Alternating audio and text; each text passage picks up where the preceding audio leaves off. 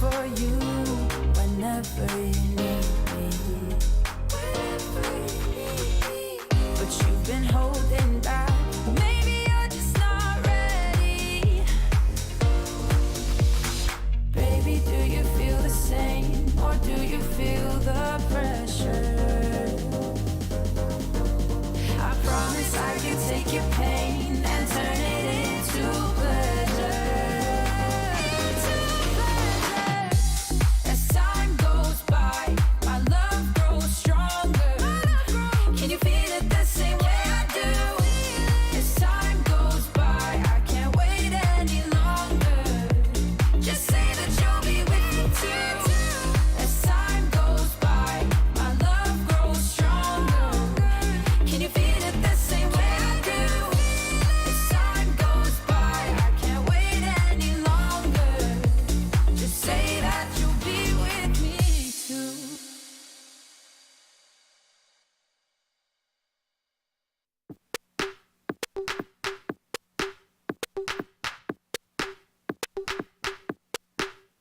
Deep minds, we were forced to be alone.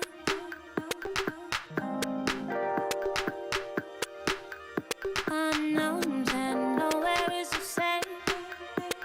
And even when it seems like there's no way out, we'll grow a little closer. We water, we flow. All of us together, we're good, we flow.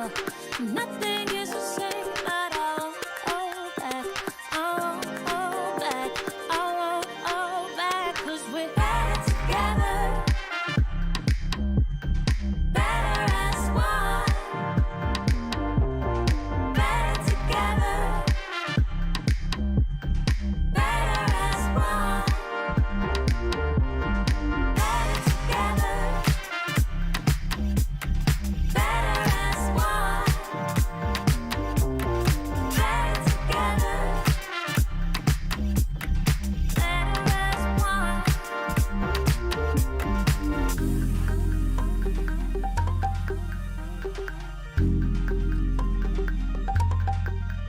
Deep minds, we were forced to be alone.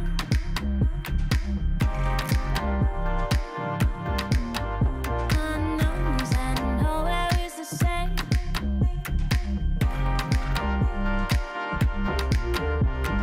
Grow a little closer, we water, we flow. All of us together, we're good, we flow. Nothing is the same, but I won't hold back. I won't hold back. I won't hold back.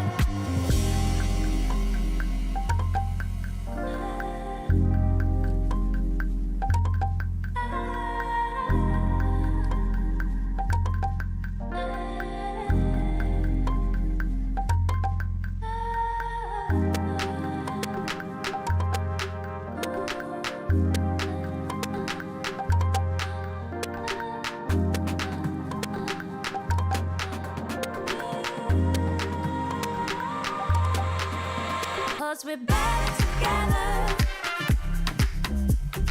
better as one. Better together, better as one. Better together, better as one. Better together, better as one.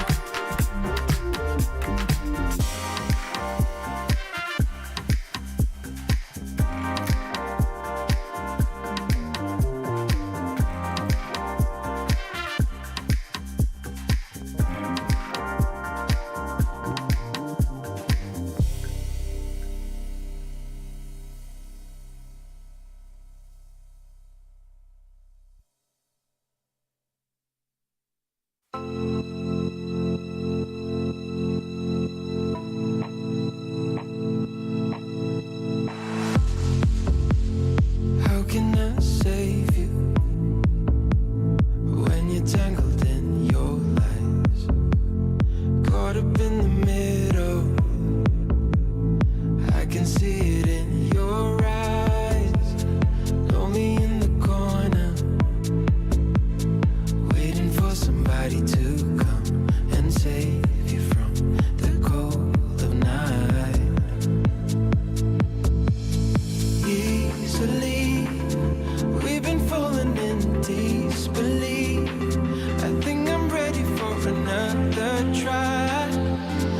this feels like the last time.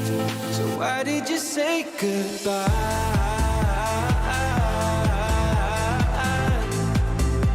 It's better to say goodbye.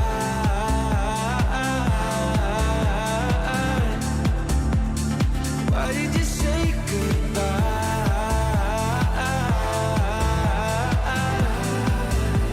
It's better to say goodbye.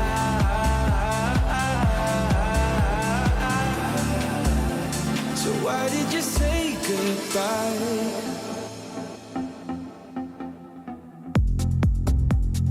Quiet like the ocean, with the rumble running deep. This is how I see you, when you hide your feels from me. Why you heavy-hearted?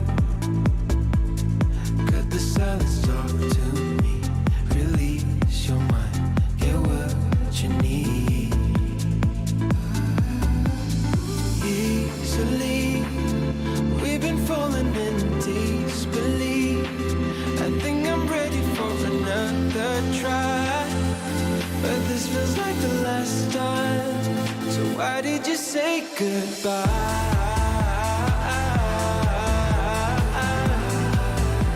It's better to say goodbye.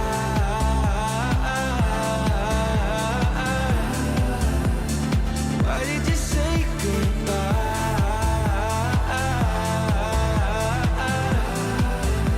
It's better to say goodbye.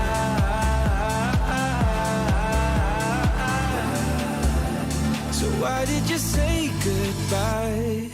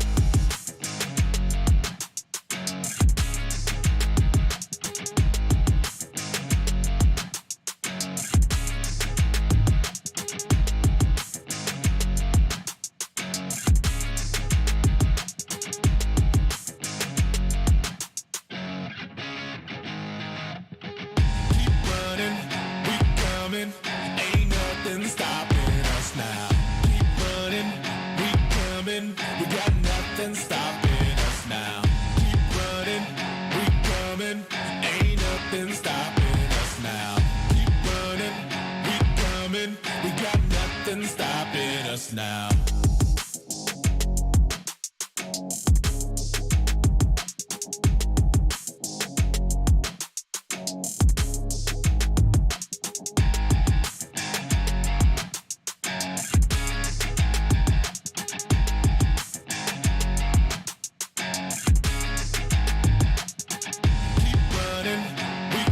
Ain't nothing stopping us now.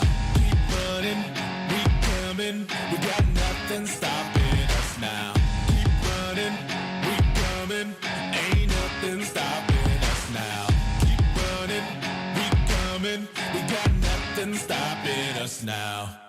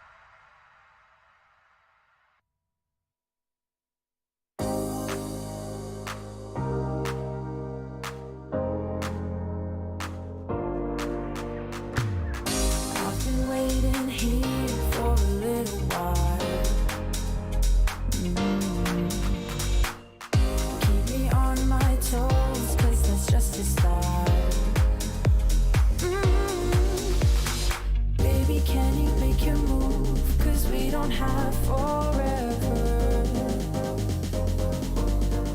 Baby, I could take your pain and turn it into pleasure.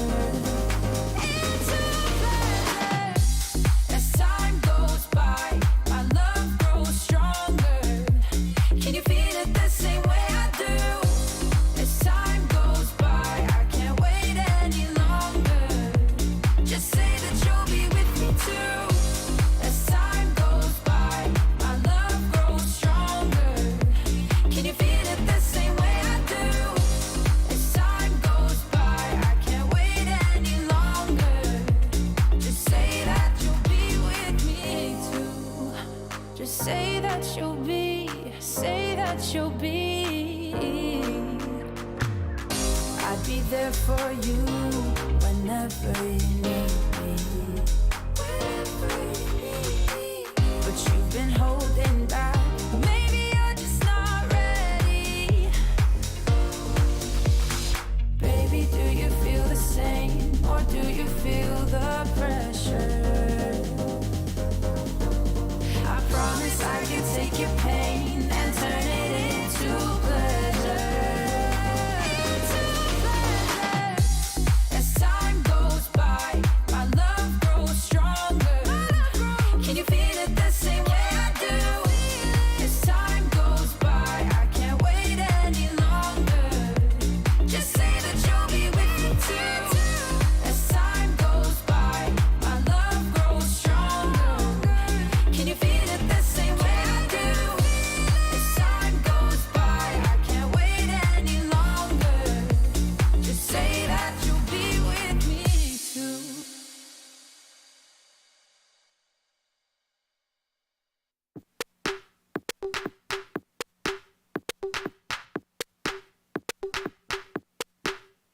Deep minds, we were forced to be alone.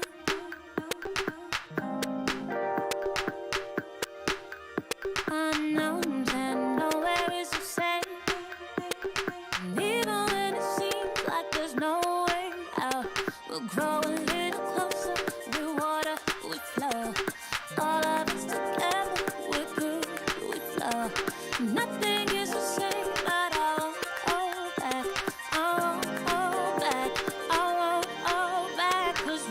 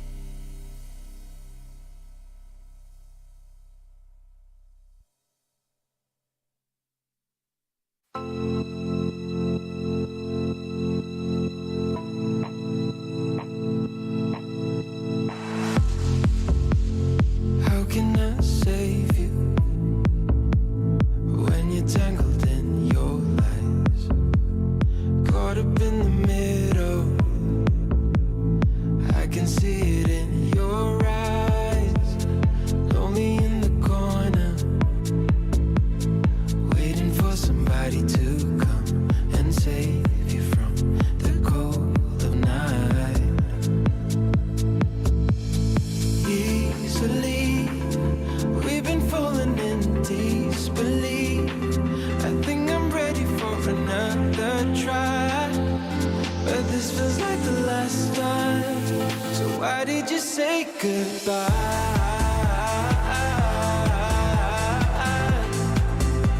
It's better to say goodbye.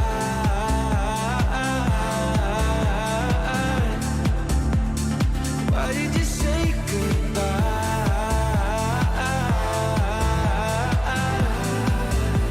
It's better to say goodbye.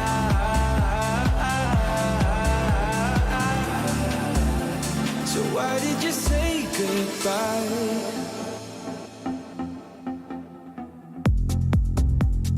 Quiet like the ocean, with the rumble running deep. This is how I see you, when you hide your feels from me. Why you heavy-hearted? Cut the silence, talk to me. Release your mind, get what you need. Easily, we've been falling in disbelief. I think I'm ready for another try, but this feels like the last time. So why did you say goodbye?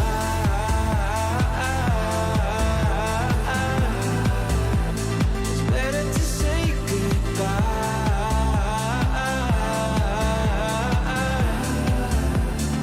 Why did you say goodbye?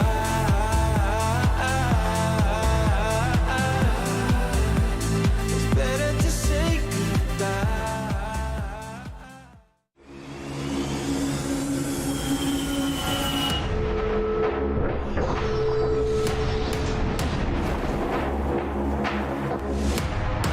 Move to work and I'm out of here. Murder the tune, it's a body here. Reviving the beat and it's right back to sleeping. I use a technique that done got me here. Whoa. I'm 10 feet ahead and you catch me is something you'll never do. I turn around. Goes down and now Wall Street bets the go calls being made as they straight up. It's incredible. It's how it feels at the Enough top. amount of time to try and make it in. Now it's all down to the final two men up. Dope. They have all the players. I give it, look in my eyes. In one singular spot, getting the rest of the Xenox like this is the last fight. I got a lot on the line. Bitch with a different approach. Only spend time in the boat. Oh, Glory Gaming, they'll be huge for elimination points. I think.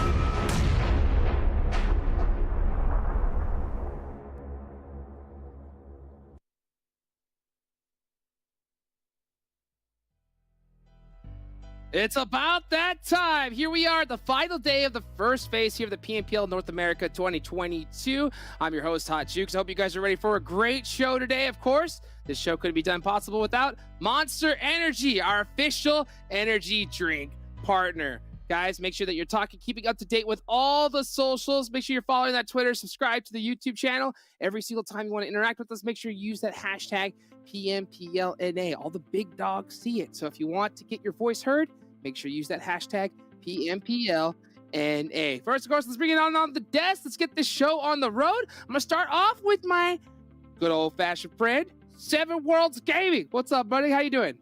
I'm doing great, brother. How are you doing? Bro, I'm ready, bro. I'm ready. I'm feeling good. I'm looking good. And I'm ready to see which squad is going to be up on top here. So far, APHELION, they got a heck of a head start, you know? And now it's just see if they can hold on here and get those big bonus points. What do you think? Yeah, it's going to be interesting. I'm pretty sure once we see that overall, we're going to be able to get a big layout on how everything is currently working out. Because remember, today, we do have an extra match at the end of the day. This is when the new format is going to come into play, and it's going to be very interesting. Livik and only the top 12 teams will get a chance to play that. So it's going to be spicy, and there's a lot of teams that might not be able to cut it, Hot Jukes. Oh, you're absolutely right. It's going to be really tough because that top 12 is going to matter, like you mentioned, to get those bonus points. Remember, everybody, that's what the whole point of these phases are for. Back in the day, it was about getting to that super weekend. Now, it's about getting some points guaranteed in the finals. Got my boy Sandstorm here. What's up? Welcome on in. Coach, how you doing? I'm excited. Sorry about the delay, ladies and gentlemen, but we're back. We're here. We're ready. It's day 5. Let's get it. Let's get it. All right, let's start off with the overall leaderboards. Let's see where all these squads have landed after a few days of gameplay here. And you can see APHELION Esports all the way up top. The Knights have stormed their way all the way from the bottom with the most ridiculously bad start I could have possibly imagined and have come back big time here. Sandstorm.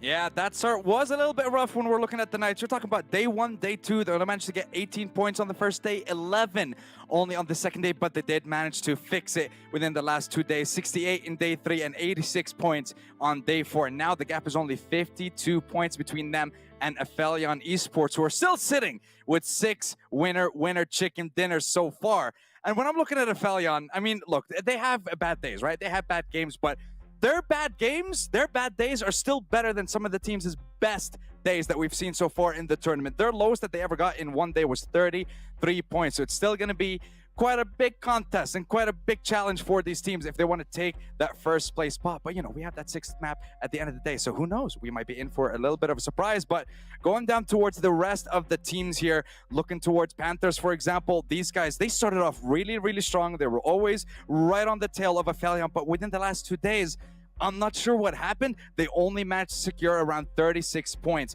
throughout 2 days. So that definitely needs to change if they want to get a little bit higher and, I guess, have a better chance of getting more points as well in Livik towards the end of the day. But we do have to look towards that second page of the overall ranking here, Seven. And there are a couple of teams that catch my eye at the moment, but I want to get your opinion. Who are we looking for here when we're looking at this page? I mean, there's currently so many teams that are going to be surprising us, right? THIRDEYE was one of the teams that at one point they were in the top 3. They have fallen off in a big way. We saw HITLIST yesterday actually being able to put up some great elims and have some great matches. Hopefully today they will continue on that trend.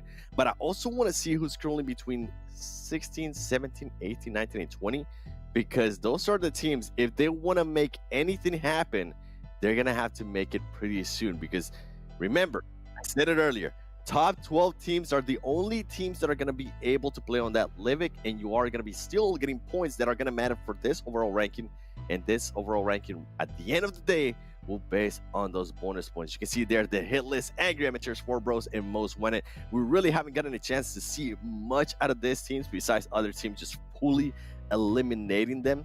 Hopefully today will be able to be that day where they're able to spark it up in a big way, because they're going to have to catch up, and they're going to have to catch up in a big way, Hot Chooks. Oh, they're going to catch up massively. To be honest with you, I've always said this, you know, when you're as a competitor here, when you're that low on the leaderboard, your team name changes from whatever it was to free points, okay? And you don't want that name. You do not want that team name, because squads are going to hunt you down and look to get those extra points, especially with this new format. Every point counts. Every single team should be hunting everybody down, getting as much points as possible, because that is how it matters. And speaking of points, Seven, I know that you were, you know, doing some math in the background. You know, we got a nice bubble graphic for everybody who doesn't know. Seven loves to blow bubbles on the weekend in the fields. He does that. Bro, how you know? How you know? That was between you and me. Come on, man. But ladies and gentlemen, the bubble graphic, the hunting of top 12 teams. Now, we did take a guess that to get within the top 12, you are going to have at least 135 points. And you can see Dope Esports is currently 26 points away from that. And this is the reason why I really wasn't touching much on these teams on that overall, because I wanted to get a chance to talk about them here on this graphic. Now, if we go down a little bit more, Execute, Korean Barbecue Lovers, THIRDEYE, and Dope Esports, I think these teams could possibly do this within one game, and that's me being super hopeful. So keep in mind that 135 is just an estimate, all right? It's not set in stone. Now, MEZEXIS Esports, we were able to see a little bit of better stuff yesterday from them at the beginning of the day. At the end of the day, they ended up with a 15th place, 0 elims, 15th place, 2 elims. So MEZEXIS is not having the best of starts. Now, for some of these teams, and I'm going to be looking at back-to-back, you're going to have to average. You're going to be playing 4 games today. You're going to have to average at least 10.5 points per game. Now, you might be thinking, yeah, Seven, I think that's doable. I think these teams might be able to do that. Let me put some things into perspective. Back-to-back in the past 2 days, in 8 matches, has only been able to put up 15 points. That is 1.8 points a match. So a lot of these teams really need to step it up in a big way, and it has to do a lot with the first match too, because remember, teams like back-to-back, and you might be wondering why I'm talking about them so much, They're the reigning back-to-back champions out of NA. I'm going to be surprised if we don't see them on the top 12 trying to squeeze those extra bonus points, Hot Jukes. Yeah, and we have seen so many of these tournaments decided by one single point. So to get those additional bonus points, it could be the difference, right? From glory or going home. And for our back-to-back champions to have this kind of start with this new format, there's honestly, there's no excuse. Come on, back-to-back. You could do it. We believe in you. Now, let's talk about the squads that did perform, right? That came out the gate swinging. Well, that was APHELION Esports, okay? Now, the squad that finally started swinging was the Knights, you know? The Knights came in nice in a good spot, but you know what the squad that I really want to talk about? Korean barbecue lovers, okay? Korean barbecue lovers, because they have a whole new roster here. They got the legendary Joey on their squad, and I would like to see where their player stats have aligned up here, Sandstorm. What do you think? Yeah, definitely. Let's have a look at Korean barbecue lovers. Now, these guys, they managed to put up some good numbers like we've seen in yesterday's games. They managed to get, again, with 19 points, another with 23. So they were stepping it up a little bit throughout yesterday. But the problem is, when we look at day 1, 2, and 3, and like we said, consistency is key, these guys didn't really perform all together at the same time. You always had like maybe one player showing up in a game or two, getting a couple of elimination points here and there, but day 4 was definitely a game changer for them, and they need to keep up with that performance in today's games if they want to keep their spot in the top 12, because like we've seen before with that graphic, realistically, top 9 teams are safe. The way I'm seeing it, top 9 teams are safe. There's only 3 spots that I believe the teams are going to be fighting for. MEZEXIS, Execute, Star Gaming, and of course, back-to-back. You guys are going to have to show up, but I mean, Korean barbecue lovers, Joey, look at your stats on their own. 444 average damage throughout all of the days as well. So that's pretty good for them, but they need to show up all together today if they want to save that spot, Hot Jukes. And the question is, are they going to be able to do it? Is the consistency going to be there? Or are we in for a lot of surprises in the last day of the first week here for PMPL North America? Woo-wee! 7. Joey? Better than Acer and Sam combined? Numbers don't lie. Is it confirmed? I mean, numbers don't lie, but Acer, a reigning MVP of the NA era too? Step down, dude. Step down, hey, bro. Maybe there's a new sheriff in town, and his name is Joey, baby. His name's Joey. But in a way, that might work in a good way, right? Acer might see those stats and might be like, hey, I need to step it up. I need to step it up. I need to show people what I'm about. So it could end up benefiting Korean barbecue lovers even more.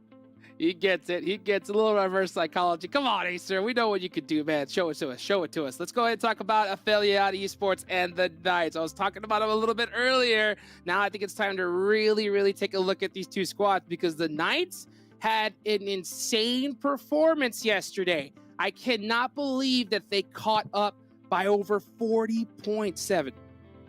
Yeah, an insane amount. And I mean, this is the stats from yesterday alone. 2,100 damage, average placement 3, all right? And then we go down to the Illims, being able to get for the Knights 11.5. Now, if we go opposite, right, if we go to APHELION Esports, they actually still had a good day, not as good of a day on day 3 when we saw them getting all those chicken dinners, but APHELION Esports has been able to put up numbers. Now, the main storyline for today is, can Knights actually hunt down APHELION Esports? Well, guess what? Yesterday, I heard Sute and Span Cargo talking about the analysts are the ones that do math. And luckily for me, I have a dad that's an accountant. So I give him a call and I said, Dad, let's do some math. Ladies and gentlemen, this is what the Pittsburgh Knights are going to need to do today to be able to pass APHELION Esports on that overall leaderboard after 5 matches. Now, you mentioned it perfectly. Yesterday, they closed that lead within 40, right? APHELION Esports ended up with 40 points. Pittsburgh Knights in one day ended up with 86 points. For Knights to be able to actually pass APHELION Esports, they need to average 10.6 or up to 11 points more per game than APHELION Esports. Now, a lot of people currently hearing that number, wow, 10 points, that's a lot. Yeah, that's usually the case. But based on the stats from yesterday, I mean, Knights was able to average 11.5 points or more than APHELION Esports. So, ladies and gentlemen, what might seem impossible at one point might be looking possible, Hot Jukes. Hey, It's possible, but is it probable? All right, that's the real big question, because what the Knights did yesterday was absolute insanity. And you're right. I mean, it's so crazy. Looking at the APHELION Esports stats there, average place 6, you know, almost 4 eliminations. That's a whole squad wipe. That's serious numbers to put up in a tournament like that. And the fact that they still did that, and the Knights did 40 more points than they did in 4 games. That's absolute craziness. Absolute craziness. 7, are we going to see a performance like that today? Do you think? You said it's not. I think possible? you know what? I think it comes down to one main thing, especially for Knights. It's Coops gonna be able to perform the way he has been able to perform in the past 2 days. I mean, day 3, he was able to put up 17 illims. Yesterday, he was able to put up 22 illims. Like, that is just absurd numbers. We saw what he was able to do in Sandhawk too. We saw what he's been able to do. And the other question mark becomes, can Trick show up the performance that we've been seeing out of them? Because these 2 players are currently in a head-to-head, I mean, for the MVP race. Trick, though, yesterday, he did, and this is crazy that I'm saying this, Sandstorm and Hot Jukes, but Trick kind of fell off a tiny bit by only getting 10 illims. And that's why I say that's crazy, because that's still a good number. But when you compare it to Coop's 22, it makes it seem like nothing. Now, one thing I would like to see is not just Trick. Yesterday, I think one of the main reasons why they had such a fall off is because Nate from APHELION Esports had a bad day. This was a player that at the beginning of yesterday, he was within the top 3 players for the whole tournament. Yesterday alone, he only ended up getting just 1 illim. So we need to see a lot more, not just from Trick, from all the players of APHELION Esports, for them to have a chance to just continue to stay at the top. And I mean, same thing with Knights, right? We just don't want to be able to see Coops perform. We have been seeing SPADES, Xenox, and Tensa starting to perform as well. It's going to be interesting. What do you think, Sandstorm? Do you think Knights might have it in them to actually pass APHELION Esports? I mean, considering the momentum that they've been building the past 2 days, I think it might be. I think not only is it probable, I think it's likely. I believe in the Pittsburgh Knights. I believe in Coops and his performance, and I think that he's going to be able to lead his team into that first place spot. And again, just because we have that extra map, they're guaranteed to be in that Livic map. Yes, we know that the point system is going to be a little bit different. Don't worry, we'll touch on that later, but I think it's possible. I think I'm all aboard the Coops hype train. I'm all aboard the Knights hype train. Hot Jukes. I think we're gonna see a big surprise at the end of the day. Well, choo. All right, let's go ahead and take a look at the participating teams and see which squad's going to be fighting out here in the first match. And again, you know, let me tell you guys the overarching story here, all right?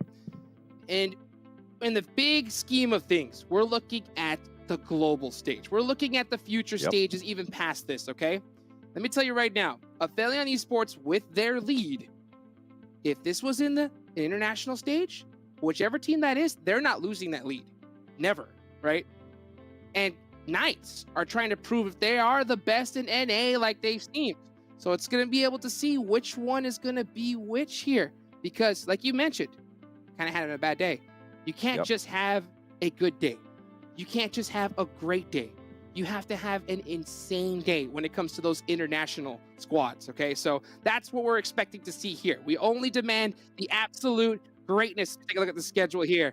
Starting off in Miramar. You see, Sandstorm's got them shades locked and loaded. What do you think about that, Seven? You know what? I'm glad you mentioned the international thing, and that kind of put me into a thought here between Knights as well. They had those 2 bad days, right? But they were able to recover, and I think it's because they are currently in NA. They are currently in their comfort zone. If that was to happen in international, it's a completely different story. You might not be able to get back into it like they've been able to do it here. So hopefully it's something that they could definitely learn from, because we've seen it in the past from them. This is not the first time. And if you guys talk to us, tell us what you think about that. Tell us which teams do you think are going to be able to make it happen internationally as we look towards the future. Make sure you use that hashtag PMPL NA every time you're talking to it. Where'd Seven go? Where'd Seven go? Oh, hey! He is up. He is running. I'm going to put on the head shades, baby, as we get this show on the road. Thank you so much, Seven. Thank you so much, Sandstorm. We're going to go ahead and take it on over. Span to Span and Zute. Thank you, Hot Jukes. We are here on the final day of the first week of PMPL North America. And for me, there's two big storylines to look out for. There's the Knights versus APHELION. And then also, there's that fight for the top 12 because the final match today will be on Livic, and it's going to be the top 12 that will be making it into that bonus match. Woo.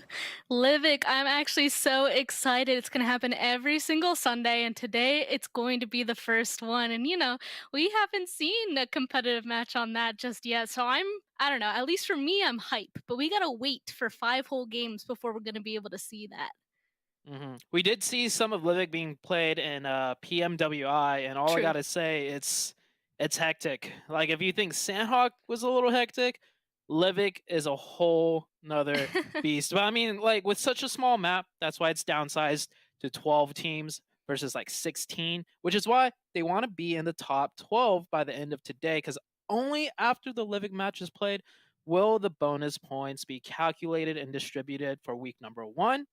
And then going into week number 2, it resets. The bonus points will carry into the grand finals, but each week the points will reset to give another team a chance, you know, to get that first place for week number 2 or week number 3 of those bonus points. Oh boy, a lot to think about with this new format, and these guys definitely keeping it in their heads. As of right now, right around that cusp, Korean Barbecue Lovers is in that 12th place spot, and Execute is 1 point behind them. So there's actually very few points below that from where Korean Barbecue Lovers is. I know this has already been touched on, but just have to stress it again that every single match that these guys are going to be playing today, all 4 matches that they're in, they're really going to have to try and not only just get the amount of points that they've been consistently grabbing, but even more so because they need to start really overthinking if they're hoping to get in this last match. Here's some early action here. Lesky taking some shots. Oh no! Oh no! It's APHELION. They got the knock out of 1, but instantly the trade goes back. It does look like Zuki will be getting rezzed, and Clown immediately going for the flush. I don't know where the rest of Dope's team is. I think they have a pretty big split kind of happening here, where the rest are a little bit too far away to help out over that mountain. I think he knocked the one or he none of them had guns, it looked like, out of the APHELION Esports, except for the one person that he didn't knock. That was so unfortunate. No. Like, at first glance, I thought both of those players running wide in the open didn't have any weapons. And so, I mean, he was pretty disciplined with that peek too, but immediately just Nate just answered right back, shots on point, and you heard Seven mention it just earlier. Nate yesterday only managed, I think he said 1 elimination, and that's why APHELION Esports, I'm not even going to say they had a bad performance. APHELION Esports actually did pretty decent. It's just that the Knights did so well that it made APHELION Esports performance look not good. In all reality, APHELION Esports had a decent day. The Knights just did something completely, you know, obscene. But anyways, I was about to say, it's looking good for the Knights because, you know, I thought he was going to get at least 2 players running wide in the open, but instead, APHELION Esports pick up 1, and Nate's already done enough eliminations that he did the entirety of yesterday, so safe to say Nate's off to a really good start. Yeah, it's only up from here. So maybe APHELION, they might be upping their game today. And the Knights, I mean, can they really up their game any more than their performance yesterday? I am curious to see if they're going to be able to continue that and maybe even catch up to APHELION in today's games. Because wouldn't that be a huge upset? But it's still going to take a lot of time and a lot of, I don't even know what to say about it. What is that word I'm looking for? A lot of control, maybe, for them to go ahead and really catch up any more than they are right now. Yeah, like you said, it can only go up for APHELION Esports from here on out. And I don't think the Knights, I mean, every time I see the Knights do something crazy, I want to say, like, I don't think they could top it, but they'll play something close. Yeah. But each day, like, it was day number 3, the Knights started showing signs of life. They had a huge comeback and Coops popped off, and I was like, you know, like, the Knights are looking really good. They're back in form. And I didn't think they'd do even better. But we saw yesterday, Coops, in 1 game, on that Sandhawk game, he had 10 eliminations by himself in 1 singular Sandhawk game. And then Knights yesterday had an even bigger day. APHELION Esports had a 75-point lead at one point, and I was pretty much already said, okay, Knights, you know, they're doing really good, but they'll probably end up second. The gap is way too big. And then after that very last match with Sandhawk, I'm coming into today, it's like, oh, wait a second. This is actually really, really doable. Yeah, I mean, it could be doable if they played as insanely as they did yesterday. APHELION is playing today as well, though, of course, and they're in the same group, so I don't know. I feel like it'll be a huge challenge. Like, if they do it, it's going to be absolutely insane. I think they're just going to get close. I'm also really interested to see right below APHELION and Knights, though, who's going to be grabbing up that 3rd, 4th, and 5th kind of slot, because Nova, Panthers, Ace of Spades, WALLSTREETBETS finding their way on up there now. They've all been flopping all around back and forth across that leaderboard, and I really want to see where they're going to end off, because obviously at this point, those bonus points do matter into the future. Yeah, now that we're nearing the conclusion of, you know, who's getting the first week of bonus points and how much, I almost want to say I wish, you know, first place got a little bit more, because it goes from 20 straight down to 19 to 18 to 17 to 16. So first place almost feels like, oh, you just got one more point, right? I feel like if you can end up first place, they should deserve like a little bit more of a boost. Like maybe a first place, in my opinion, they got 25. And second place got 20, and then it goes down to like 18, 17, 16, 15, and so on. I don't know, but it's just like we're stressing like that first place so much, because first place, hey, if you're not first, you're last, right? But here, first place is only just one more point than second, and second's only one more point than third. But I guess they want to keep it that way, so once we head into the finals, it's not like a crazy point spread, and everyone still pretty much has a chance as long as they did decent going into the finals. So, I mean, it's the first time I'm seeing this point format here out of North America. So it's curious to see how it'll play out like two to 3 weeks from now. Yeah, no, those are good thoughts, like for sure. The only thing that I really can compare it to is another PUBG format. I think, yeah, it's another PUBG format where from first to second they had like, it was like 3 or 4 more points for placement points, and that was determined like too much, and now they're even thinking about decreasing that gap. So I see. Okay. Yeah, so I'm wondering if they decreased it by a lot in this format, obviously a singular point. I'm wondering if maybe that's too much of a decrease, like if they're trying to all learn from each other in the different formats. That's my only thought of why maybe they're just trying out the one, but I totally agree. I feel like if you try so hard to get first for that one singular extra point, like why not 2, you know? Like that feels way more worth it to me. Yeah, but maybe, you know, at the end of the day, you're fighting for pride, right? You're able to say you came in first, and that's a reward in of its own. And you know, honestly, with the fact that, you know, PUBG Mobile, such a dynamic game. I mean, we have 16 teams competing at a singular time each map, and there's a total of 20 teams. It just goes to show, like, not only is the game itself super dynamic in so many factors, even the point system, the ways you can alter it, and it's like a month-long competition, right? It's just, honestly, that's probably my biggest reason as to why I love PUBG Mobile so much. It's just, there's so much you can do with it, even from a tournament organization standpoint.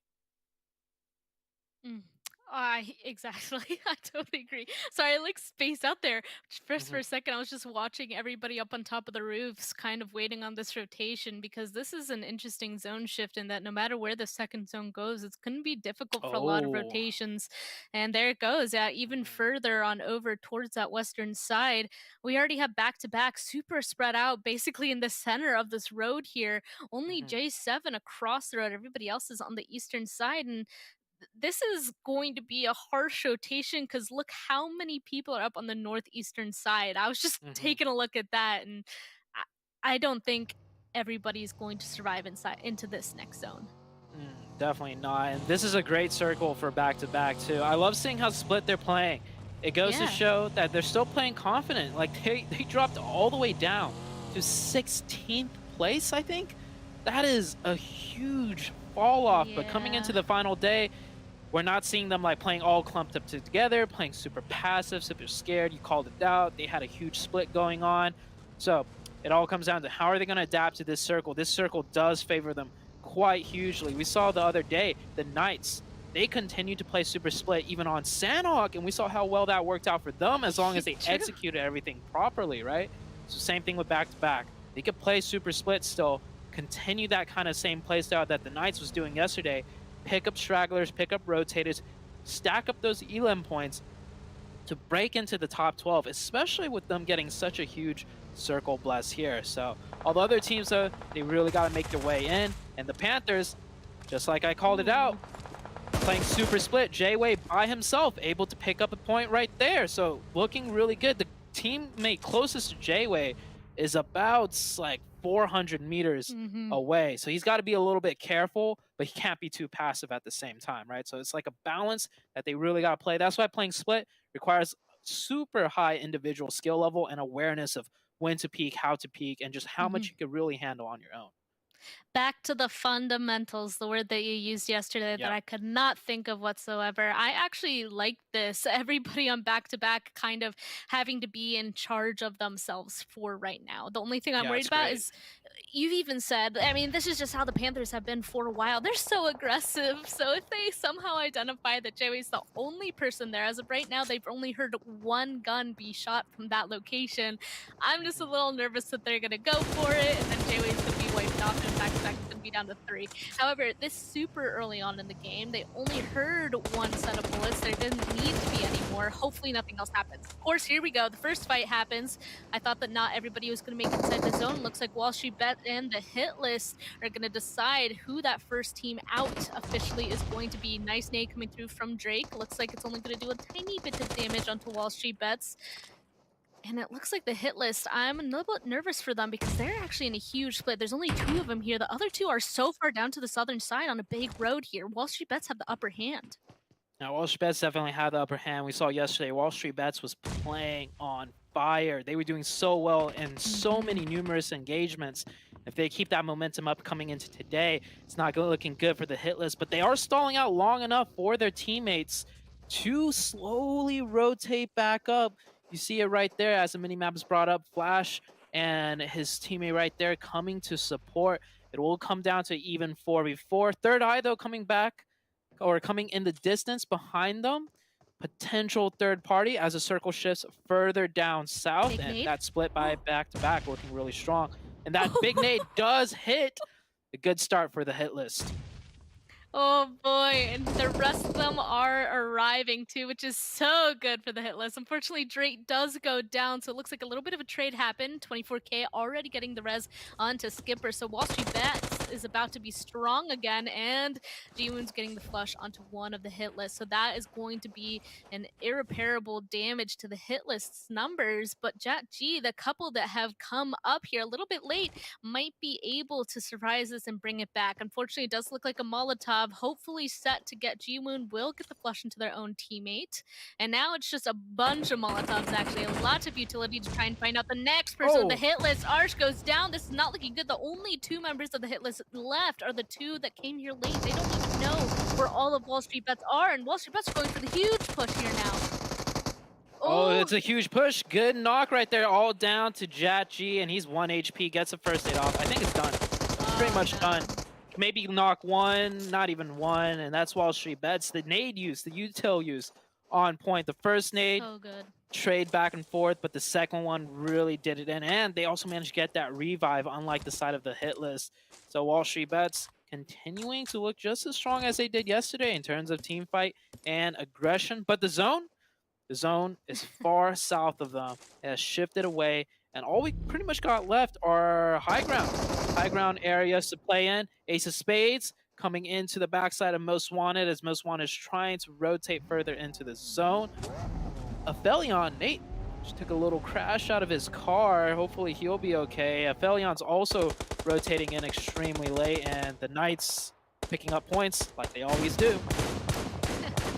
You're right, like they always do. Looks like Most Wanted are just inside the zone, and the Knights just to the northern side of them are going to try to pick up some points off of that. Honestly, there's a lot of people that were trying to make their rotation down there to the southern side. Huge shots coming through from Xenox, getting the knock on Alucard as well.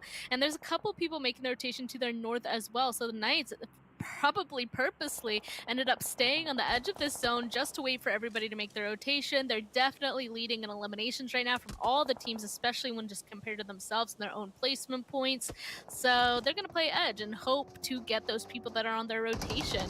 Of course, APHELION is one of those just on the northern side. We can see they're actually in their own engagement. WALLSTREETBETS just came at it from a huge success up to the northern side, but now going against the top team. Let's see how they're going to go. B-Woon unfortunately goes down. Nate gets that. Knock Nate's starting to make the push. The blue zone's overtaking them too. So 24K trying to get the heal off. He's going to take so much damage that their push comes through. The knock and flush gets confirmed. And there's a couple of members left, but they're both on the other side of the road. Skipper! No way! Unfortunately goes down to the zone. Yeah, Skipper got tagged up heavy, and man, this is such a close fight. It's a really good one too. WALLSTREETBETS are showing they're a dominant team when it comes to those team fights, and they managed to take down one player of APHELION Esports. We don't really see them in a hard 4v4 too often. They mainly play for the position and good management. But APHELION, they're proving right now they can handle a 4v4 with one of the stronger teams. And yeah, I don't know if they'll confirm that point. He didn't. No, yeah, it went down to play zone. And the next zone did shift out. It goes back up north. So kind of a reprieve for APHELION Esports. They don't have to travel up to the high ground. Meanwhile, on the other side of thing, Execute, 2 points.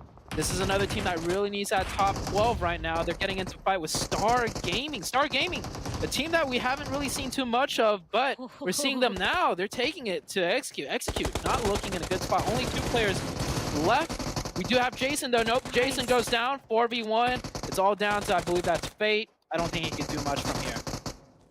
Oh man, these angles are so hard too. Do you see how sharp that peak is for them? Looks like Star Gaming will be the successors on that one. Execute officially eliminated on that. And all they have to do, they're in a pretty good spot here. All they have to do is continue to follow this hill straight into this next zone. The next closest person is Angry Amateurs all the way to the north. There's nobody up here on top of the hill with them. So if they get in there fast enough and spread along that entire hill there, they could be in charge of a lot of upper terrain territory for themselves. That's be a great space to hold on to for a while. Nobody's going to try and really make their rotation up there unless they go from the north or south too. So that's also pretty safe for them to find.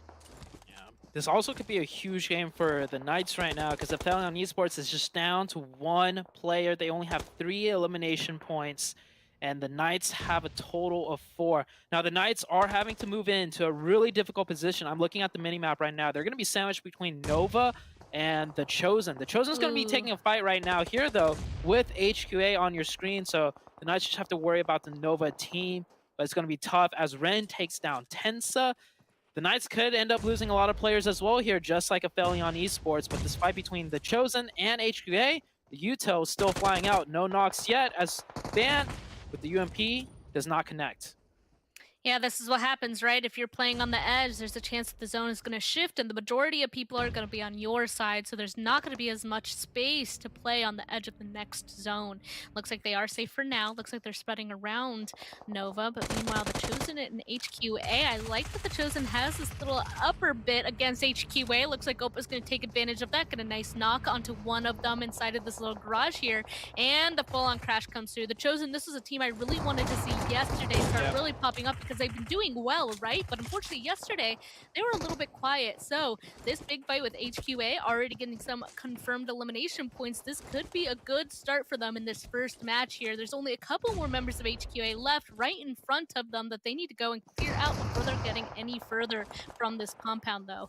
Yeah, and this is on the edge of zone, but if they take this, they're in a good spot because this little bowl has ridges all around that gives them sight lines for the next circle shift, and its circle goes straight into the middle of the road. There's like almost no cover there. This one's going to be really hectic. Back to back, still looking really strong right now with 4 members still alive and continuing to play split. Here on the other side of things, I was saying it, Nova's going to put up a really tough fight against the Knights. It's all down to Spec, it seems like. Spec in a 1v3 situation, not able to clean that one out. And Nova, I mean, when Nova gets the zone, they have a strong control over it. And not even the Knights could break through that one. Nova doing a really classic Nova job, putting everyone out. The Chosen finishes up their fight in a good time too, because the circle is going to start closing in just 5 seconds. Oh, wow. Yeah, and the fight is not over for them. They have back-to-back in front of them. The last member of Dope here as well, if they end up running into him. My heart is pounding for Fishy right here. He is playing the ultimate game of hide and seek in this situation, hearing back-to-back run around all beside him, but he cannot move just yet. Just a lot of control, you know? You gotta be confident in your little spot here. Honestly, the only people that could really see him is where angry amateurs are, I feel like, all the way across the map up on top of the hill. But back to back, they're slowly getting their rests back up, and they got to. They're super split right now, but Nova's coming, and shortly so should the Chosen. So, There we go. The rest was successful, but they both get knocked immediately. Rin does get knocked back here, but the rest are back to back. I don't know if they're close enough. Looks like Polo G's gonna go for it anyway, though. I think Nova's getting third party from distance a little bit. Yeah, I think it was the Panthers who managed to get a somewhat of an angle. So Nova's push will slow down.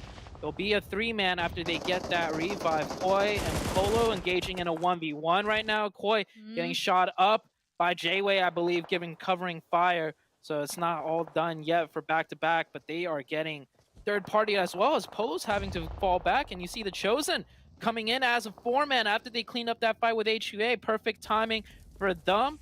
Well, I thought this was going to be a back-to-back versus Nova fight, but instead it might be the Chosen coming in to take them both out, because Nova's still not in zone. They still got to push in regardless of how many players are still up from back-to-back.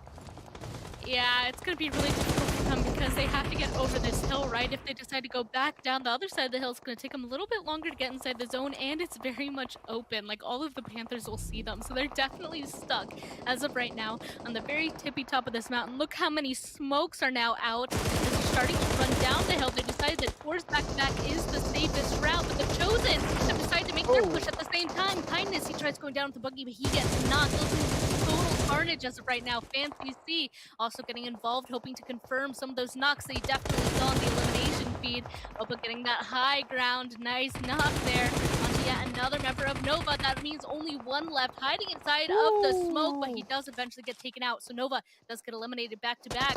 Super hurt, only 2 of them left, it looks like. And the Chosen, they're determined to get rid of them. Looks like one of them does get knocked, but Opa at half HP. He's going for it. He actually gets them too!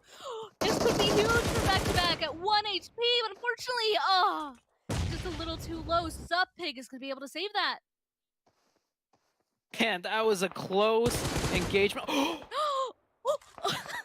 Oh, no, that was actually the Panthers. Chico that got that one. What a cheeky angle by Fishy, though. I think Fishy knows it's a 1v1.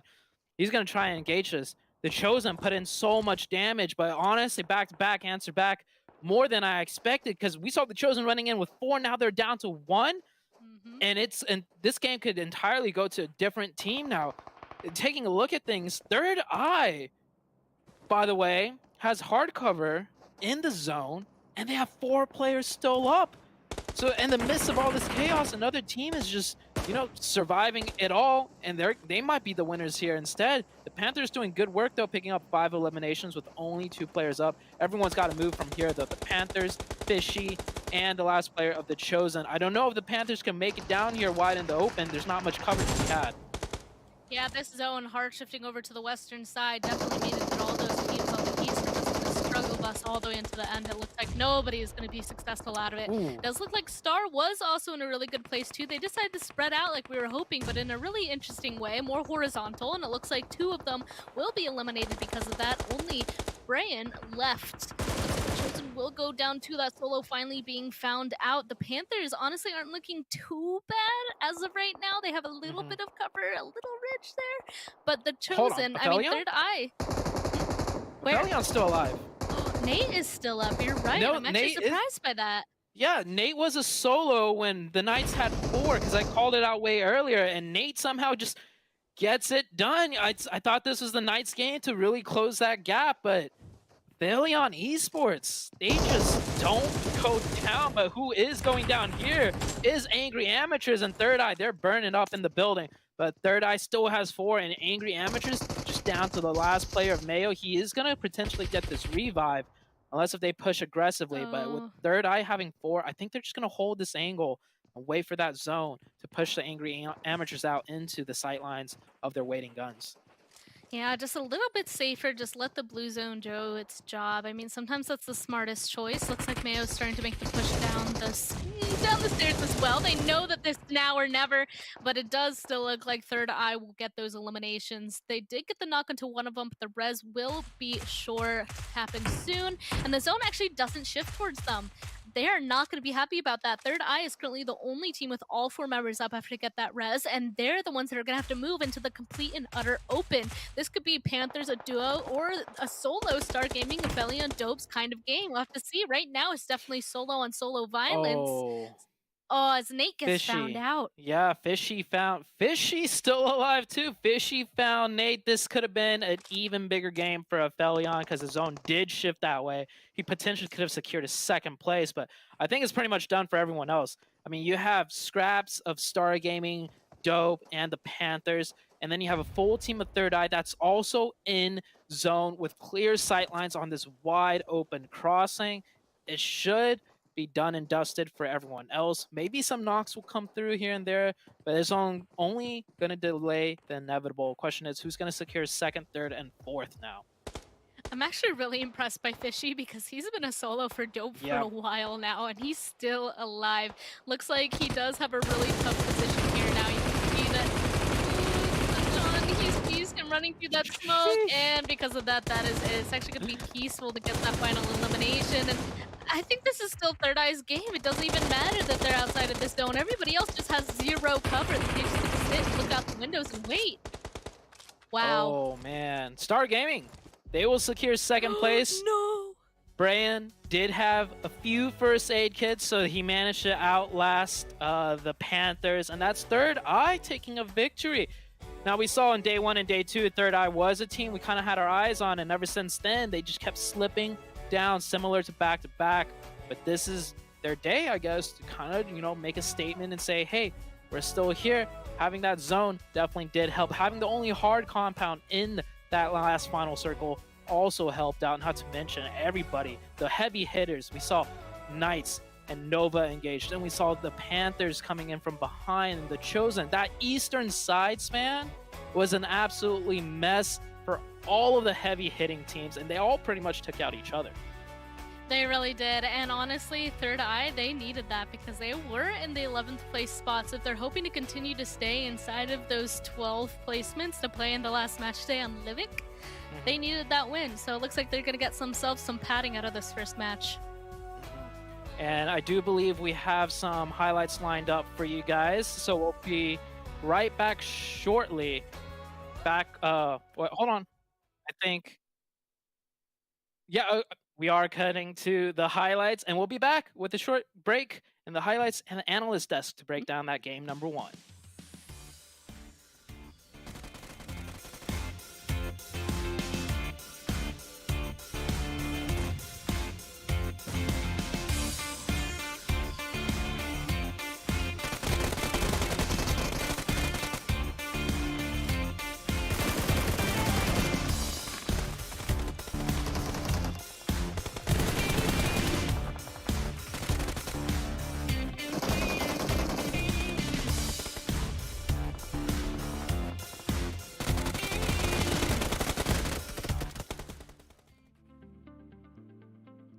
THIRDEYE, there they are. We've been wondering where they went, and it looks like they finally showed up here on the last day here of the first phase. Nice chicken dinner that we like to see right there. Of course, let's go ahead and take it on over to the match ranking, see how that one all lined up. Let's not mess around here. Let's not mess around because you know what?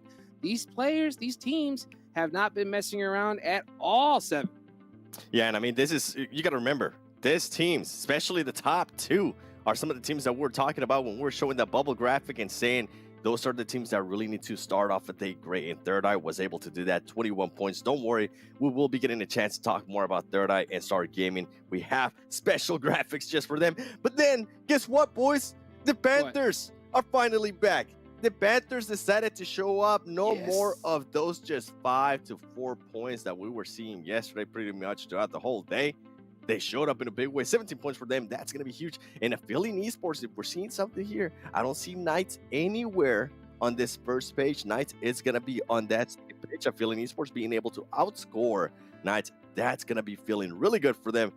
And I mean, talking about it, they were only able to get 2 points. Another team, though, that really needed the points, especially since they were in that bubble graphic team, Sandstorm, was back-to-back. They were only able to get 4 points.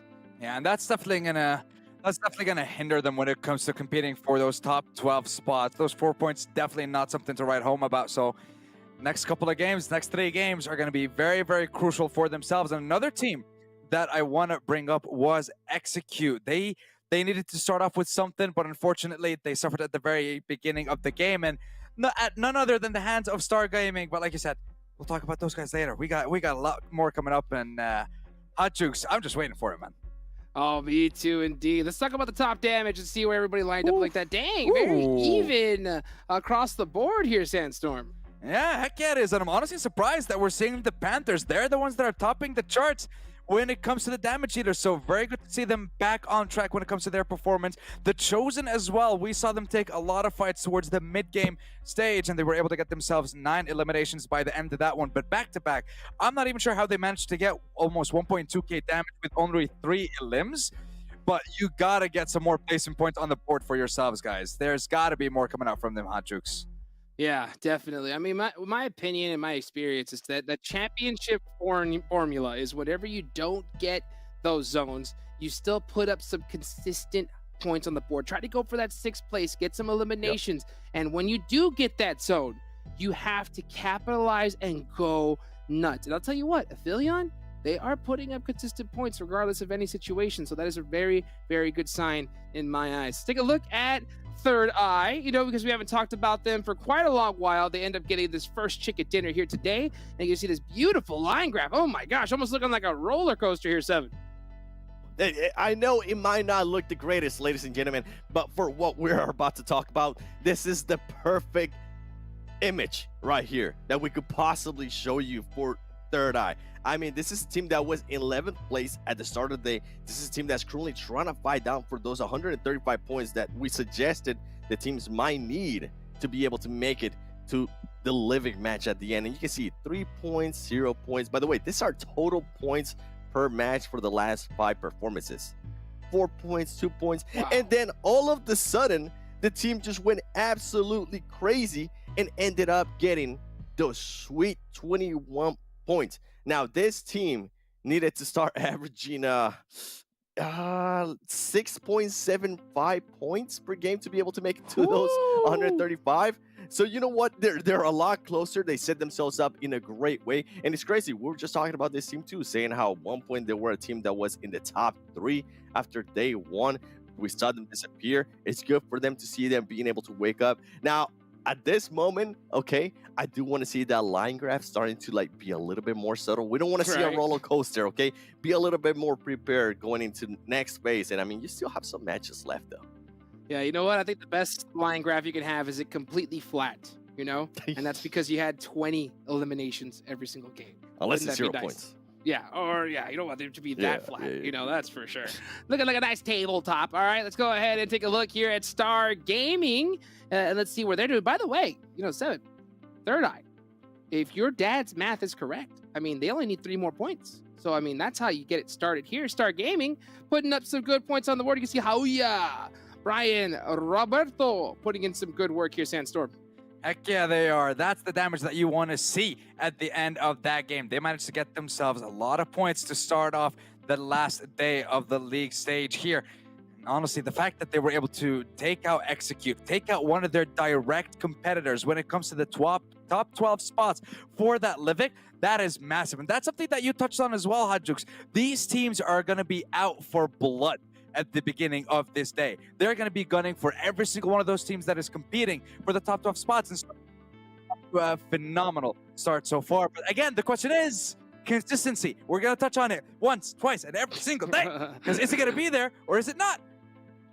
And that's going to be tough. You know, it's going to be tough to see here. You know, it's so hard, especially at this high level. What? See what? Brian and Esquik, I couldn't figure out which one's the best foes, like for a team player. You know what? Tweet at us. #PMPLNA. It does matter. Especially That's if right. you do have a line on your eyebrow too. I mean, talk about the Brazilians. Anyways, participating teams, Hot Juice. Yeah, if you have an eyebrow slit, I think you reduce your recoil by 5%. I think that's a proven fact here in the PMPL. Let's go ahead and take a look to see which squads exactly are going to be. We saw that. We know which teams are going to be playing here today, Seven. And well, I think I just heard it in my ear. The next game has got started, so thank you so much, Seven Sandstorm. Let's go see what Span Cargo and Zute got to say for us. It's all about the pose. Got to get that pose, that headshot in. But now we're heading into the second game. We're on Erangel, and for this one, the top two teams are sitting out.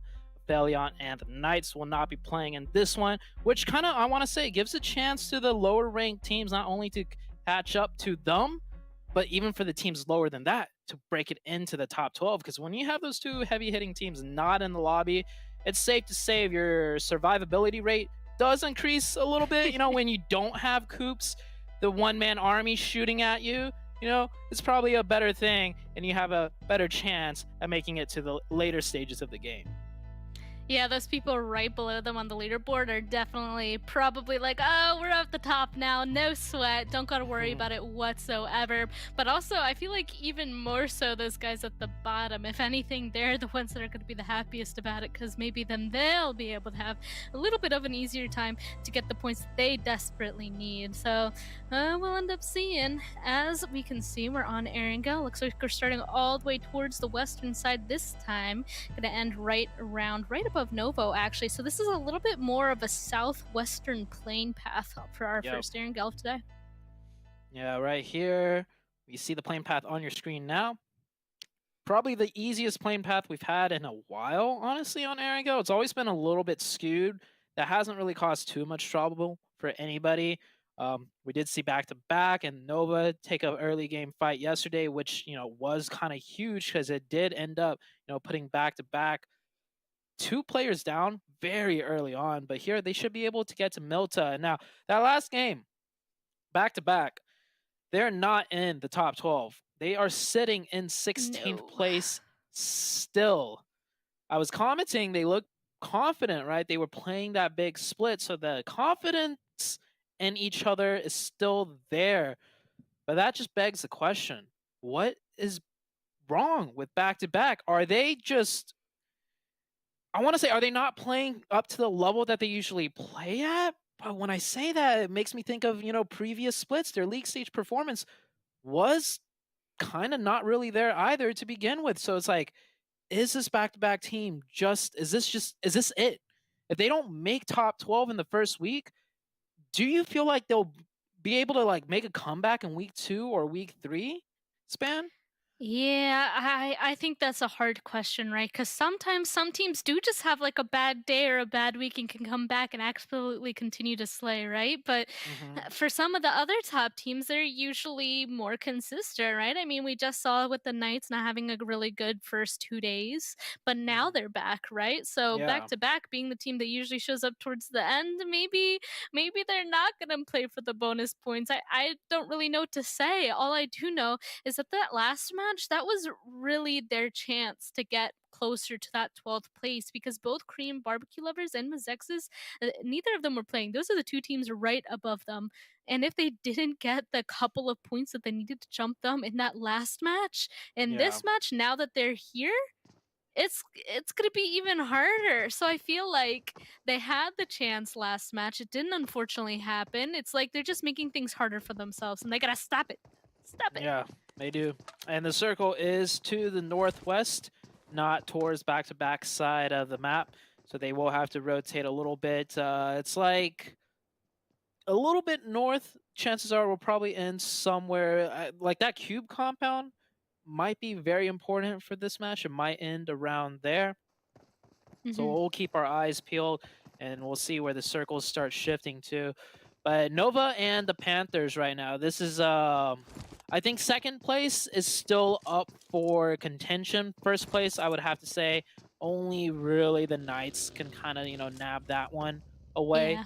So for Nova and the Panthers, that could be what they're looking at. And still, like I said in game number 1, it's just 1 point difference though. If you get third, you get 18 points. If you get fourth, no, if you get third place, yeah, you get 18 bonus points. If you get fourth, you get 17. So honestly, it's like 1-2 points difference between, you know, the top 4 from one another. So it's really not that big of a deal, except, you know, we've seen final, like grand finals placements be decided by 1 point. I've personally been in a situation where the qualification to the global championships was determined by 1 point. Luckily for the team I was playing with at the time, which, you know, I was actually playing with Execute. You know, I was on a team with Fate and Killswitch. Luckily for us, we got the positive side of that. We managed to get that 1 point, which qualified us. So, like, maybe you're right. The more I think about it, you were talking about, you know, the point in the other system being a 3 to 4 points, and then talking about changing it down to 2. And we had a discussion, is 1 point difference between like first and second too small? Honestly, the more I thought about it, the fact that final, you know, grand finals qualifications to global championships and etc. have been determined by 1 point in numerous occasions, I think that 1 point difference actually can make a lot of difference. So, yeah, just food for thought. Yeah, I've been struck by that 1 point difference to not make it through but I'm more dog water, right? So it was more like round of 16 and the qualifiers to get into the next event. Hey, that but we see, didn't the get thing, in by a singular point. yeah, the thing is though, like, if you did make it to that next step, even if it is to just get in top 16, you don't know what could happen once you're there, right? Like, we've seen teams just bounce back and play extremely different from one stage to another. Like, oh, the HITLIST though, getting taken down right here. That is unfortunate. The HITLIST, one of the teams that's been, yeah, I don't think the HITLIST really has a good shot right now. Yeah, the HITLIST, they're still struggling here. And the HITLIST, this team is, I just want to say, they are experienced. Like, the player Jat G actually is one of the players that I feel like is very heavily underrated. I almost want to say if you put him on a stronger team, he will shine. As the Chosen, having a decent game last game, they also get taken down. Oh, he managed to take down 2 players, but the rest of the Chosen are coming in. They're going to try and capitalize off this. They're actually probably going to pick up those 3 players. Crystal Pig, he's got a smoke down. The Chosen, they need to be more aggressive here. Don't let this opportunity pass. And Crystal Pig, smart of him not to stack up on his Nog teammates, and they're actually going to back down further. Cross, providing some cover fire. Crystal Pig with a really nice return fire. I was saying the Chosen needs to be a little bit more aggressive. Maybe I should take those words back as they lose another player. Yeah, here comes the other 2. I think just a little bit too late. I just guess they didn't have their vehicle on time. If they were there at the same time, yeah, I feel like they would have won that, right? They would have had more angles on it, potentially more nades tossed in that direction. I really think HQA was smart. At first, they were all grouped up on each other, but they probably realized their position, and instantly, did you see that towards the end? Like, they were scattered. Like, they definitely started crawling away from each other from that, because they knew that the nade was probable, and it did, but they were fine because of that decision.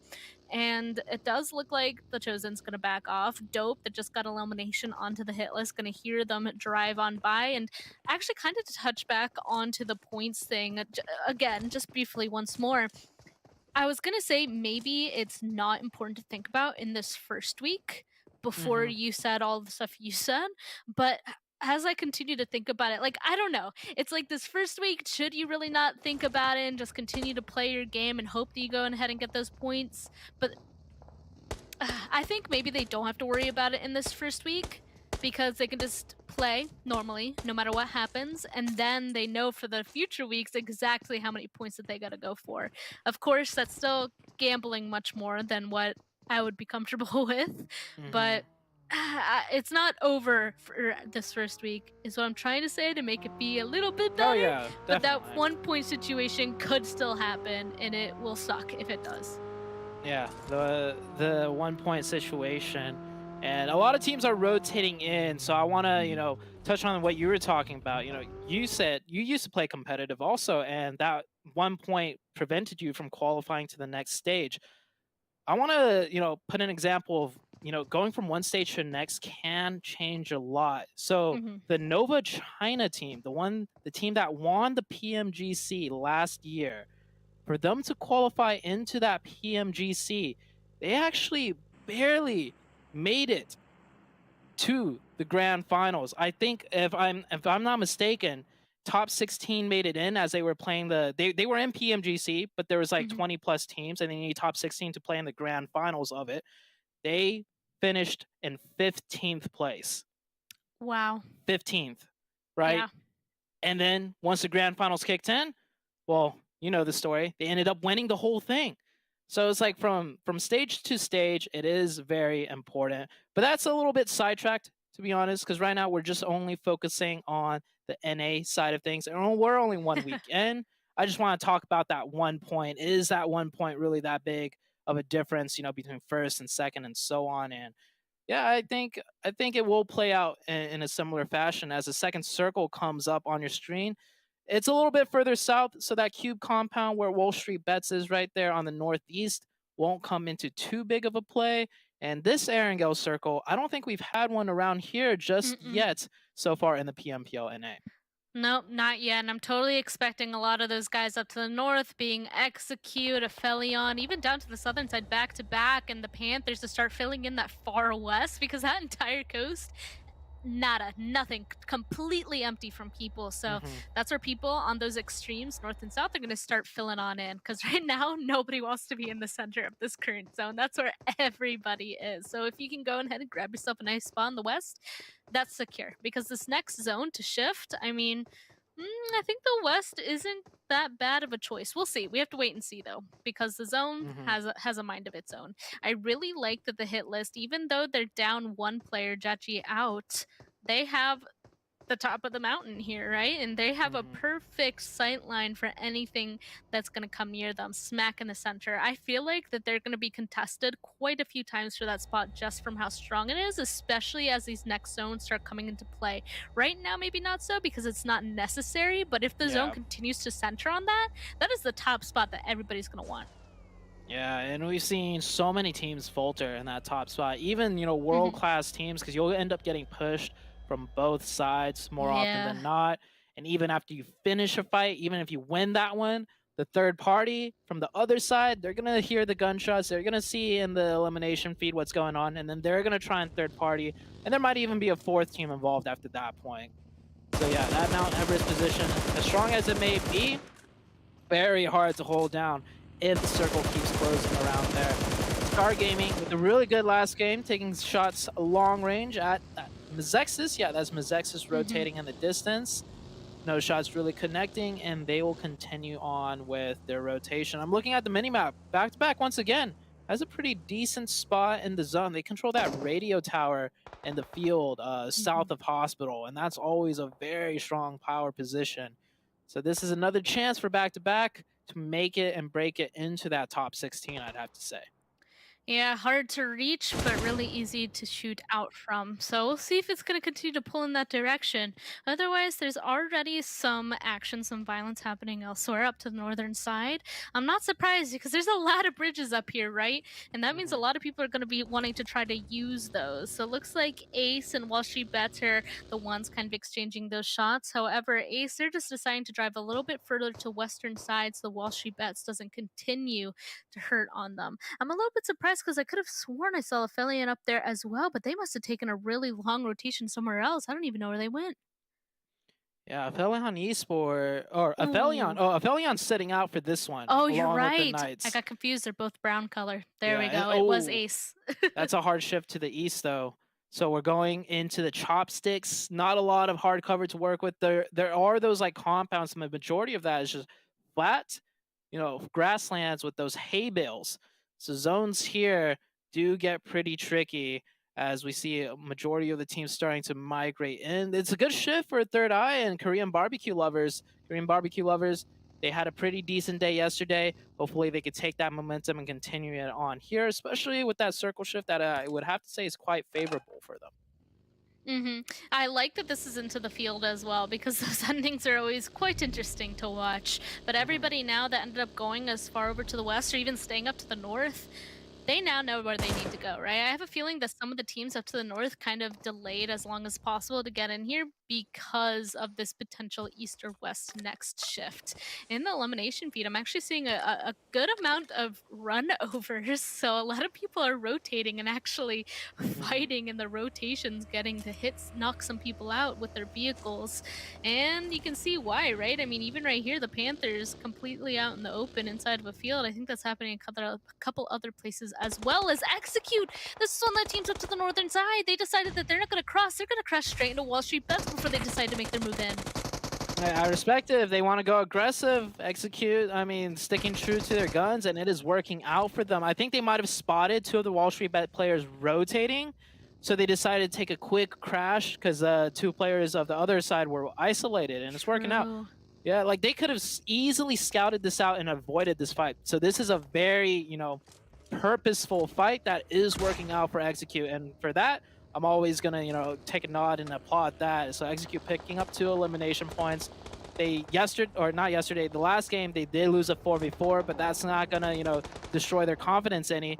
And Ace of Spades also getting involved. This could go very well for Ace of Spades as they get a knock onto an Execute player. Yeah, well, Execute, they actually need, I believe, around 11 points as of right now to get into that 12th spot. So this is a necessary fight for them. It does look like Wall Street Bets will be finished off by Ace, though, and Execute is not going to be happy about that. They softened up that team. There's only 2 left. That was 2 elimination points that they needed, and Ace took it from them. So Fate is going to start tossing some nades on over. This is the fight that they're going to want to take next. But the blue zone is so fast. The nade does get Blinky there. I don't think that he's going to get rezzed. Yeah, you can see the rest of his team already driving away because this blue zone is now on top of them, and that's going to be a lot of damage over time.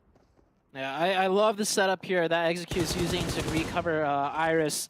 They have 1 player on the north side of Iris, 1 on the south, getting those crossfire sightlines in to keep up the pressure, even if it is a 2v4, because they had to put out the pressure and have 1 player revive. But you mentioned it, the blue zone a little bit too strong. Iris will go down once again, this time to the play zone, and Execute. They still got to keep moving as the zone has centered up, and of course only Nova would be confident enough to play that 2-2 split. I think with this new zone they might group up here. They should probably group up, and yeah, we see the Nova team grouping up together as 4, and honestly not much to play in this open and wide field zone. Nope. I think a lot of people are going to try to play it around the edge as long as possible, and that's going to be a lot of fights. And then towards the end, people are going to start taking their vehicles as moving hard cover right into that field and hoping, right? But right now, there's still a couple of spaces along the edge that people could play out of, but those are still few and far between. That's why you're seeing Korean barbecue lovers and THIRDEYE starting to take a fight actually really far away to the eastern side, closer to Pachinki than the next zone, I'll say. So they definitely got caught up, and they might just be committing just because of the difficulty of this next one. We'll have to wait and see. Maybe it was just a little bit of some shots towards each other before they're able to disengage. Kind of looks like that's what's the case, and that's good for Korean barbecue lovers because the next 4 games for them are going to be really important. Oh, this is going to be an important push for back-to-back. They want that compound, that dope sack, because it's in zone, and with 4 players up, if they can secure that area, they're pretty much set for the rest of the late game. They do get the opening knock. They're pushing in hard. They got to watch out for Alexi, though, in the back. Alexi could save this for the dope team, and he knocks 1 already. He gets Polo, confirms them. The whole entire backside back-to-back is exposed. This should mean dope pushes out aggressively right now. Alexi has all the pressure on back-to-back. They're too scared to push up on the ridge and really fight back. So they need to take advantage of this before back-to-back gets enough smokes down to push and make a counter play. It looks like the hit list is also sniffing out this fight here too. All of them getting off of that mountain to get closer. Lesky actually goes down in this situation, so their cover back there is officially gone, and back-to-back, they're going to start making the push on up. I'm surprised they're not making a rotation maybe over to the eastern side to be able to get up there, but now it doesn't matter. There's nobody holding them off in their way. Oh, why Lesky got out is J-Way from back-to-back actually went back to get rid of him. I just noticed that. That's huge for that team, but the hit list is now here, and that's going to throw a wrench into back-to-back's plans. J-Way with a great play, flanking the flanker, and back-to-back with 3 players, still manageable. They could have had 4. Dope right now getting sandwiched. Fishy once again, the last one up for Dope. I don't think he's going to be able to snake it in this one, especially with 2 teams surrounding him. and the zone is slowly closing. Back-to-back is in zone on that ridge, and with another full 4-man or 3-man team here alongside Dope, Back-to-back might decide to not take this fight and just chill and see where the next circle shifts. Yeah, and just for now, they don't have to do anything. They could even follow the cliff right there all the way to the eastern side a little bit into another compound. But if they want up here, they're just gonna wait and see. Looks like a couple of teams have been going out while we've been watching this fight. Drake choosing the best the best spot for hiding right on top of his buggy in the smoke. And actually, I guess this is why Back-to-back can't entirely move confidently to the east just yet, because Nova, they're all on the southern side right below them in this big field, and the zone has finally shown itself, and we can see the they might take this fight just to get some more elimination points, because otherwise they're playing in the middle of an open field. That open field, there are some spots, if you have the vehicles, you can set the cover. And Drake's actually going to go aggressive. He actually goes and hides in one of back-to-back cars as Koi from distance with the mini, nailing kill switch in the head. Beautiful headshot there. And I hope we get to see how this plays out for Drake. And actually, Drake might not even have to do anything as the hit list. They're going to take full control of this situation. And Fishy, once again, forgotten. Fishy might just snake it in, potentially. I mean, he's got quite a long ways to cover, but this back-to-back 3v3. Spray's good. J7 goes down. The hit lists are going hard and heavy, and this might be another terrible game for the back-to-back team. As Drake just drop shots right past him, and he turns around and gets kill switch as well. This back-to-back team looking like a shadow of their former selves. I was gonna say maybe because she's gonna step out then, right after some eliminations, some knocks came through, but no, he's still quiet. And because of that, the hit lists are now gonna be taking a fight with Execute, and Fishy, he is just chilling in this room. He has not moved from that spot since he got there, and now everybody's just driving straight towards the zone. Fishy has to get out though, because the blue zone is hot on his heels, and he's definitely running into the zone as everybody else is driving. Nova is gonna start being run straight into by the hit list. You can see Koi and everybody, Kindness, actually getting 2 knocks onto the hit list. Eliminations coming through as well, and it's just going to be complete chaos over here on this western side. There's so many teams. Execute, Knights and Esports, they're also running into each other. Telly, the last one alive, gets out, and they're officially out of the game. Oh man, this open field, it is all chaos here. 19 Esports, if they could get the reset, they could have 3 players back up. And yeah, no hard cover, but these trees, these bushes, and with the terrain being so flat and the circle so small at this point, just being prone will keep you hidden and cover from pretty much all sight lines. However, that does not keep you cover from the nades that will soon be ringing out as the circle closes smaller and smaller. We still have 21 players alive. That is still quite a lot of players to go through. We still have 3 4-man teams. Korean barbecue lovers, Nova and MEZEXIS, still looking strong with 4 players up. Wow, Korean barbecue lovers and MEZEXIS, those are the 2 that are right underneath 12th place. This is going to be huge games for both of them. They're just going to continue to hurt back-to-back if we were kept talking about them potentially getting higher. Looks like Acer has officially spotted some of them out, though, just to their southern side, tickling them a little bit with damage. The zone does pull in both of their directions. A little bit better for Korean barbecue lovers, but nevertheless, both of them are right there. They might start focusing on those coming into the zone, but Korean barbecue lovers, MEZEXIS, they're definitely going to have to continue to put the pressure onto each other since they're both so equal in terms of this next shift. Yeah, this Eastern Zone shift, Korean barbecue lovers, they're in a really good spot. They also got the high ground too. You see them coming down from the high side right there, and they could use that angle a little bit longer to pick up some scraps, because when you have that elevation, you can see a little bit better into the flatlands, but they gotta be careful, as you see 19 Esports shooting right back at them. The DP right there. Acer's gotta be a little bit careful, might want to throw a smoke in that car before he starts moving, and Nova team also moving in very slowly. Star Gaming down to 1, trying to do the best he can. And Acer spotted Soulfly in that bush. He's got to move a little bit further back to that hard cover. And there we go. Oh man, the sprays are so close, but not connecting. Yeah, he's hoping. He's feeling it out inside of those bushes there, but unfortunately not quite hitting. Almost hitting Nova in that as well. Nova being the next biggest team, actually with all 4 up inside of inside of this field. How do they have all 4 up? It's absolutely insane. But 2 left up for 19 Esports and 1 for Star Gaming. Then it's just gonna be a bunch of bunch of 4-mans. Oh no, I don't think Nova wanted that at all. They need those vehicles, and if they're stuck now, that's not gonna be a good ending. You know, plan, strategize right there, because what that does right there is Koi with his mini, man, this guy just does not let up. They can now stand and shoot instead of having to crouch to stay behind cover, because they stacked that car on top of each other. Obviously, I'm just joking. It's better to have 2 cars for cover, but it does not matter when the nades come in. Koi hitting those, and no. They got it unstuck. They're going to go for that revive too. Nova, by the way, up to 10 elimination points. With the Knights and APHELION sitting out in this one, the next strongest hitting team besides the Panthers is Nova, and they are taking huge advantage of that, but they didn't clear out their backside entirely. Star Gaming Hoyuya takes a nasty knock onto Nova's backside. Nova down to 2. They can still revive Joey, man of the hour, man of the Korean barbecue lovers, highest stat performer so far for the team. Getting some nasty shots, and Korean barbecue lovers also need to reset their teammates up. I was gonna say, just based off of stats alone and where everybody is, Nova does have a chance of winning, but now I don't think so anymore. I think this really is a Korean barbecue lovers or MEZEXIS game, though Korean barbecue lovers, they have 2 knocks on their side as well, and I don't think it's possible for them to get it back. Like, Joey is the closest we can see, but there's just no way that he's gonna be able to run up those hills and get those dresses on 2 of his teammates.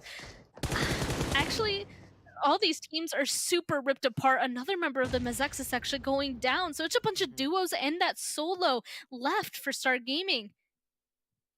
And Joey managing to steal that point away. It was actually Nova that got the knock, but Joey confirms it. Korean barbecue lovers, they're not going to be able to get that revive. It could go either way. At this point, I feel like the zone's small enough where all of these players will be able to snake it in. Bar Star Gaming, because he's got to crawl in like right next to Nova.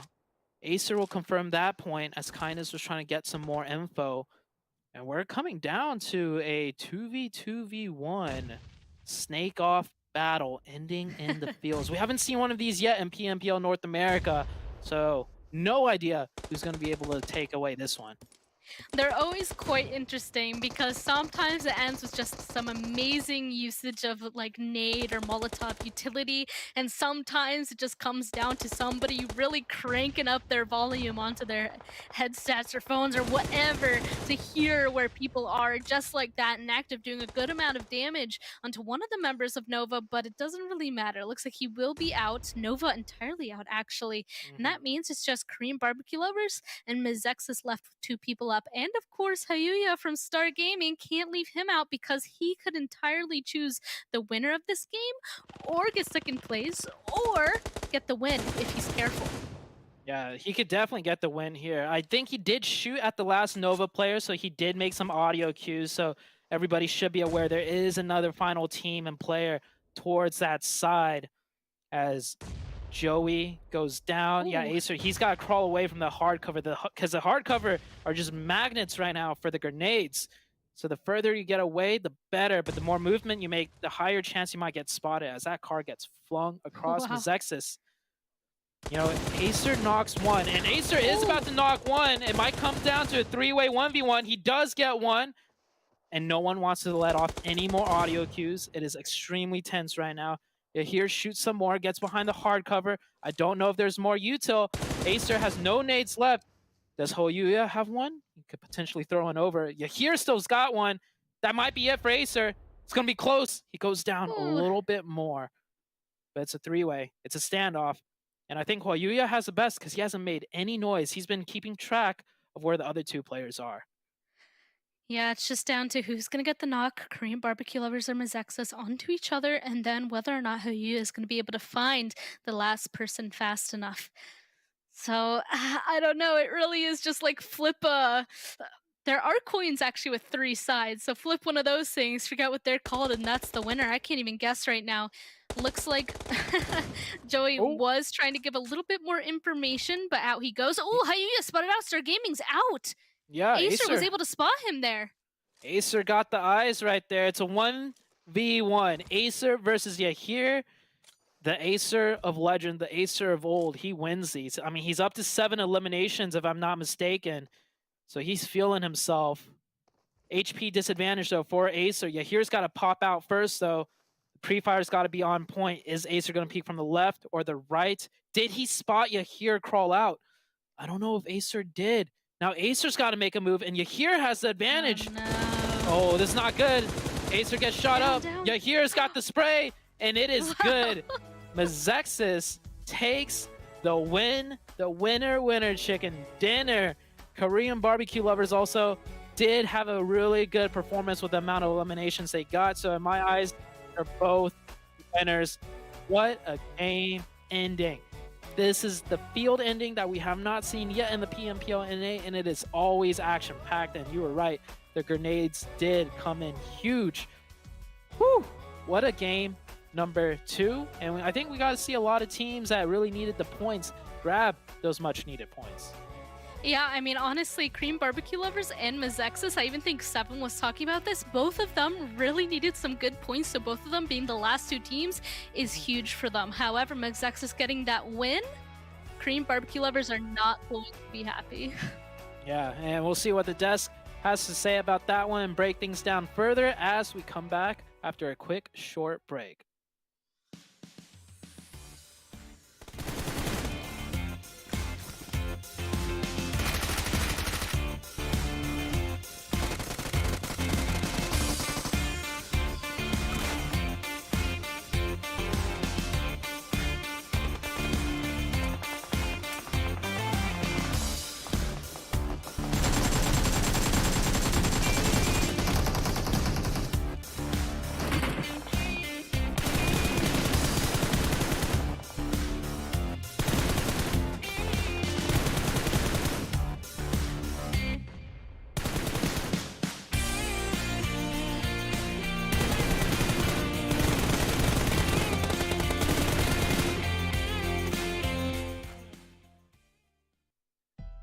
Hey, another one there in the books. And hey, that was a spicy one right there. That's what we like to see. Great performances all around. Guys, make sure you're keeping up with everything. Make sure you're going and talking about all this action with that hashtag PMPLNA.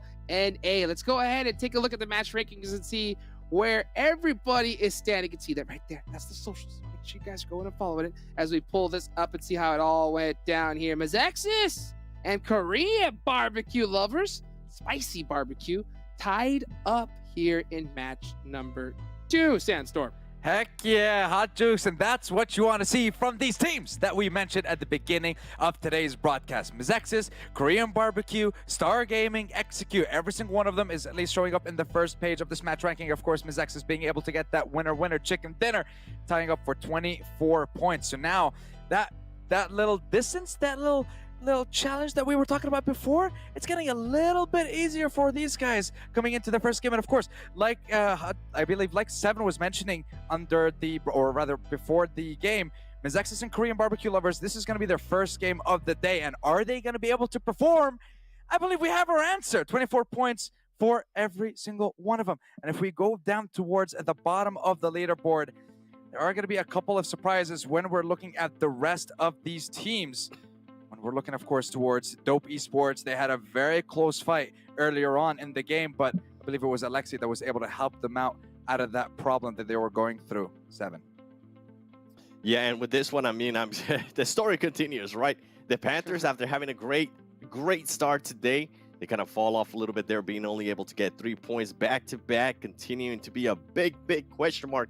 We're not really sure what's currently going on with this team, only 2 points. And a team that just got a chicken dinner, and a team that definitely needs those points after that chicken dinner that they got earlier to maintain that spot that they have within the top 12. THIRDEYE only being able to get 0 points.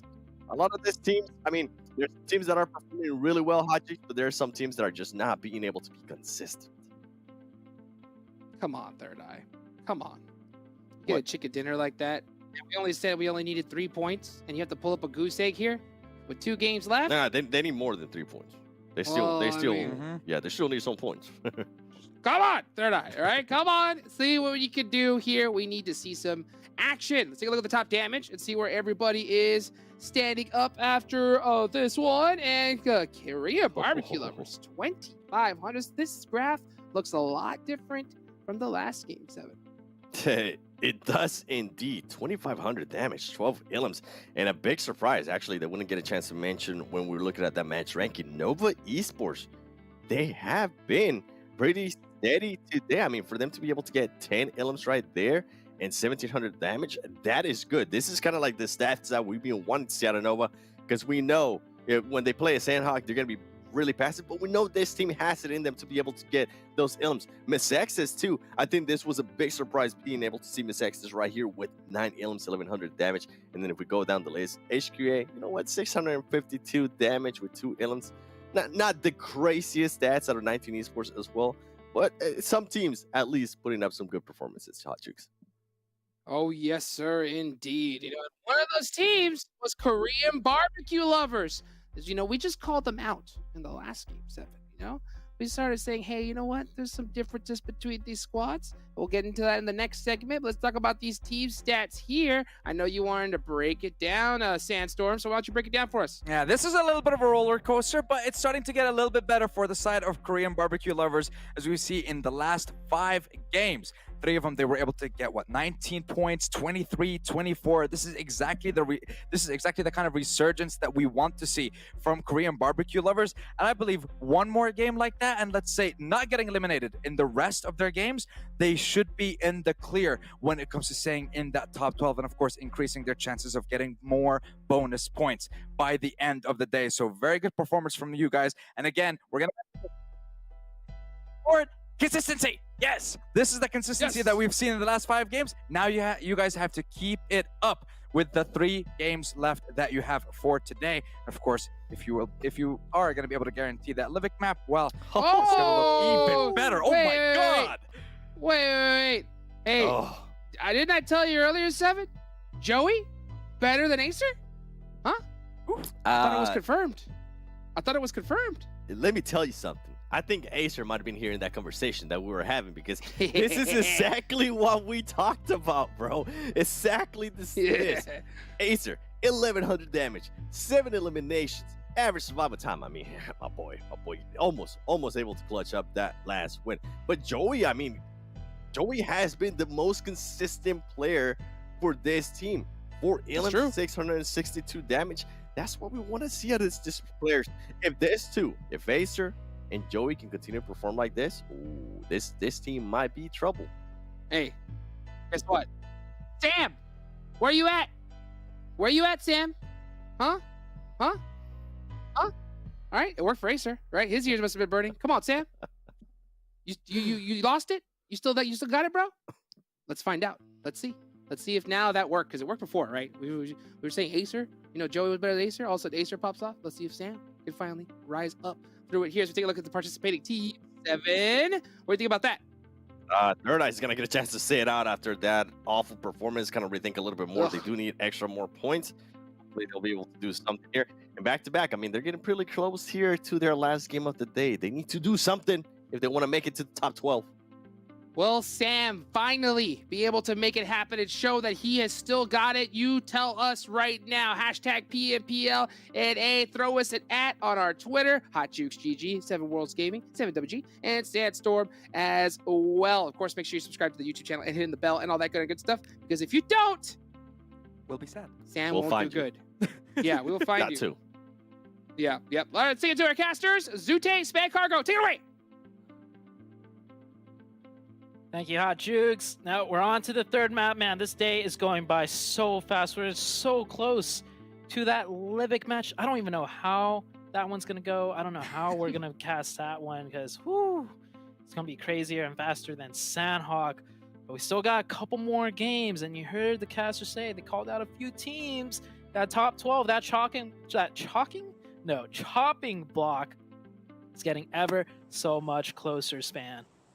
It really, really is. We kept saying every single game matters, and it really does, especially when previous games, like the last game especially, it was just huge for both Korean Barbecue Lovers and the team that won MEZEXIS. Like, they're both such big games, right? That they still have so much more to go, though. Like, Korean barbecue lovers, they hit 11th, MEZEXIS 14th. Like, they have a little bit more to go. It does look like Execute for now, though. THIRDEYE, HQA, The Chosen, not playing. That's going to be a little bit hurtful for Execute. But after this, maybe it'll be okay, because then they have the next two to try and get into that top 12. Yeah, it's just 1 point difference. 11th down to 14th. 1 point difference each tier down. 125, 124, 123, 122. I almost want to say from anyone below MEZEXIS is pretty much done for. Yeah, because if you take a look, Execute and back-to-back, they already have 18 games played. Like, they need a big one and another one potentially on top of that. Or not another big one, but they need at least one.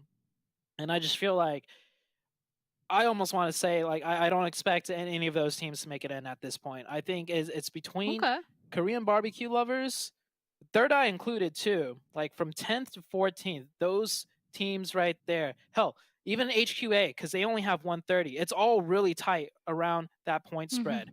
So we'll see at the end of the day who will make it in to that top 12 to play the Livic match. And just so people remember, even if they don't make it into that Livic match, they'll still get bonus points, but their bonus points will be 13th overall for the week and lower.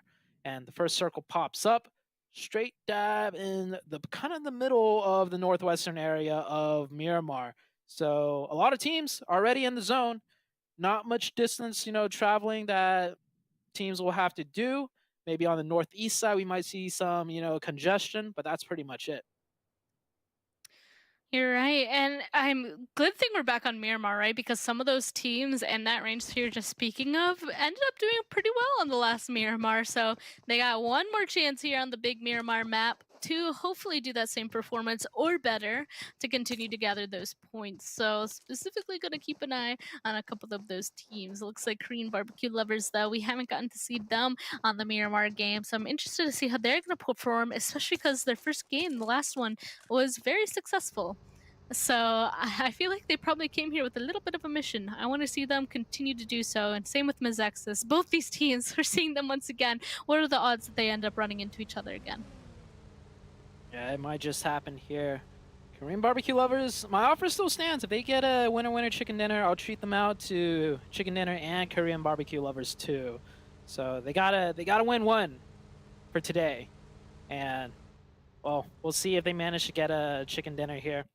We're back on Miramar, and Korean barbecue lovers, I don't know, they have a little bit of ways to go to get somewhere strong in the middle of zone, but we see the HITLIST and Angry Amateurs, they pretty much have priority over those giant mountaintops that are in the middle of zone. See if the Korean barbecue lovers can make their way in. One thing that they got to worry about, though, as the game progresses is that I think back-to-back and the Panthers will be following in kind of close behind them just simply due to the nature of where these teams have dropped. True. Pozo, great spot to drop initially, but definitely not too great of a spot to stay, because I feel like Pozo endings, while they do happen, are a little bit more rare, and I don't think they usually happen in zones like these. We'll have to wait and see, though, but they do have a long ways to go if they're hoping to grab something good. Luckily for them, for both them and back-to-back, there's a good amount of space to get further in towards the center. So right when they're done looting on up, they should get a move on, hopefully grab up some of those good high ground positions to get a little bit closer and wait for this next zone to shift. So of course, we're taking a look at APHELION here, one of the teams right on the edge. I'm also interested to see how they're going to take their first rotation, because they're right on the edge of the zone. 19 Esports, Most Wanted, and a little bit of Star Esports. They're like just on the other side of them. They're potentially going to have to rotate straight through APHELION, and I want to see if they're going to be able to get some limbs from it. I feel like that's the position that they usually put themselves in from the games that we've been able to observe of them so far.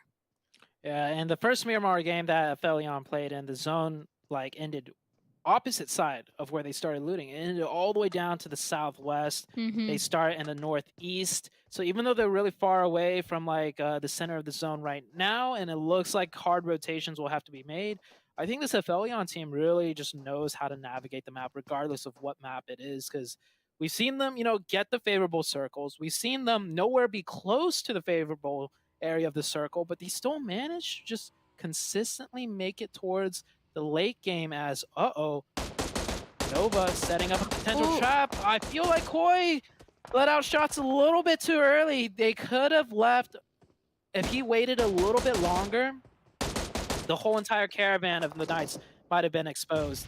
But now they're ready for a push, they're ready for a fight. Koops has gone in, the man, the myth, the legend, gets tagged up heavy. Yi needs to take this player down now, and Kindness will catch him from the different angle. This is a planned attack by the Nova team. They know the Knights rotate up through here in this zone, and Nova, I will have to say, moved out to this position quicker than usual, than where, how fast they usually rotate. So this was a planned trap, and it is working out great for the Nova team.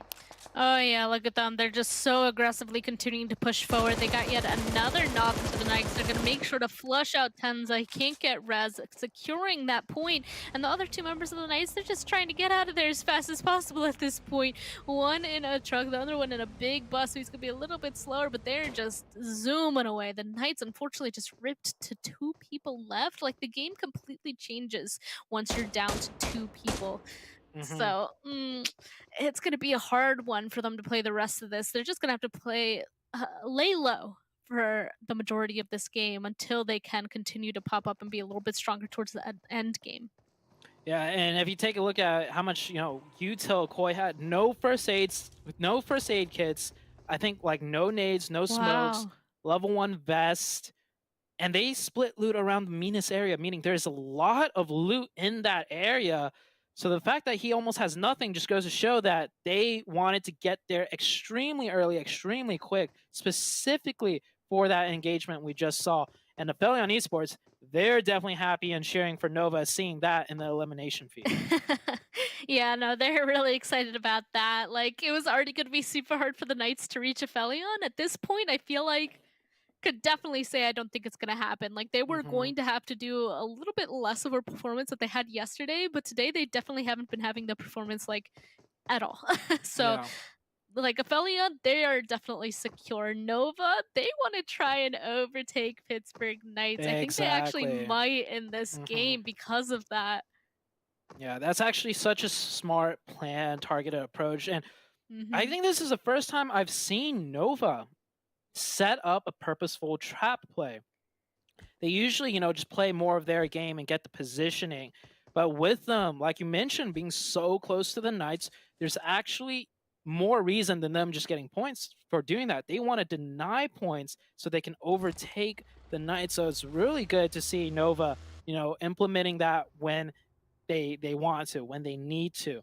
So a little bit of a playstyle switch right there from Nova, still showing like, hey, they could play aggressive, they could play trap style, they could do a lot of things if they want to. And the consistency, by the way, out of Nova, we have yet to see Nova have a pop-off day. I don't think any of the days we've been saying like Nova, like absolute huge day, or even an absolute huge game out of Nova, but they're so close up there in that, top 3 area because they've been so consistent just day after day, match after match. In the next circle, this one really does favor them too. Yeah, their placement points, they've just been being super careful, I feel like, in all their games, making sure that they stay alive into the end game. And, not all the time that equates eliminations for them. They have gotten a good amount, definitely not the most out of all the teams, but just staying alive to the end, that's been helping wonders, I feel like. And that's why they've been holding onto that 3rd place for a while. That's why I was just like, we really have to keep an eye on Nova, Panthers, Ace, because for some reason, those 3 teams, they're being really determined to stay in the area that they've currently been in for the leaderboard for a while now. Like, I feel like they've kind of been a bit untouchable, I'll say. So Nova just taking it a step further so far. Like, they got plans, and I'm really excited to see if it's going to work out for them. Definitely.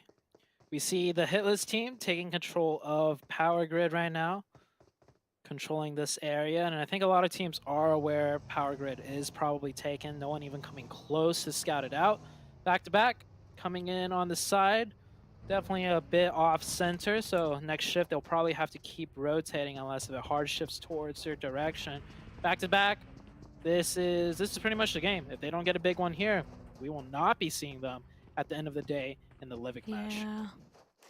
Yeah, I'm already questioning it now. So if they don't do well in this match, it's definitely over.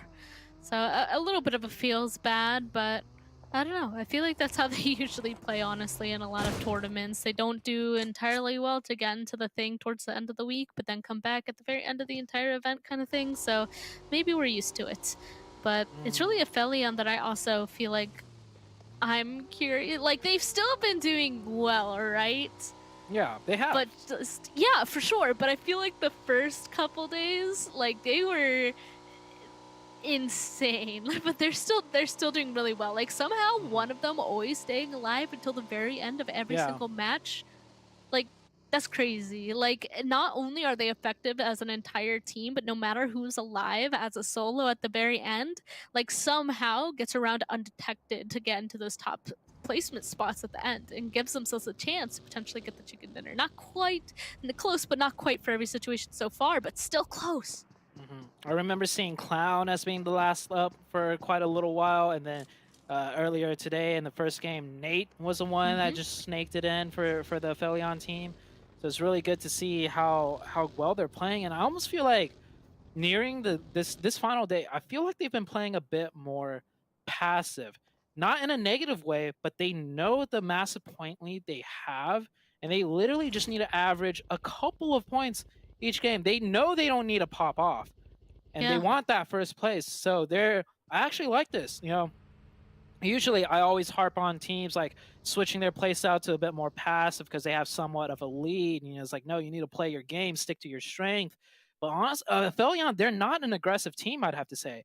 They've kind of been like a jack of all trades team, just doing what's necessary. And right now, what's necessary for them is to just put in a few points each match, and they're playing to that method. So a very smart team, I'd have to say. And this circle shift, I think APHELION's going to take advantage of this one. They're probably going to look for somewhere a bit more closer to center.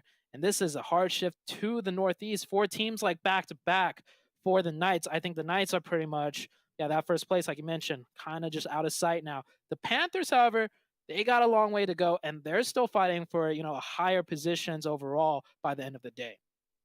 Yeah, this one's going to be quite difficult. That's why everybody's already in their vehicles, just trying to grab whatever they can. I mean, San Martin still being inside the zone will be a little bit helpful for now. I mean, a lot of teams should be able to kind of shove themselves into that big city, but right when the next zone appears, it's just going to be absolute carnage. So these guys are trying to pick their spots in this zone carefully, but it might not turn out well for all of them. So we'll just have to wait and see where everybody's going. See the hit list already driving on by. They're going to be running into 19 Esports and Angry Amateurs taking some shots at them already. Everybody was just basically hands on their steering wheels ready to go for this one. And wait a second, they crashed into 19 Esports warehouse. I knew they were getting close here, and it looks like both of them are getting some trades. Flash only one down onto the hit list for now, so I think they've successfully taken this, but it looks like 19 Esports aren't going to let it go without a fight.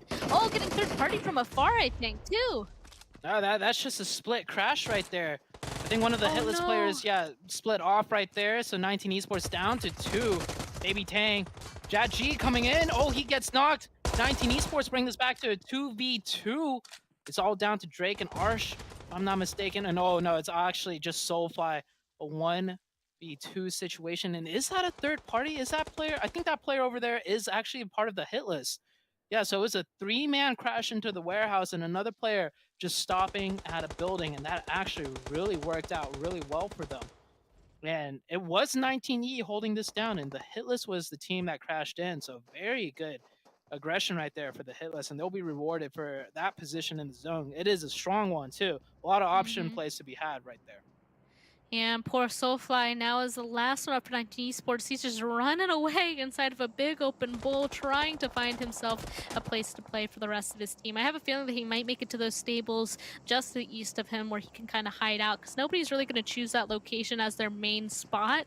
So he might be able to kind of stay there safe for now. It does look like Dope. They're finding themselves in a little bit of an altercation. Illusion just getting rezzed. Was knocked by someone here. Not quite sure if it was APHELION up to their north North or Korean barbecue lovers right beside them on the other side of this mountain. But the damage has been done. Nobody's going to make that crash, though, because it is a difficult one. And it's for a place that's not super favorable, especially as this next zone's going to appear and it's going to center right on top of Wall Street Bets inside of Hacienda. These are going to be an exciting ending here. I'm expecting a lot of teams to try and contest it from them. Yeah, this is going to be good.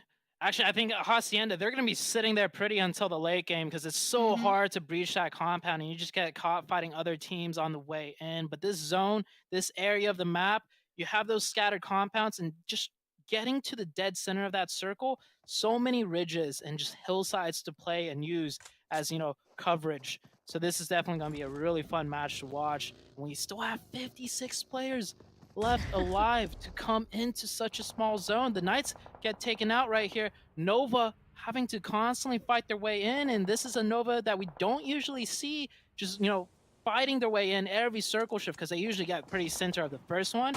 But you can see it here. They know how to fight their way in just as well. This team versed in all aspects of competitive PUBG Mobile. Wow, I love that usage of smoke here too. They know that there's going to be quite a couple people near them that could take some shots in their direction, so they're trying to provide all that cover, especially actually, wow, Older XP, he's like at the perfect angle to potentially have hurt Nova if those smokes weren't there. It looks like in the distance, 19 Esports is finally eliminated, only that solo left is Nova. They keep raking in these eliminations. They have five eliminations so far. Yeah, I want to see this Nova more often, right? Like, set up trap plays, get eliminations early on, and then, obviously, I don't think they hope for the circle to shift away from them, but hey, maybe it's doing them some favors, because that just forces them into engagements, and they're a stronger team than you would imagine when it comes to those 4v4 fights on their way into zone. Dope, and Korean barbecue lovers getting into fight. Korean barbecue lovers had such a good game just the previous one, but Acer's the last one up. Hey, Acer popped off last game. He could do a 1v4, 1v3 situation here, potentially, but we'll see if he manages to make that happen. That's true. A lot of damage onto each other so far here, though, as Acer, the last one alive. It's so unfortunate. He's going to have a really hard time, especially inside of this single room in here. You can see that he's already being pushed on by Illusion. His gun wasn't even out when he went through that doorway. That means Korean barbecue lovers is out. I don't think Acer was ready for that. I think he thought he had a little bit more time. Oh, man. I was just complimenting Nova. They're so good. They are good at fighting their way into circle. But you know what's funny? The Panthers. They're even better at doing that because that's all the Panthers do. And you can see the Panthers are getting the better of Nova. I mean, one of the Panthers did go down to that vehicle explosion. The Panthers are down to 2, so Nova might be able to recover this as they're also taking shots at They're up to 7 eliminations. The Panthers versus Nova. And meanwhile, these two teams are just taking shots at everybody else at the same time too. Chico coming in. I think that is also Brady, but they should be taking down here Chico. And Fierce, Nova versus the Panthers. There's a lot of damage being thrown at them by 4 bros on the compound just to north of them too, so it's a little bit of an unfair fight. Star could probably see this as well if they're up on top of that compound. But you can see a lot of utility already being used, a lot of smokes. If they have any offensive utility, right when they kind of identify where the others are, they're going to use them. You can actually see in the distance Nova tossing a lot over, and it's going to land beautifully. The Panthers are out. Beautifully placed nades from Nova Esports. 2 of them are left alive. They've got 9 eliminations so far, and they're still in a rough spot. Even if they go out now, that is 9 whole points that they've already gotten themselves. Yeah, Nova losing players so due to the Panthers, but hey, they survived the push from the Panthers. Not a lot of teams can say that. And now down to 2, I think they just kind of YOLO full send, see if they can make it into one of those little dips, ridges that is left on the map. We are centered right onto the Hacienda del Patron area. Angry Amateurs having to make their way in. WALLSTREETBETS still chilling, uncontested, and back-to-back has kind of made it into zone. So that was a very difficult rotation for them to make, but they are there, and they're getting knocks onto the hit list. That's major points that they need. Yep, they're definitely right on the edge of zone, looking to the south, right? They know that they have a little bit of a power position on those trying to make rotations into this new one, and they're going to try and capitalize off of it. The hit list definitely being a super difficult position, but here comes Angry Amateurs. They were going to be the next ones, actually about to crash onto the position of back-to-backs. Right now, they're focusing on Star, making the run-through. They really have to worry right here, right on the other side of this small dip here, is an almost entire team of Angry Amateurs. They're softening it up with some nades first, and they're hoping for something to appear in the elimination feed, but even if they don't, I have a feeling that they're going to make that strong push. Back to back, trying to heal on up, getting ready for this push to happen. Here it comes, all four going to be flooding in here. It looks like back to back are able to hold it for a little bit, getting 2 knocks actually, but it's just down to J7. This is going to be difficult for him to get this last 2 out of here, but he's going for it. He makes the push. I think he gets another one, but that means that there's still 1 left. He has to back up and heal. That might mean that the other team might get some reses off. I think J7's going to go aggressive again right now after get that first aid off. Yes, indeed. He's going to push Mayo, fire some shots right there, maybe to scare him off the revive before he goes up. J7 primes the nade. That's going to let the revive go through. And, actually, I love what Angry Amateurs is doing here. If he could hit the shots, and that nade did end up taking out both of them, but he got the revive. So Angry Amateurs stay up, and yeah, J7. It was actually kill feed's catching up. There we go. Yeah, J7 did end up nading himself. I like that aggression play. We saw J7 do it. It worked for him. And Angry Amateurs, after he gets that revive, he does the same exact thing. Catches the other opponent off guard. Star Gaming versus Ace here on the edge of zone. Oh no, Ace is looking too hot. They had to switch the guns, but it doesn't matter. Ace was so low HP that Robert GG is going to be able to successfully get rid of them. So Star Gaming, they've honestly, I feel like they've been picking it up too. Already at 10 eliminations for this round. They're going to be able to get their reses too, so they're going to continue to have 3 up, and there's nobody near them as of right now, so they might have a clear rotation into this next zone. Of course, they have to look out for some differences in terrain though, especially as Most Wanted up to the northern side are going to be keeping a close eye on them.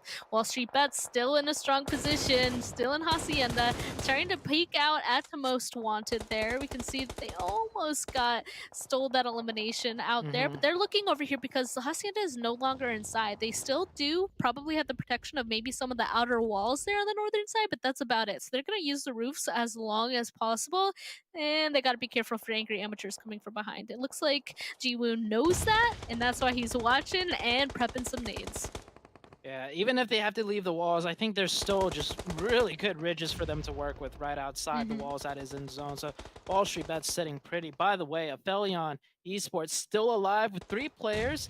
Down to 2. One of them is knocked. I think they decided to go aggressive on Most Wanted as they saw some of their players getting taken down, but they're answering back. Saint gets a nice confirmation nade onto Clown. APHELION Esports down to 2. WALLSTREETBETS, all they got to do is gatekeep out the 2 players of Angry Amateurs, and they are pretty much scot-free. Nobody else really pressuring them right now. Nice. A lot of nades continue to come through. At this point, there's really not that many people left in this relatively big zone. But the sightlines are so difficult, that's why the majority of people are just trying to use the utility that they've had saved for so long. WALLSTREETBETS, they haven't had to really use any of it since they were in the center compound for so long, and now it's helpful being able to kind of soften up the people in front of them. But Angry Amateurs finally making their appearance. They're going to be able to do a little bit of damage to WALLSTREETBETS, and that's going to make them pause, need to have to heal. But WALLSTREETBETS didn't get a knock, and that means this is going to extend this fight, and the blue zone is on their heels. Angry Amateurs, they're doing a really good job, actually, kind of pulling the attention in different directions for WALLSTREETBETS. They already knocked 1, and that player is getting revived. He does get back up. WALLSTREETBETS recovers back up to 4, and I think Angry Amateurs, they're going to take the easier fight. They're going to go down to Star Gaming, but Reppin still pops up with the Vector headshot right there. Angry Amateurs, these last 2 players looking so strong, and they knock another one. These guys, where did these guys come from? Playing so well all of a sudden. I don't know if Mayo is going to be able to get out of here anymore, and Reppin unfortunately goes down, and Mayo, he's going against one last member of Star Gaming here, and of course the Ump is going to be the successor there. It looks like he's pretty low HP, but he needs to make a move first, because WALLSTREETBETS, they're starting to peek around, see if they can get rid of the last couple of people near them, because it's down to WALLSTREETBETS, that's solo from Star Gaming, and of course, APHELION Esports on the north. Oh, he got the confirmation. That's huge. Because it could be a 2v3 now for the APHELION side, and they have the zone. They don't have to go out in the open. This could be a potential APHELION chicken dinner. They've already gotten so many. They don't need any more points. But let's see if they can pull this one off. Shots are connecting, and he gets the revive. But I love this. Jachi already getting a better position. Oh, it is pretty much done. This is going to be a WALLSTREETBETS victory. This nade is going to connect. He's got 4 more to throw, even if that one doesn't hit, and it does. WALLSTREETBETS, this team really popping off the last few days. You saw them take the fights early game, win the fights, get into the late game. A little bit of like slipped here and there the other days, but they've been progressively getting better and better and looking more and more dominant. This WALLSTREETBETS team, keep an eye out for them, because I think next week they're only going to look even better. Yeah, you're right. We've been kind of singing their praises for a while now, so it's only appropriate that they're going to be getting a chicken dinner. Of course, the highlights are ready, so we're going to go straight to those from this last match.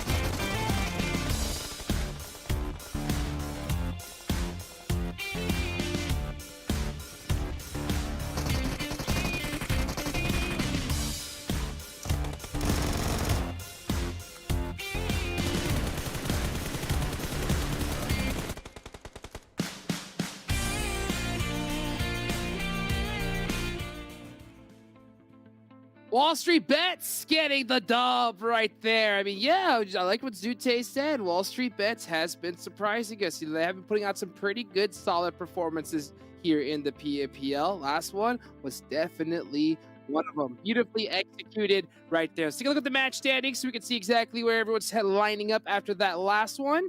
And we know who's going to be up on top. It's going to be WALLSTREETBETS, but Star Gaming is going to tie it up with them here in this one, 7. Yeah, the way Star Gaming has been able to perform today when they needed it the most, it's going to be looking great for them. WALLSTREETBETS, I mean, you guys mentioned it, Sute mentioned it, you just mentioned it as well. I'm really happy with what I'm seeing from this team, a team that has definitely collected itself a lot more. And one of the only teams, by the way, besides APHELION Esports, to actually be able to get multiple chicken dinners. And by multiple, I mean just more than 2. This is now their 4th chicken dinner. So WALLSTREETBETS, it's going to be looking really good when we go to the overall. And guess what? APHELION Esports being able to extend their lead 20 points. We don't see Knights anywhere near this, so they're going to be happy about this because remember, the overall is going to continue on. Every match counts, and if they continue to play like this, APHELION Esports is going to be looking really, really good. Nova Esports as well, 10 points for them. They have had a good performance so far today. And then back-to-back, one of the teams that we've been saying, hey, they need to start clutching it up, at least getting some points. They were able to at least get 6 points there. We are going to be going towards the second page. And I was talking about it. You don't really get a chance to see Knights on that first page. 0 points for them, 0 points for Korean barbecue lovers. And then 4 points for the Panthers as well. Not the best performances out of these teams, but we'll see what happens. We still got some games left. Yeah, I think we're going to have to wait a little bit. We'll have to wait a little bit. You know, we still got plenty of PMPL overall, but this phase is going to be done today. We're going to find out who's going to get those bonus points at the end of it. Let's take a look at that top damage, see where everyone's standing up to. And you know what, Seven? You said something really right. You know, WALLSTREETBETS with that many chicken dinners, they're on the hunt for that chicken dinner prize pool. So like, what, like $2,500? Sandstorm. That's about how much Sandstorm will spend on a dinner, dude. He's got that kind of money. Sheesh, alrighty. Yeah, WALLSTREETBETS, 2K damage, 9 eliminations by the end of that game. But of course, Star Gaming was the star of the show when it comes to that last Miramar. 14 elims to their name. But of course, APHELION Esports, we're seeing them again. The consistency is showing up time and time and time again for these guys. Even if they don't get that chicken dinner, they're still showing up when it matters. Top 3, top 4, top 5 at the end of the day. But looking towards the rest of the squads as well, Dope Esports, they managed to get themselves a couple of elims, but they are definitely going to need a little bit more than that if they want to challenge and stay within that top 12 there, Hot Jukes. Yes, sir, indeed. You gotta get it done right here, right now. And Star Gaming, after a great performance here, I think it's cool if we just compare, another team with them. And that comparison's gonna be between them and back to back with their today's performance. Honestly, I can't believe we're comparing back to back to Star Gaming. I know it may sound toxic, but Star back to back has not been having the performances we've been looking for in Star Gaming. They're making it happen, Sandstorm. Yeah, they are. Star Gaming back-to-back. We started talking about both these teams. Both these teams needed to show up on the 5th day, on the last day. Because like we said, this is the day where we are going to be distributing those bonus points. And the stats speak for themselves. When we're looking at today's games, Star Gaming, average of 3rd place. We're seeing there, they are pumping up those damage numbers throughout the day as well. And managing to average at least 7 eliminations as well in their last games. So that is a very strong performance from them. But when we look on the other side, when we're looking at the 2-time back-to-back NA champions, they're very, very absent, and back-to-back are going to be heading into their last game of the day as well. Guys, this is going to be quite a lot of pressure, I feel, on their backs at the moment, Seven. Yeah, and don't worry, we'll be able to show you why once we showcase that overall. You mentioned it perfectly. I mean, the last game, and these points are going to be staying with them. I mean, with APHELION Esports now, 264. We talked about at one point if Knights was going to be able to catch him, and they're not going to be able to catch him. All right, I saw Nate being able to perform today too. Ain't nobody catching, at least today, APHELION Esports.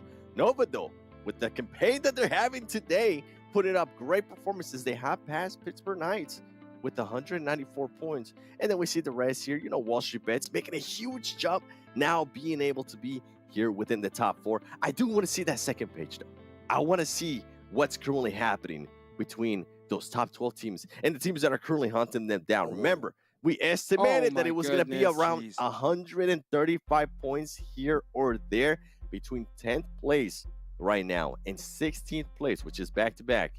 The only difference is 25 points. For some of these teams, we do have 2 games left. For some of the other teams, like back-to-back, Dope Esports, they're only going to have 1 more game to play. So it's going to come down to what kind of performances they're going to be able to do. We've seen what Korean barbecue lovers, Sandstorm, we saw what they were able to do earlier.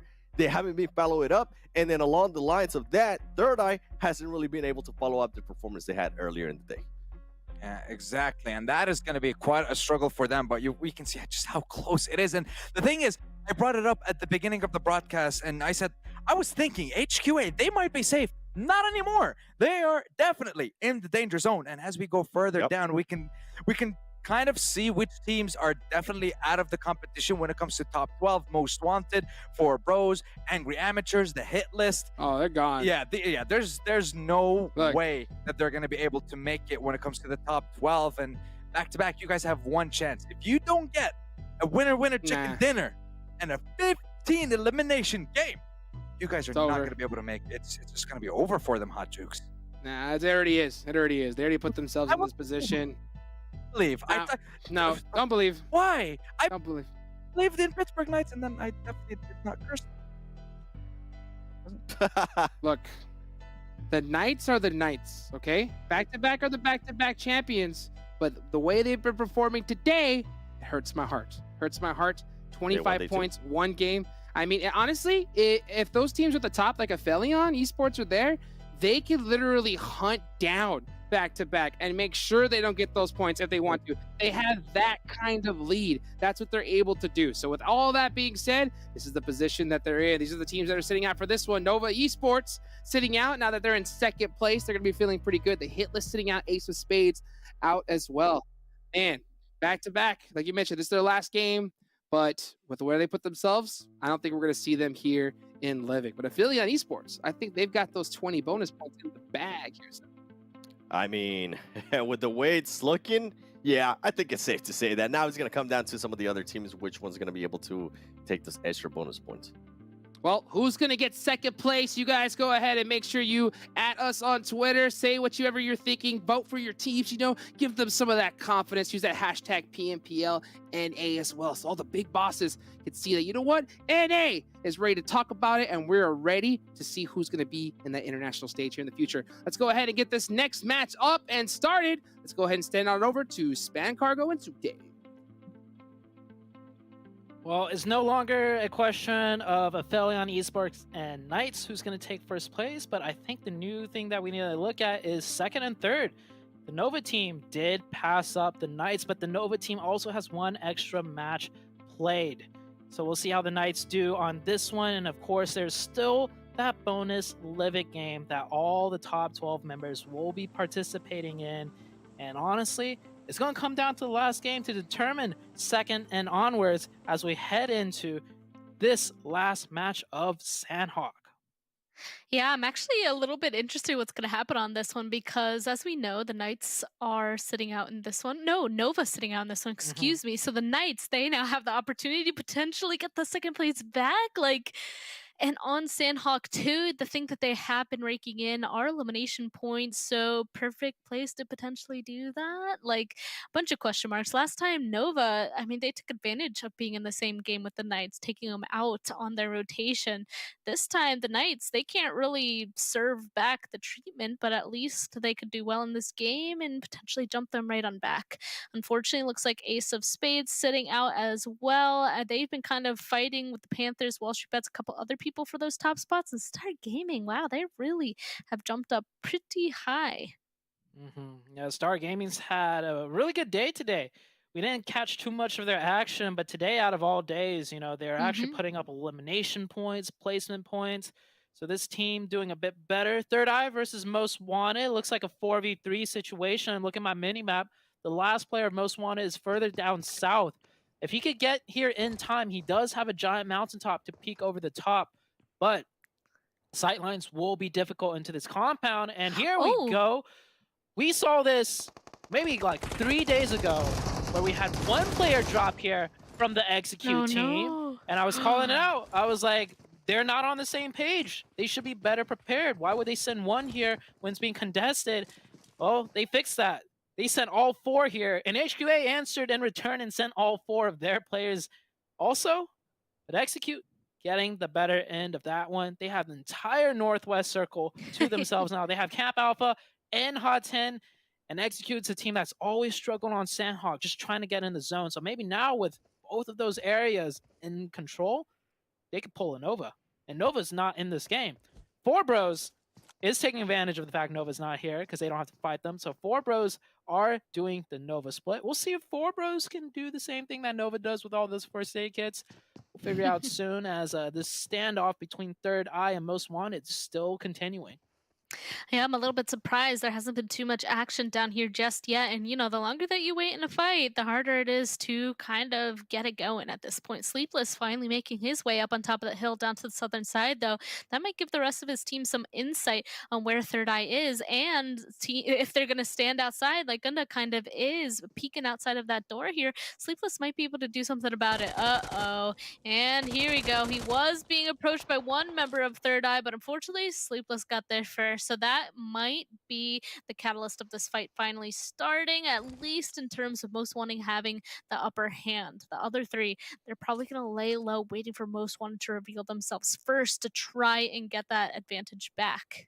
Here, I want Sleepless to take the lead and call out what his team should do. The team should wrap around to the outer side on his side while he keeps cover and just continuously pressure THIRDEYE and see if they make any mistakes. At least that should be the play. We see Accordion and Alucard wrapping around that side, but Sleepless, he's going downhill. So I do understand you just want to press some manpower now, 4v3, but honestly, that would have been a really easy tactical play to force THIRDEYE's hand. We'll see how this one goes. There's a higher chance of them losing a player now instead of, you know, having a clean 4v3 finish. THIRDEYE, Jazz jumping around. No first aid, or no vest, by the way, so that's going to be really risky for him. And Alucard popping out, getting shot up in the side, and Saint will crossfire that, so the THIRDEYE getting pieced apart still. Rip, yeah, there we go. There goes the first one. I'm still a little bit surprised by the decision of Most Wanted here, but we're gonna see if they're gonna be able to continue to get rid of the rest of THIRDEYE. Looks like they've decided that they're going to be pushing together. I'm glad about that. No longer running around just as solos. They're at least grouping up. They found Gunda, but that big DBS sounding a bit scary on this push. That almost didn't go in his right way, but Saints will be able to successfully hold that down. Bulty did get a knock, but that is it. Third Eye is officially eliminated. The second team out of here, and Most Wanted has succeeded. Alucard did get knocked, but they're going to get out of here with all 4 up, so that was a successful exchange. Yeah, really good job. I like how they buddied up towards the end. They did 2-2v1s, and that DBS was a little bit scary, but I don't think he connected a single pellet Yeah. of that DBS onto any of them. Now, I'm not gonna give too much flack for that because I suck with the shotguns, like terribly bad. So I know how it feels when they're right in front of your face and you just can't hit them with the shotgun. It just seems like every shot you take, they just move to the left and then they move to the right and you just miss everything. But that is Third Eye missing out on any points this match. Same with HQA. Circle is around boot camp area, a little north of that. So this is a really good zone for the Knights to catch up on the points to overtake the Nova team once again. And I think in the very last match, we will see Nova, or in the next match, because the very last one's going to be Livik, we're going to see them to play again for that second and third. But it honestly doesn't even matter because Livik, in my opinion, is going to determine, right, the final placements for everybody except for first place. APHELION, they're chilling. They are just straight chilling. Yep, I agree. Exactly. They're chilling. It really, I'm the most interested in 2nd through 6th, maybe, because like I said, I mean, Knights, they've clawed their way back up there. Nova's been doing really well. WALLSTREETBETS has just been hitting it out of the park recently. The Panthers have been super aggressive in the right ways, and Apes of Spades have been really consistent. So it's really those teams that now coming into these next few matches, I'm really interested to see where they're going to end off for this first week. And of course, I mean, just the point of contention, I guess I'll just call it, is that 12th place. Dope currently holding on to that. Third Eye right above them, already eliminated out of this game. That's going to hurt.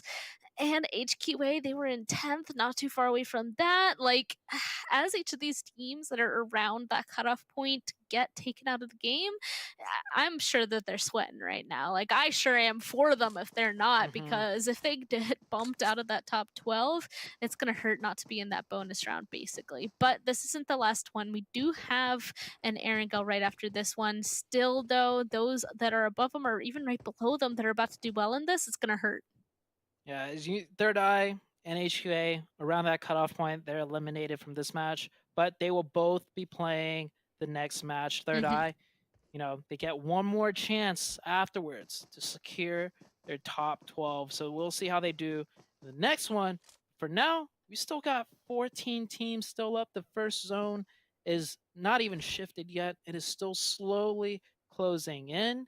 I'm looking at Execute. Yeah, they are looting the entirety of the Northwestern Island. 4 Bros doing what Nova did.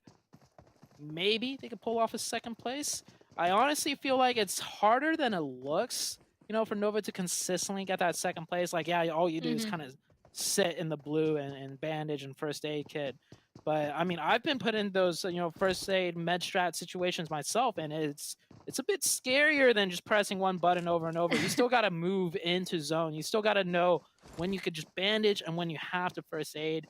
So, I mean, if it was easy, it would be more than just Koi doing it. So, yeah, I mean, Koi, he's a designated one. He's the one that does it every single time. Taking a look at Star Gaming, split on the north side, 2-1-1 split. I like this split, except they're not really anywhere, you know, central unless if it shifts up to them. So we'll see if this split does come into play. They'll most likely have to rotate a little bit further down south as the next zone will pop up very shortly. yeah, MEZEXIS, they're starting to push their way on in. They got to be careful because they're getting closer to Star. Really, you don't want to get in a fight right before the next zone kind of reveals itself, but they want to get a head start on that movement in case the zone is going to be near them and they can grab the next best spot. It will actually center, so not too much of a change in the grand scheme of things, but there's definitely a few teams that are going to have to keep moving forward to get inside of this next one. And 4 Bros kind of looks like they might have one of the hardest times. Same with the Chosen, having to go through Korean barbecue lovers back to back, angry amateurs, and even Most Wanted coming down from that southern side as well. So it's definitely the South right now that has the majority of people where we're going to see a couple more fights happen. I actually feel like nobody's really gonna fight in this zone because everybody coming in on the outside should be ready or expecting, teams to be potentially capping them. So they'll just play a little bit careful and wait for the next shift. So this might be a very, very quiet circle shift where nothing really changes. Like we see all the teams in zone. I'm looking at my mini map. None of them are moving with that shift. They're not No. moving any more closer towards center. The only team that was in zone previous that's moving a little bit more is 19 Esports, but that's pretty much it. I'm just a little bit nervous. Those guys that don't want to take any damage, they're going to have to go right inside of zone. And I mean, they're going to be comfortable right there. But as you can already see, there's some guys that already have eyes on each other. MEZEXIS finally taking the shots. Flawless, some nice shots on the Hayuya. Gets that knock onto Star Gaming. They're the teams that was the closest. And now it looks like they're on the move. I'm going to be curious to see if MEZEXIS is going to do anything else about this after getting that knock. Maybe at least getting the flush. But he has to be careful because as you can see, yeah, Bran, he's right here, unfortunately trying to go for the help of his teammate, but that tuk-tuk is not letting him. Yeah, MEZEXIS is pushing very aggressive. I like that. It's a 3-1 split. The off angle got the knock, and the three players will push aggressive to secure the point. So, really good job by MEZEXIS. Unfortunate for Hwayuya, though. You saw him prone. He just prone a little bit too far over the top and got nailed in the head. Really good shots by that MEZEXIS player. So Star Gaming will go down to 3. That's always a risk you run when you play splits. You got to be super aware of your angles, even just 1 millimeter away or a little bit too far out, and you can get punished for it. Some flawless shots. Okay, anyway, it does look like MEZEXIS now is moving a little bit forward. I doubt that they're going to do anything else about this. Like, they know that they got 1 elimination onto Star Gaming, but they're comfortable there for now, I feel like. They're not going to move any further because you're right. Kind of, if you don't have to continue to move forward, especially on a map like Sandhawk, like, you're not going to. You're just going to kind of wait for the next zone to kind of appear because that's the best chance for you and your team. Really, I feel like the least movement possible on Sandhawk, it rewards the best kind of situation because it's just so hard to spot people out right in front of you. There's so many teams right next to each other right now that are on a more open map like Erangel and Miramar. Like, this would not be happening even with this current circle, but it is. It's Sandhawk. It's a completely different map. You have to play it different. 19 Esports here, trying to be proactive, using that vehicle to bait out shots, to scout. But a lot of teams, they'll let that vehicle crash and still won't make a sound, so you can never be too sure. It's not like Erangel, right, where you see a vehicle coming in and teams will regularly take shots. So that compound dead center is open in 19E. They want it, but they still don't know for sure if it's unoccupied or not. You see on that minimap, 77 or 777, probably Ooh. 7's favorite player. We'll take that compound. It is open, but the circle shifts up north right onto MEZEXIS, so it's centered right on top of them. Executes. This is a good one for them as well, as they're sitting in 15th place, so they need a good game here. Everyone on the south will have to move in further. 4 bros should be stacked on those first aids. This zone shift shouldn't be too much of a problem for them as long as they got that med strat ready. Oh man, just any hard shift really hurts. And MEZEXIS is going to definitely be happy now that they were able to get that 1 elimination on top of that hill and kind of take over that position. They just have to be careful now to make sure that nobody is going to continue to push them from any angle. Really, their south and eastern side is the scariest. Looks like 4 bros back to back, kind of getting too close to each other. They're going to exchange some utility. J7, oh man, he's getting pushed. He's going to take the fight though, peeking perfectly between that fence and rock. Going to get the first knock. And Lori, unfortunately, not quite close enough to be able to help out his teammate. And back-to-back Polo with the perfect angle is going to be able to support his teammate. Oh no! Older OP, he's going to be able to get the trade back. This is not looking good for either of these teams at this point. Back-to-back, though, still having a little bit of an advantage. I doubt that they can get rid of all of 4 bros in its entirety, though, with how split the rest of them are. That was a good off angle, but he off angled right into the off angle of 4 bros, unfortunately. So back to back, we'll lose 1 player, and with how many points they need, I don't think it's worth it. I think they need all 4 up, even if they're securing a couple points here. They'll secure 2 more because Killswitch getting a nasty long-range shot onto the player that was holding the high ground. And with Clock not running away and going for the revive, I think this is going to be the death of him because I think back-to-back needs to push this. They're far away from the zone. They need the points, and they know it's a 3v1 situation. So hopefully for them, they don't lose any more. Killswitch should find this off angle here right behind the wall. You see him looking for it. He has a feeling. It should be good. Scoping in on the buildings, and oh, he spots him out. Oh, now he's sprinting. He's running for it. He's hoping he's able to get the re-knock on the person that was healing. But there's still Clock. He's still alive. He is prone on the other side of the fence here. Oh, J7, he's not looking the right direction. No way! Jumps right behind him, and Clock is so quiet. No way. J7 has to spot him out, though. He hasn't yet. Oh, but there we go, finally. Oh, I can't believe that Clock didn't spin her out and take those shots. And oh, actually, Enigma subbing in for back-to-back this round. I don't think he was playing in the last match. That's quite interesting. So the player sitting out is Jayway, I believe. I think I saw Polo, Killswitch, and J7. Yeah, so Jayway having to sit this one out. I don't know if it was a performance thing or maybe something happened. But Enigma subbing in for this one. That's very interesting. I feel like it's probably Jayway just had something come up so he couldn't play this match. So Enigma coming in. Enigma, for those of you who don't know, has played competitive for quite a while. He doesn't actively play, but this guy, he knows his stuff. As the circle shifting even further north once again, right on to execute Korean barbecue lovers and MEZEXIS, and we still have Star Gaming in the mix.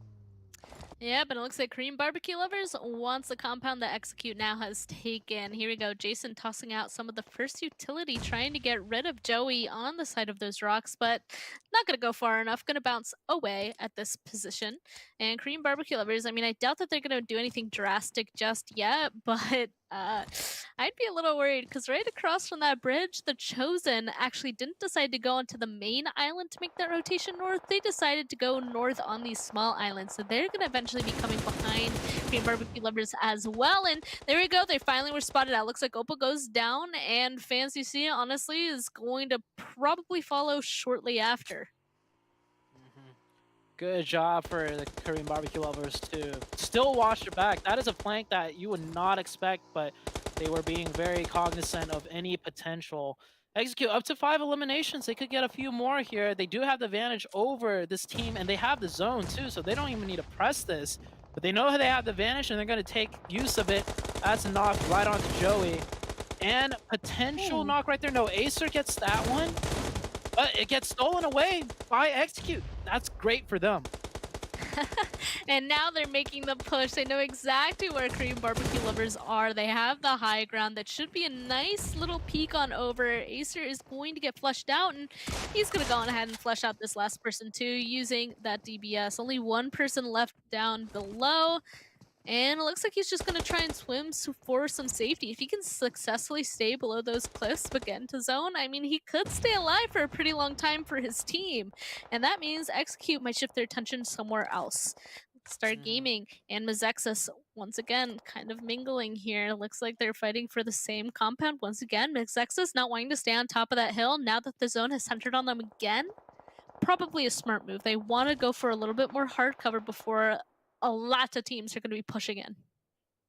Yeah, and on the eastern side here, we have a 3-way fight. The Panthers, APHELION, and WALLSTREETBETS. All 3 teams, I would have to say, very dangerous when it comes to fighting. We see what WALLSTREETBET has been able to do last couple of days. And of course, the Panthers always on that aggression. And APHELION, I mean, they're just a solid team. We'll see how this fight goes as the blue closes in on them.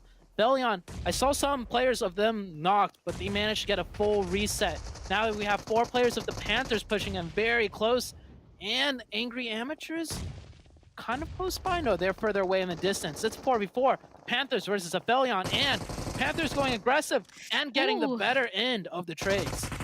And one last person inside of the grass. That's it. APHELION Esports is out of here. And immediately the Panthers are going to be backing off of that because WALLSTREETBETS is right behind. There is only 2 of them left. Some of them now taking a little bit of damage here.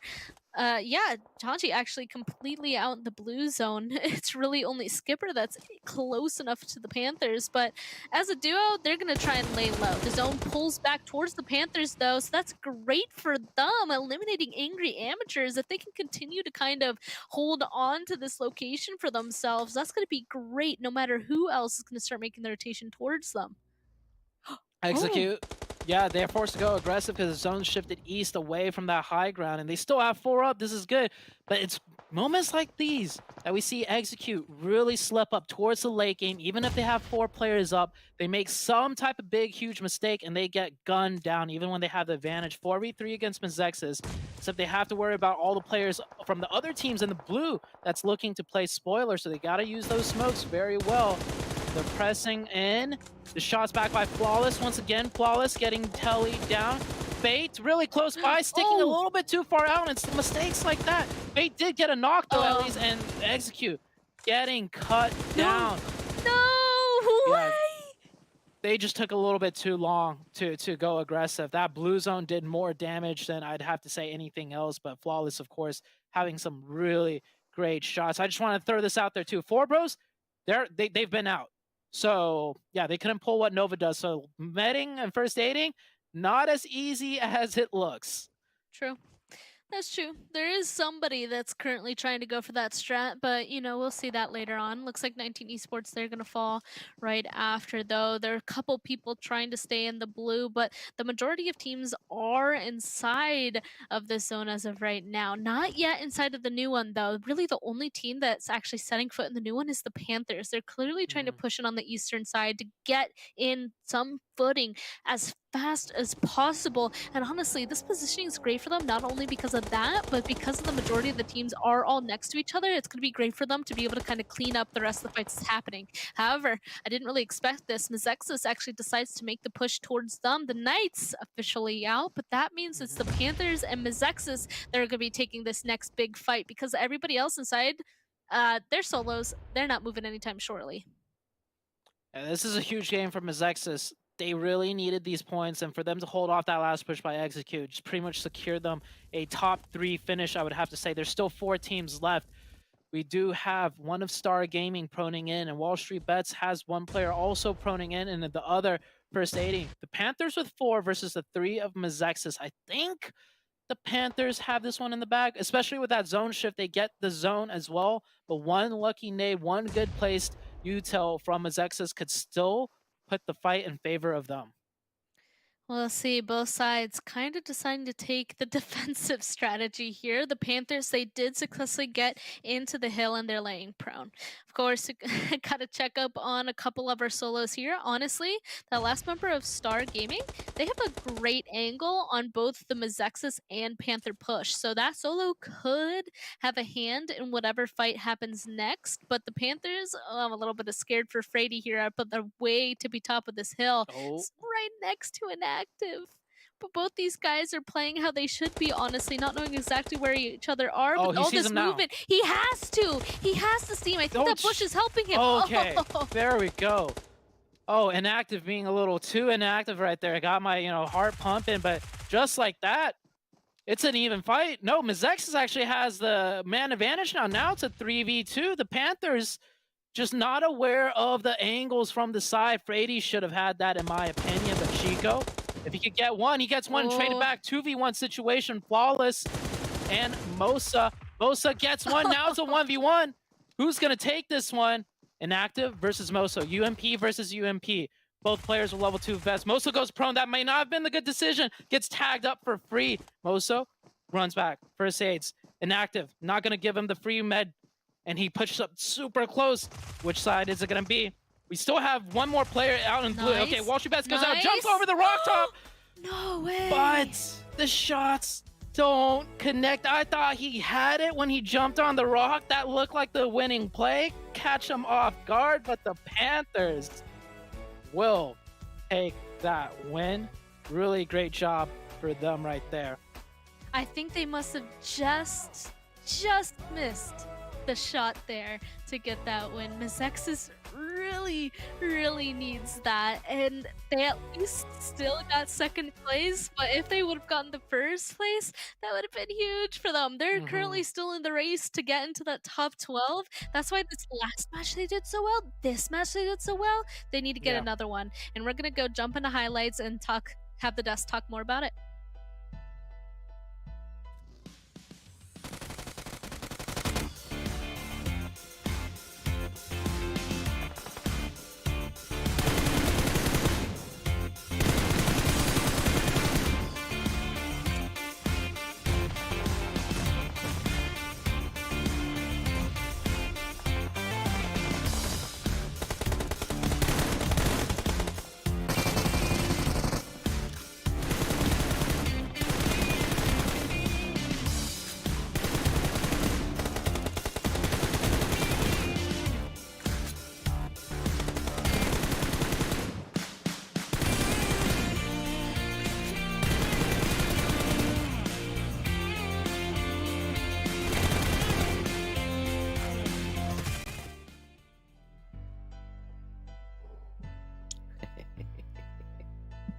This is my impression of a napkin.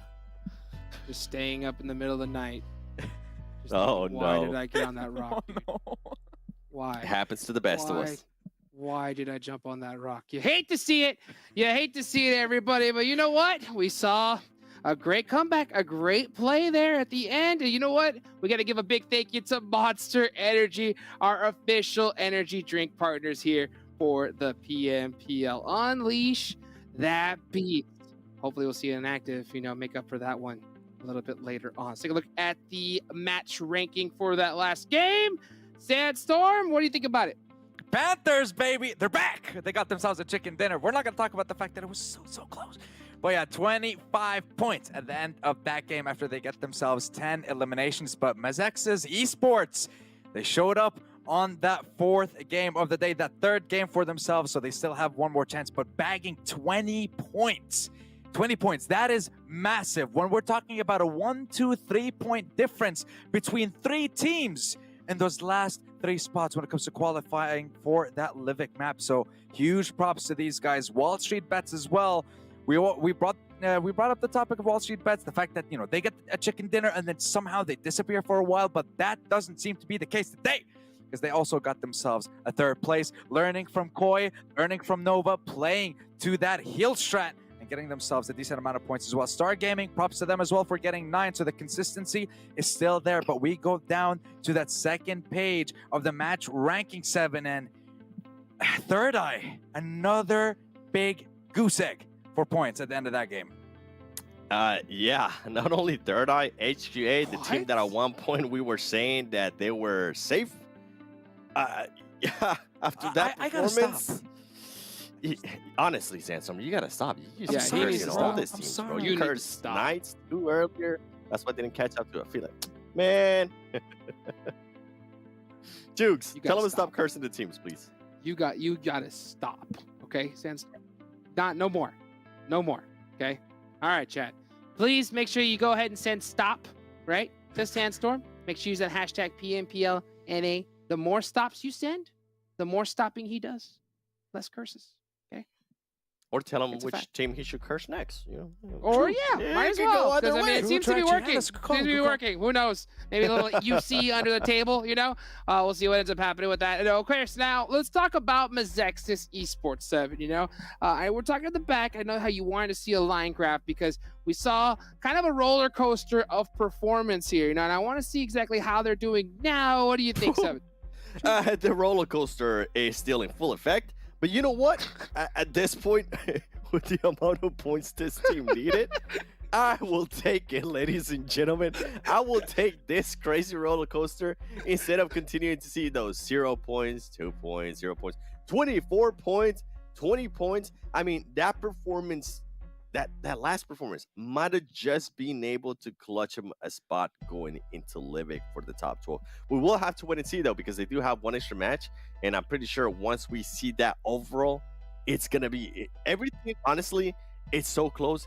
It is absolutely crazy. I mean, to be fair, though, APHELION Esports is still dominating. You mentioned it earlier, Hot Jukes. They are continuing to create a bigger lead. And keep in mind, ladies and gentlemen, this, in a way, is not going to disappear, this overall ranking, because we will base it after the 3 phases on which 16 teams are going to be moving on to the finals. So for APHELION Esports to continue to do this, they're going to be feeling really, really good. Nova Esports, even though they didn't get a chance to play that last Sandhawk, we're so used to seeing them in the 2nd place. WALLSTREETBETS was able to kind of take on that role. They ended up just clutching the 3rd place. Knights, we saw a bit of glimpses there. But you know what I really want to see? I want to see that 2nd page. I want to see what's going to happen here as we are going to be going to the final match for a lot of these teams. And if we look at it, I mean, oh, jeez. Between 11, okay, between 11 and all the way down to 15th, the only difference is 13 points. In Sandstorm, any of those teams can actually get that in this next match. It's going to be so close. Yeah, every single one of them has a chance. Unfortunately, back-to-back, they're going to be forced to watch these teams fight it out. THIRDEYE, though, like we've seen in the last 2 games, the fact that they got 2 0-point games. Now, their difference between qualifying and not for that living map is just 1 point. Korean barbecue lovers, I love the fact that even though we didn't see Nova in the last game, their spirit was there with that heal strat for themselves, and getting themselves that placement points definitely helped them out at the end of the day. So now it's going to be between HQA, Korean barbecue lovers, Dope Esports, and of course Execute as well. Execute, of course, the pressure on them is going to be a little bit higher considering the gap is a little bit bigger. So the question is, Hot Jukes, you mentioned this before. These teams are going to be fighting each other to the death. Might we see hot drops possibly towards this 5th game? No, okay. No. The only team that can do it, in my opinion, is APHELION Esports. They're the only squad here that have nothing to lose in the next match because they have that much of a lead. They are that strong, and they are not going anywhere. They are guaranteed pretty much the most bonus points for this phase. But the rest of the squads, what's up? I mean, hear me out on this one, right? This team's 17th, 18th, 19th, and 20th. Okay. Yeah, at this point, they already know that they're going to be sitting out in that Livic. But something that we saw in this previous match was we saw THIRDEYE getting eliminated by one of these teams that was tiered towards the bottom. True. So I know you were talking about the hot drops. I know you were talking about possibly only APHELION Esports. I mean, I don't think anybody from 17 to 20 might try to do a hot drop, but they can still hinder the performance of some of the other teams like we just saw happen to THIRDEYE. A lot of this team is got to be careful with that. I don't know if they're going to be playing passive, if they're going to be playing aggressive, they're going to continue to play their own thing because everything is so close. It's literally, it can come down to 1 point. And boy, we've seen it over and over again. Just come down to that one final point. And sometimes even a draw. So a lot of the teams got to be careful. What do you think, Sandstorm? Are you going to be, if you're those teams fighting right now for that 12th spot, right? Everybody's so close. Are you going to be playing passive or are you going to continue to play the style that you have been playing? You see, here's the thing. If they do decide to play aggressive, right? If they do decide to just take the fight to those teams at the bottom, don't forget, every week we are going to be changing the groups. Every single week, depending on the performance of every single team, we're going to have different groups. So that means if you try to take me down this time, boy, there's going to be a revenge next week. And there's not going to be a chance for you to run away from that one. Hot Jukes. Look at this, man. Look at this performance. Korean barbecue lovers all day having a great performance overall. But here's the thing with this new format, every single team, right? Because there's varying amount of bonus points going down the list. If you get 2nd place, that's more bonus points than 3rd and going on down. So every single team here needs to be going all out, trying to get, I wouldn't even honestly be caring about top 12. I'm trying to get way above any extra bonus points I can get to the finals. That's what I'm hunting for. And if you're not in top 12, that's a whole game worth of points you're going to miss out of. So got to get it done here, and they got to be able to get it done now, 7. Yeah, I was looking at that map performance there. Korean barbecue lovers, okay, I see you. Let's see what you can do on this upcoming area. Also, THIRDEYE? Oh, it's about to be spicy. Well, all right, let's get it into the last match. Let's go. Okay, let's send it on over to SPAD Cargo and Zute. Thank you, Jukes. We're down to the last match before the living match. Top 12 is what we're looking at here, and as the desk pointed out, it is getting mighty close for, I think it was like 10th all the way down to 14th. Oh, yeah. And Execute, they still have a big gap to catch up on this last game. They have the most amount of pressure on all the teams on the chopping block, so we'll see how they do. Will they be able to handle the extra added pressure? You know, we'll just have to wait and see. It all is down to this last match here on Erangel. Here we go. That's a pretty good plane path. You know how last time we said, oh, this is a pretty decent one. We haven't seen one of those in a while. It looks like this plane path, once again, being a little bit more forgiving. It looks like most of the teams, they're not playing this round. Panthers, WALLSTREETBETS, Staller Gaming, all towards Yep. the top. And back-to-back, we already knew, unfortunately, 16th place, that's where they're going to stay. Really? I really want to keep an eye, in my opinion now, on the Korean barbecue lovers just because of that last graph that ended up being shown. If they can Yeah. get that much damage points, like, they have to get into 12th. It's so close for those teams. Let me look. 130, 129, 128, 127, all 1 point difference. In the map or the zone, it's going to be hard to that northwestern region. Korean barbecue lovers, they got a long ways to go, sitting in 13th place, only 1 point away, but they got to travel quite far. And we mentioned potential hot drop shenanigans. I'm trying to see if there is any going on, like Seven pointed out, but it looks like everyone's playing pretty standard, pretty normal, most wanted, taking over back-to-back's position or their looting location over at Milta, but no hot drops. Everyone's still playing standard, as there is a lot on the line. APHELION Esports, I want to see them do something different, like just, I don't know. Okay. Like what? Just- Yeah. And just group up as 4 and slam any compound you see that has people in it. You know, just have fun. Have fun for this one. Of course, like every game is good practice. So most likely I feel like APHELION, they're taking this very seriously, especially since, you know, they're a team that has a huge spotlight on them. So I think they're going to try and use every opportunity to improve rather than just, you know, have some fun. Unless if they were, I don't know, if this was like the last day of the grand finals and they had like a 50, 60 point lead or something, then they might do something wild. But I think they're going to stick it, you know, to their usual strats and continue to play out the match like normal. Yeah, and we were actually even talking about that a little bit, not live, actually. We really feel like that, you know, they absolutely dominated in the first couple of games, and now that they have this lead, they're not continuing to be at that level, but I think it's because they don't want to kind of get burnt out, right? Like, they know that they're in the lead, they're going to continue to do the best that they can, but they're not going to go overboard. They're, like, playing... I don't want to say safe, but they're playing smart. Is that the best way to put it? Because they're continuing to really get good points, but they're not absolutely being over aggressive or over anything to accrue like a billion points like they did in the first 2 days. So I think they're playing it so they're not gonna get too stressed over things, so that they can continue to hold on to their lead. And then if they need to later on to kind of bring that fire back up, they're going to be able to without being totally burnt. I agree with that one. Looking at the teams that we really need to watch out for and where they're positioned. So Execute on the far southwest, they got to head quite a distance to get into zone.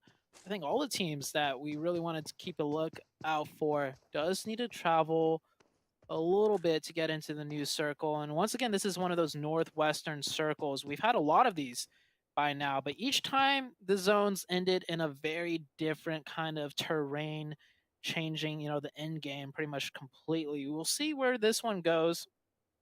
I'm hoping we get something crazy, like a crate ending with multiple teams that are on the cusp of, right, you know, like the top 12 making it there. That would be very enjoyable to see. Or we could potentially, yeah, crate ending would be nice. Haven't seen one of those in a while. No, that'd be sick. I agree. I mean, that would just allow for a lot of people to get on in there, and then it's just going to be a big, stressful ending. Stressful for the players, which is unfortunate, but of course very interesting for us. And that really comes down to who can continue to survive in those very stressful situations until the very end, right? And I always like to kind of see the challenge onto these players. You know, some of them have been playing for so long, have been quite successful that I want to see them get challenged in situations like that. So I kind of agree. I kind of hope it's a great ending too, or at least goes back up onto that mountain. The Knights making a sub 5-minute rotation with such a fast rotation. You know, there's one spot that they want. Yeah. It's the cube compound. That's the only reason they're rotating this early, this quickly. And it's honestly surprising for me that they get that cube compound for themselves, because they come in from Yasnaya, right? That is really far away from that cube compound that's right out on that bridge in the middle of everything. Like, we have 19 Esports that loot at the crates close by. We have another team in George Pool that's close by. But neither of them ever go there. And I almost think it's a sign of respect, because they know if they take that spot, the Knights are so used to having that spot for themselves, the Knights will take a fight with you to kind of assert dominance, to leave that spot open for them every single time they play this map when the circle prioritizes that position. And I think that respect, you know, it's deserved, because we know the Knights, they will take fights with you if they want to. Even if it's like, you know, they have something to lose, the Knights won't back down. So the Knights taking that cube compound, 4 bros on the south, taking a fight with Execute. I think this is a targeted fight for Execute. They know they need more than just placement points. They need to pad their points with some elimination points. So they've rotated this way towards 4 bros. We'll see if they manage to find anything here. 4 bros already disengaged and looking like they're just trying to rotate into the zone instead.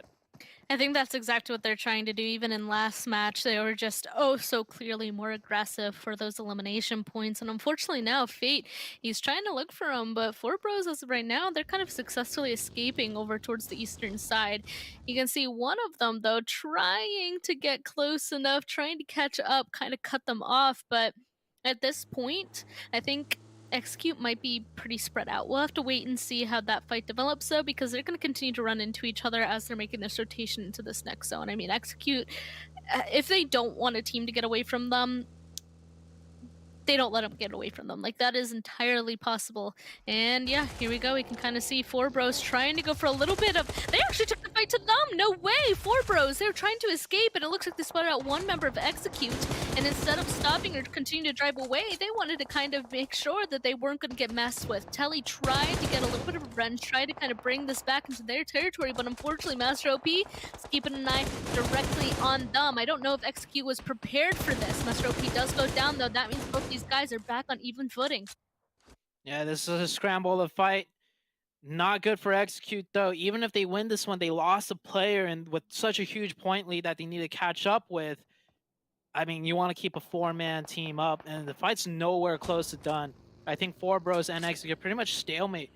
Both teams with different covers to be used, and both teams really spread out, so not going to be an easy fight to complete. And Telly trying to fade out some shots so his Overwatch could get a free knock, but Ori peeking out, very disciplined, making sure not to go too wide. Fate, he's got that scope, but he's not managing to connect anything with the mini. Yeah, at this point, both these teams are kind of tearing each other up. I don't know if either of these guys are really going to get out of this kind of successful. As you can see, they are still inside the zone all the way down there to the southern side, but this next zone is about to pop, and they're in the midst of a fight. So no matter what happens, everybody in front of them is going to get to the good spots first. And especially because it goes further to the north, this is very interesting, Zute. This is definitely 50-50 with that river, huh? Yeah, also I called out crate ending. Potential. Yeah, potentially. We might just get that. I honestly don't know if it's going to go north or south. It is as 50-50 as it can get. Maybe like 51% to the north, but it's like, who knows where it's going to go. And Fate, he gets caught, goes around the corner, around the wrong side, and yeah, I think it's pretty much done for. I don't see Execute making it into the top 12 to play the Livik match. No, I mean, they're really trying, but I mean, the game changes so much, even when you just lose one player, let alone 2, let alone 1, and, you know, they're on the track to be down to 2 people left. And here comes 4 bros clock. I think they realize that they gotta make a wide angle around this to see if they can catch anybody else out, and he might be going for it. Execute, yeah, I think they're trying to get out of here, but I I don't know. Four Bros, I think they're not going to entirely let it as Jason gets really close to Clock, actually. This is definitely, he's definitely taking the fight. I knew it. He was going to jump out of that vehicle, and he does actually hit. There you Nice. go. Nice headshot with that AK. Rips him out of that vehicle. So Execute at least will be able to pick up a few more eliminations, and that just leaves 2 people left for Four Oh, Bros. they could get the revive too. They will get the revive off onto Fate also, so that's huge. Doesn't change the fact that they still lost Iris, and there's no way they could get Iris back up. There's no recall station in this game mode, unfortunately, for the Execute team. And, oh, good shot. Oh, he confirms Fate, so they won't be able to revive Fate, but that will give an opening for Telly to knock another player right there. That 4x scope definitely coming in handy. So they rack up more points, but now they're definitely down to 2 players. Not looking too good, not to mention, hey, by the time they get to zone, everything's going to be taken and the zone shifts north. Oh, good luck crossing the bridges because there will definitely be bridge camping happening. Yeah, at that point, it's just... Yeah, I don't even know what I would do at that point. Get in the water, climb up one of those boulders far on the western side, something crazy like that. I don't know. While I want this to be a crate ending, I also really want it to go north because while we got a north one, what was it, like 2 days ago now? Like, yeah. I can't get over it. Like, especially if it goes more towards Zarky. Like, please, those zones are always so interesting. You can actually see right here a couple of people potentially even preparing for that hard shift up to the northern side. It's, of course, going to be MEZEXIS and Most Wanted. They actually run right into each other. Unfortunately, MEZEXIS, they had such good games these last few, but now losing one person super quickly against Most Wanted, they got to get this res, and honestly, they got to go because MEZEXIS, they're starting to wrap around them and chase, actually. And next, going straight for one of them inside of a buggy. They want this fight. Yeah, they want the fight, but they're chasing into a third team. Ace of Spades just minding their own business, and Sleepless will get caught by Ace of Spades. That works for MEZEXIS. That isolates the other 2 players of Most Wanted for them to take care of, but that might draw the attention of Ace of Spades. Ace of Spades might just rotate away from the center zone now to see what's going on between MEZEXIS and Most Wanted as the circle is about to shift right now. Will it go to the... that is as crates can be right now. That is... Woo! First time I've called out a zone ending I wanted at the beginning of the match. And this is as like 3 circles in a row. Hey, we're heading that direction. It could still go anywhere, but crates looking like dead center right now. I'm also pretty excited because the mountain still is inside of this zone. Nova is definitely using it as much as possible. Not even all of them are actually up there. It looks like really only 2 people up there. Maybe now they're sending another person I can see on that mini map right there, actually. So that means they're really going to go for the big overall view to try and take people down. Ace of Spades, though, continuing to kind of bully back Most Wanted here. They entered their territory first. Now Ace of Spades wants to make sure that they get out of here. And that gave the opportunity for MEZEXIS to just leave. And I think that might be the best thing for them because they can focus on this next zone instead of dealing with whatever shenanigans are happening right here with Most Wanted and Ace. Definitely. They got to play this last match very carefully too, so we'll see how it plays out for them. On the other side of things, on the southern side, we have the Chosen and HQA. HQA, there's a lot on the line for them as well. Dope Esports, you see on that overall in 14th, Korean Barbecues in 13th. Execute, they're still in this game. I want to count them out, but they did find a central spot. You're going to need to like get circle blessed every zone and pick up a lot of eliminations. But there is a sliver of hope there for the Execute team. HQA, they need to rotate. The Chosen keeping their heads down right now. They'll make use of that knock they got and get away here. But not much left in the zone to play with. Ooh, it actually looks like they're going to be making a rotation right by. They're really hoping to pick that up, but nope, unfortunately that hill is just going to cut them off, and they're going to try and get to the northern side of this mountain. I mean, you know, that mountain is actually a huge blocker for a lot of people trying to make any sort of rotation, and right into crates. Yeah, there you go. I mean, crates is just like a city, right? There's so much hard cover that a lot of teams might just try to utilize it to their advantage by sending straight on in and immediately having cover that they can use against other teams already there. 19 Esports is not going to be happy about that, especially because they're actually in a big 2-2 split. 2 of them are inside crates and the other 2 are in the compound far to the eastern side. Yeah, XQ actually getting a knock. I don't know if they're able to confirm that. I think he might just bleed out there, to be honest, because HK doesn't want to run across in the open. So that is a huge point for the Execute team. This compound, defendable with only 2 players. True. If nobody knows it's only a 2-man team. So we'll see how it plays out, because the next circle is going to pop on up. I like 19 Esports attempt to play that 2-2 split. I don't think they're going to be able... Oh my god, it's a great ending. It's a great ending. Woo, Yo, okay. I gotta get some of your luck. Jeez, yeah, you just ask- like foresaw this for sure. Ask and you shall receive. Let's see. So, I mean, oh man, Dope as a 4-man team. They really need this game. They're gonna be able to go straight into crates. Everyone's gonna make their way into crates. Right? Look at that, Nova straight into crates. 19E straight into crates. The Chosen straight into crates. Oh my gosh. Oh, here we go. This is gonna be, and we still got Livic coming up, ladies and gentlemen. This is gonna be a great way to end the week. This is gonna be a warm-up for Livic, right? All the chaos. Oh, here we go. A lot of people just running across into crates at this point. Unfortunately, it looks like Sup Pig is gonna go out with a big explosion. I mean, so many people trying to get in here with vehicles that just opens up a lot of explosion knocks or even deaths for these guys to get, especially if you're already comfortably inside of those crates. Yeah, see? Like, even happening right here. Nova, they're already inside. Here comes yet another team. They're trying to protect it the best they can. Tried ripping out of the vehicle, and ooh, Rin, I think, just barely missed that from Quan's angle there. It was like almost perfect, but now since he's so low HP, he's stuck in that tower for a while. Nova, if they have any utility left, they just need one perfectly placed nade. Oh man, the chaos. Oh, that car is trapping him in. He gets in the vehicle, pops out the other side. Korean barbecue lovers do manage to make it in completely safe. I mean, Quan gets knocked. Definitely revivable. Joey's, he's got to dodge some bullets on the way into there.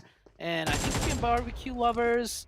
Wait, where do they... They're just down to 2 players. I thought they still had 4, but it was actually THIRDEYE from behind taking over this position where the other 2 players were. And it's all out mayhem right now. Zone is still slowly coasting in. Everybody pretty much in the zone by this point. And we're going to see where it shifts, as it's a mess of colors right now in the race. Well, the ones that we were... Oh, wow. That's Korean barbecue lovers out.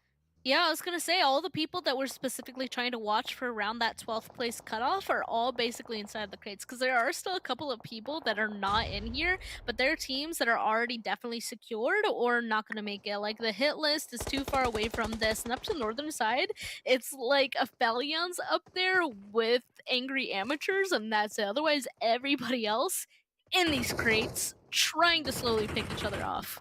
Yeah, Korean barbecue lovers, they just went out. They were in 13th overall, so they will not be playing in that Livic match. That's why I shouted that, oh no, when he drove that car away. APHELION, I mean, they're chilling. Clown, 1v4, don't matter. He could go down. They're just going to play the Livic for fun at this point with how much of a point gap they have.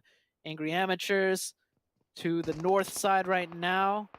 And it's just pretty much, it comes down to the players in the crates. That's where it all comes down to. Everybody, like you mentioned, that's not in the crates that are still up, they're either too far away from that top 12 cutoff, or they're pretty much already in it. So we'll see how this goes. There's also the 2nd place contestant between the Knights and Nova. That's still a thing we've got to watch out for. And Nova and the Knights right now, still both teams with 4 players up. Next circle shift right into the crates. Ooh, that's worse. That's worse. I much rather would have had the crates if I was a player. This instead is almost half water.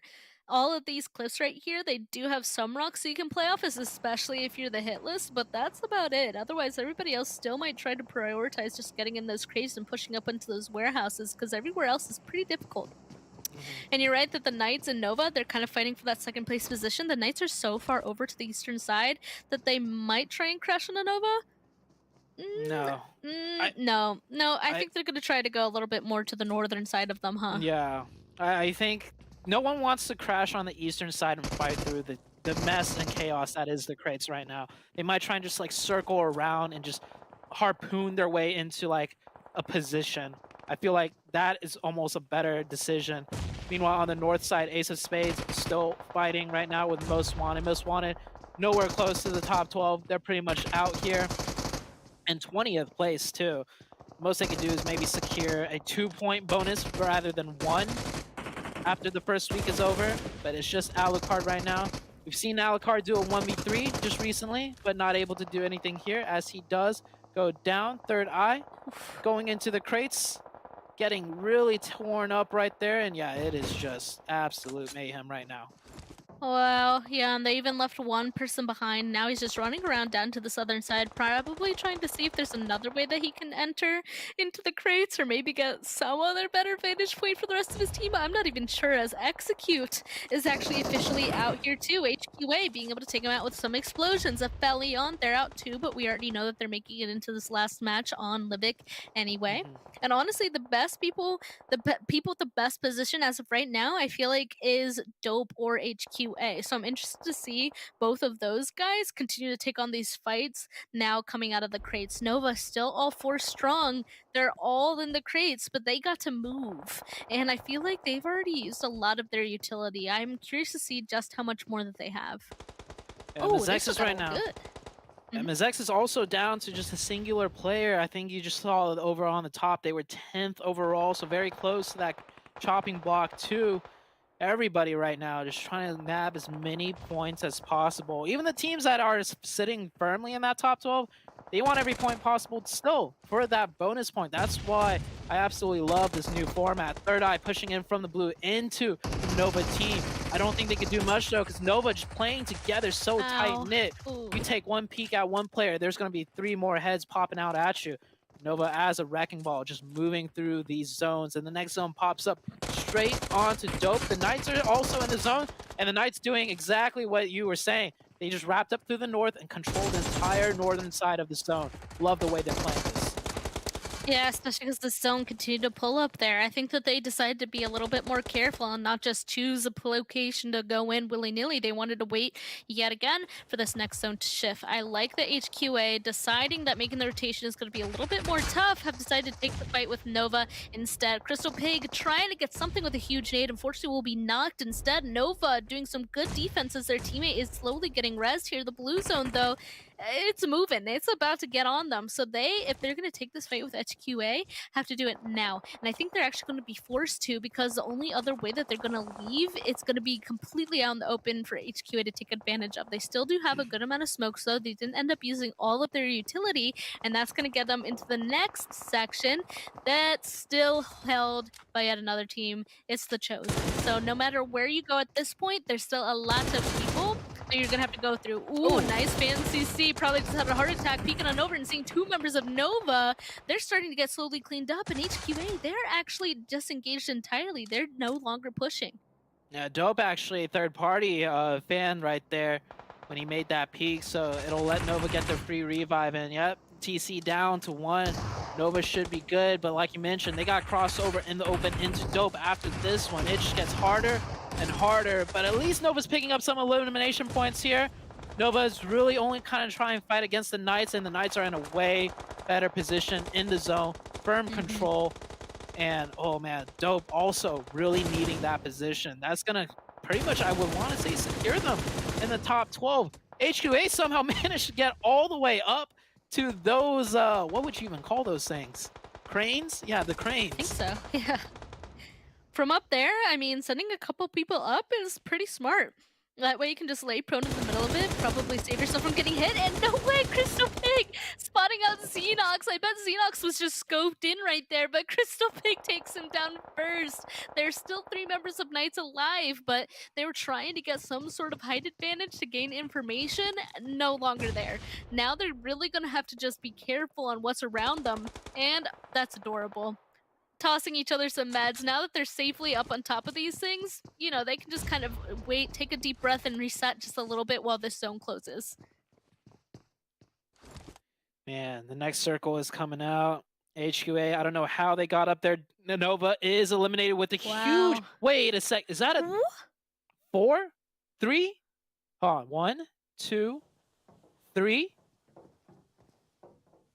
Okay, that was a 3-man nade by Aleski right there, just completely annihilating Nova.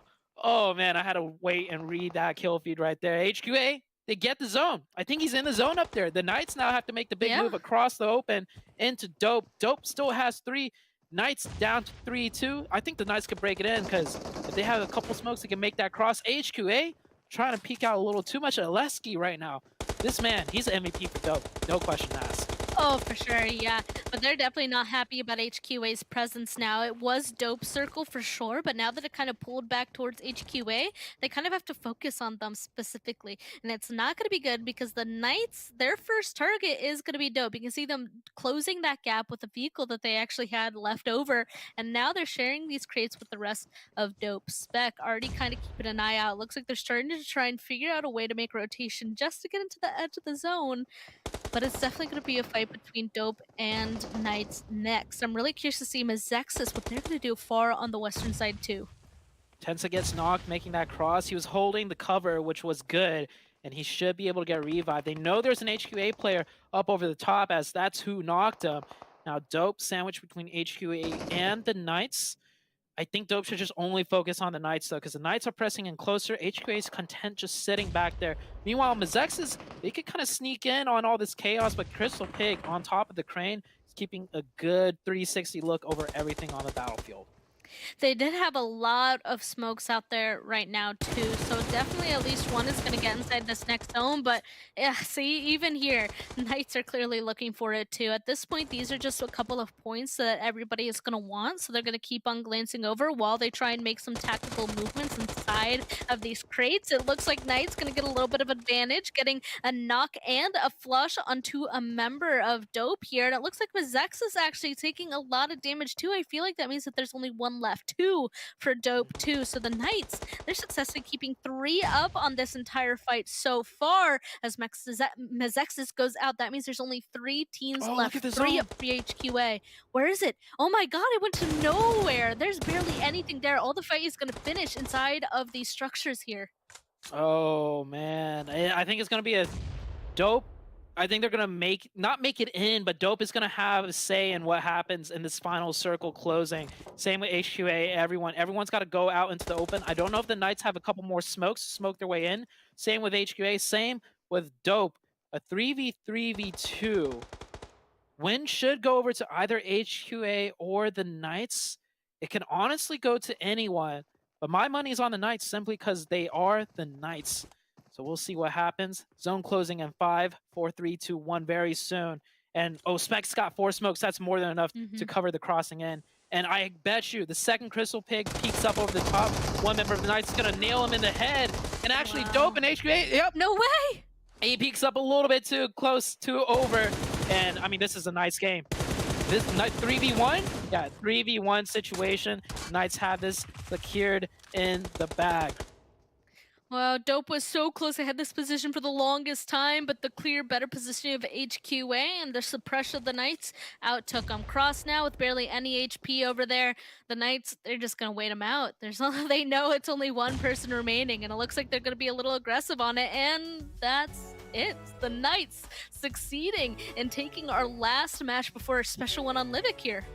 Yeah, this is huge for the Knights because this gives them more points ahead of Nova. We saw how close Nova and the Knights were getting to one another. This gives them a nice cushion for the upcoming Livic game. Now, the top 12, near that bottom, it was so close, and we saw so many teams still at the crates coming in to that, last few zones, trying to get as many points as possible.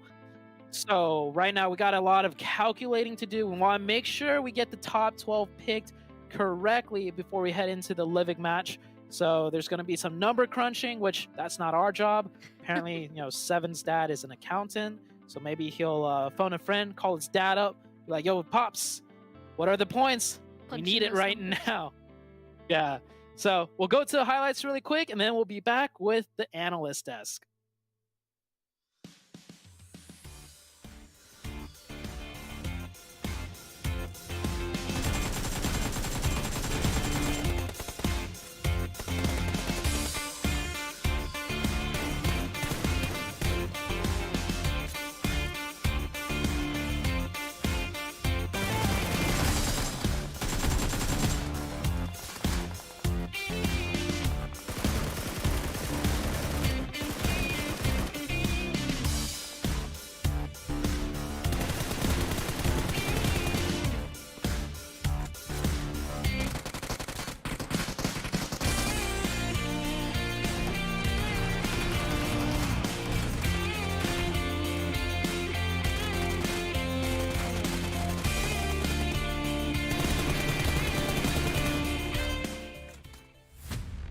After experiencing all the thrills, highs and lows of the spring season, we are back again with some fresh PUBG Mobile action. The best of North America will lock horns once again in the PUBG Mobile Pro League Fall 2022 season to determine who can claim the trophy. And to top things off, we have a fresh new format for teams and viewers to experience. The league stage will consist of 3 phases, where every team will play 4 out of 5 matches per day. After 5 days, The top 12 teams of the phase will play an additional match on Livik. This process will repeat for each phase, with scores resetting to 0 and the groups being shuffled. The combined scores of the 3 phases will be used to determine the top 16 teams who will then move on to play the finals. Depending on the team's placements in the 3 phases, teams will also be awarded bonus points. All teams have 4 chances to earn bonus points. 3 times based on their phase rankings and 1 time for their overall league stage ranking. In the finals, teams will start with the bonus points that they accrue over the league stage. This means that teams who do well in the league will get a significant advantage in the finals. The finals will consist of 3 days with 6 matches played out per day. The top 5 teams from the finals will move on to the regional championship. And the top team will be declared the winners of PMPL North America.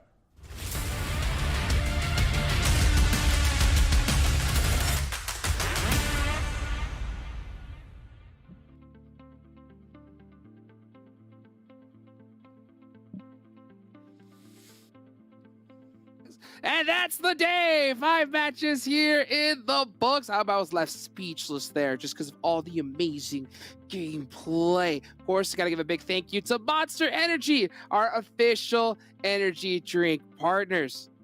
7, see you sipping it. Span, I see you looking, asking for just a little sip of it. You can't have none. You can't have none for what you did to these players.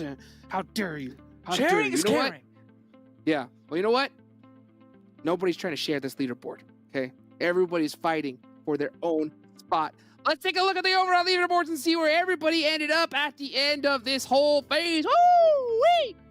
APHELION Esports. Now, well, even though they got one more Livik match, it is impossible for them to lose. So, yeah, they are good. But, hey, second on down 7. I mean, that's going to be a guaranteed 20 bonus points for APHELION Esports. But as you were saying, I mean, Knights, Nova, they are going to be fighting for the bonus points as well. But you know what, man? This is all good. Yes, this ranking does. I want to see who the top 12 are. I want to see who those teams are going to be going to Livik. So if you can, just spin it. Show me that second page. Show me what I really want to see. I want to see if Dope Esports did.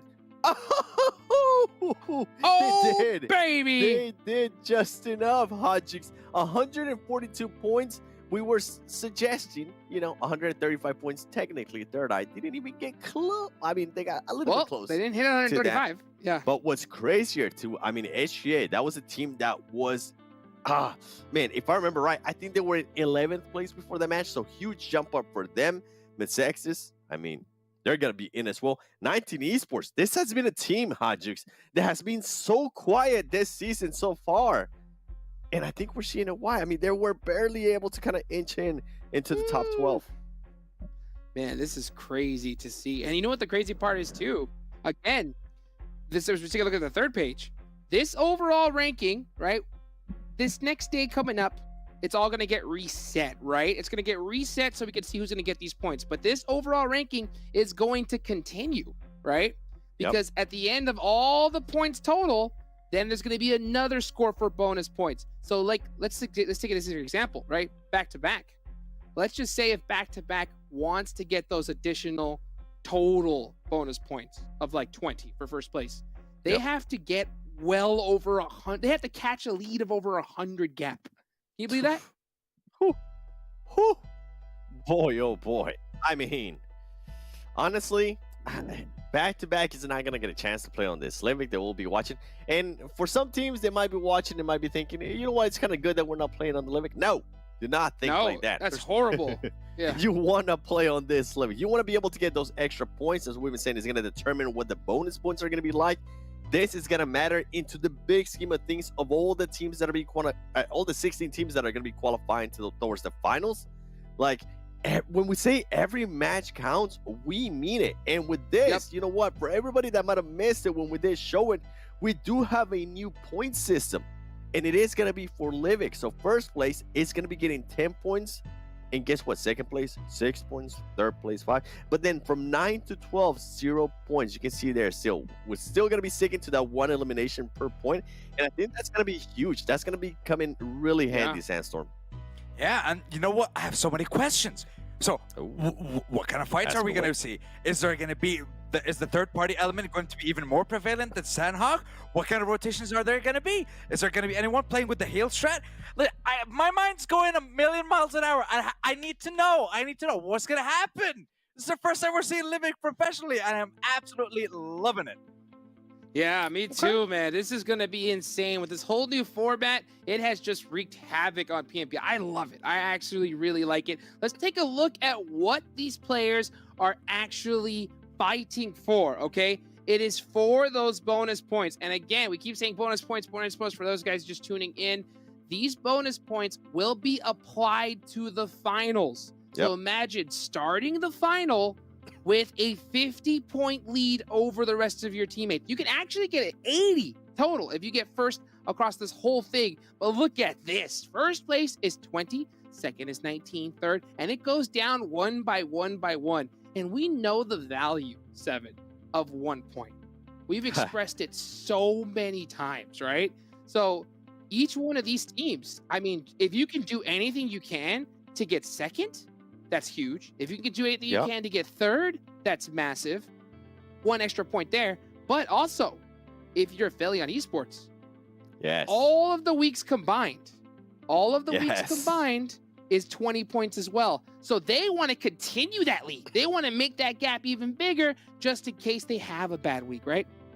I mean, APHELION Esports, and this is hypothetically speaking, right? If for some reason they dominate every single phase, and after all those 3 phases, they're still first place on the overall ranking, they could have a star on the finals by an 80-point, just 80-point advantages. We don't know what the other teams are going to be getting, but you could be starting the finals with an 80-point advantage.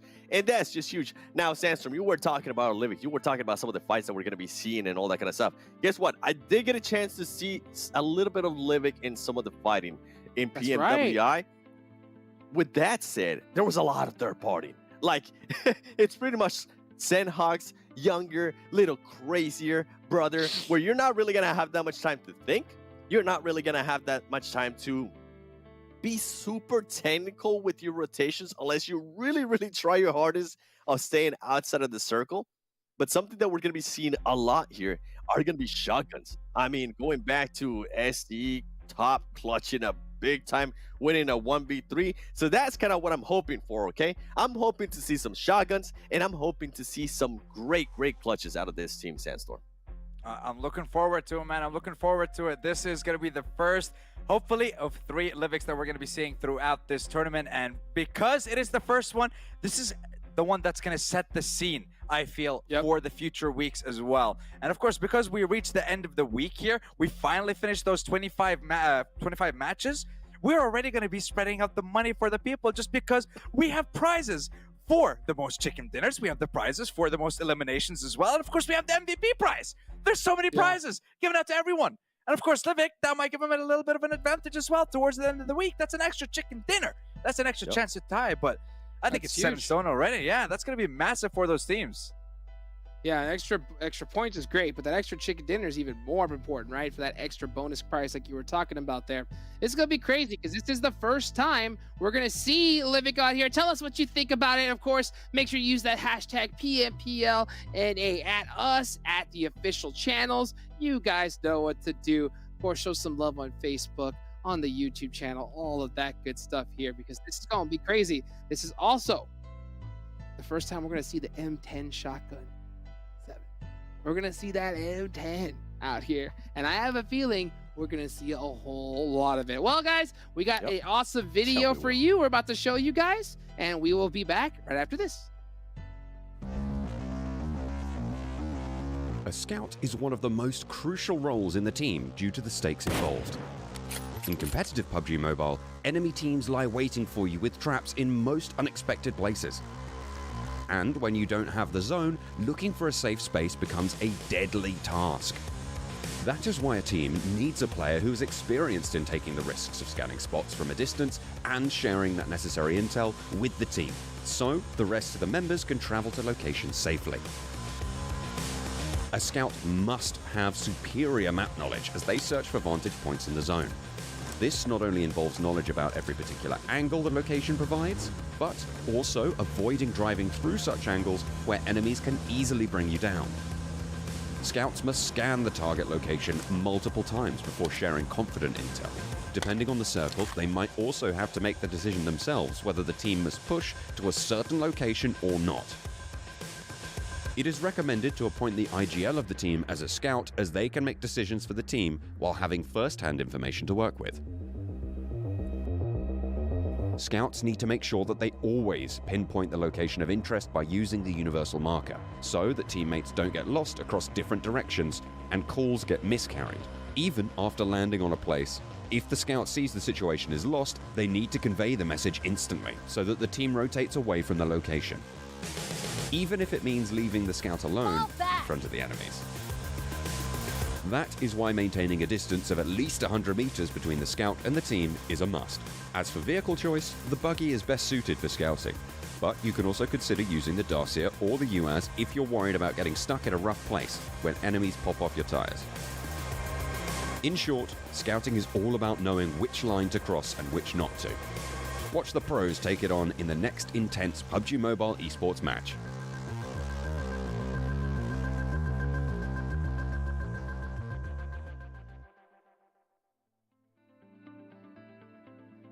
Welcome back, everybody. Big shout out to the homie John. Hey, I saw you saw Kiyoshi in that video. Oh man, I saw a little tear drop down your eye for the old name. Hey, but he's still in here. He's still in your seven. Bro, I miss it. I miss the mullet, man. Hopefully, we can get a chance to see him perform again. I knew I recognized that mullet from afar away, so come on. Of course. Kiyoshi, you do have a different name now. I don't know why you changed your name, but please, the chosen mullet one, come back to us, please. The mullet legend. Hopefully, we'll see him walk back into the sunset, dude. Big shout out to John Allen for showing that awesome video. They're teaching us a little bit about scouts in PUBG Mobile. Let me get some scout OPs in the chat. Maybe some hashtag. Oh, I like the way you threw that one back, Seven. Woo! Just like that. Got that edge up, baby. With it. Let's go. Let's go here, guys. From Wish. From Wish. Very interesting. Very interesting. Well, who is going to be the original winner of this first Livic? Let's find out right now. Thank you so much, guys. Let's take it on over to Span Cargo and Zute to wrap this one up. All right, here it is, ladies and gentlemen. Livic. First time ever for the North Americas. I wonder who's hot dropping in Midstein, because I know Midstein is one of those cities. It's almost like a boot camp, pretty much. Midstein and Power Plant. I think those are the two central locations with a lot of loot that usually the plane path, you can make it over. And also, Livic works a little bit differently as far as the parachuting mechanics go. Of course, for all the pro players playing, they should know it works differently. So I don't think we are going to see any mishaps with jumps, but there's definitely going to be some hot drops. At least I think so. Unless these teams have been scrimming and they've already planned out who's getting which area. But here we go. Livic, 12 teams, top 12 teams. Let's see how it plays out. Oh boy, I'm so excited for this one. You're right. I do feel like there has to be at least a couple of hot drops, because I feel like there's only a couple of places on here that's quote unquote has the best loot. And unless they all decided collectively where each other are landing, I feel like it's going to happen. I think that's probably why the Chosen dropped immediately right off plane path. It doesn't want to get close to anybody whatsoever, and there's already some shots being seen towards the center there, towards that power grid, that power plant place that you were just talking about. I'm not surprised the Knights get Midstein to themselves. The biggest dogs in the lobby, pretty much. APHELION Esports, I wonder where they dropped, but we do... Oh! Well, here they are. APHELION Esports actually getting contested against. It is the Panthers. Ooh, this should make for a very interesting fight. One of the top fighting teams against the first place overall team. Chico with the Uzi. Good nade. Damages them up. Zuki with no first aids, no bandages. This could be bad. And we've heard third parties are a thing. Got Dope right in the midst of things. And they are definitely hearing these gunshots too. So first zone hasn't even popped up yet. And there's already a potential of a 3-way fight. Oh, for sure. 2 teams in Crabgrass right now. Dope, honestly, not really having a set location. I feel like they tried dropping where 19 Esports went, and then when they got contested, they kind of pulled out, but not officially. Yep. It's kind of a big mess, a big mixture. I'll also say that apparently for APHELION, not all 4 of them are inside of Crabgrass with the Panthers. One of them is really close to Aleski from Dope, as you can see there on that mini map, a little further to the western side. So if these guys were to get into a full-out fight right here in Crabgrass, APHELION, they might be on the losing end. We can see the Trick is actually getting closer now, though. He probably identified that he needs to finish looting wherever he was and get over here as fast as possible. I think that's why they're also sitting so passive, waiting for their 4th to get here so they're strong. I'm seeing Nova do a huge split on the east side. It's giving me kind of Sandhawk vibes.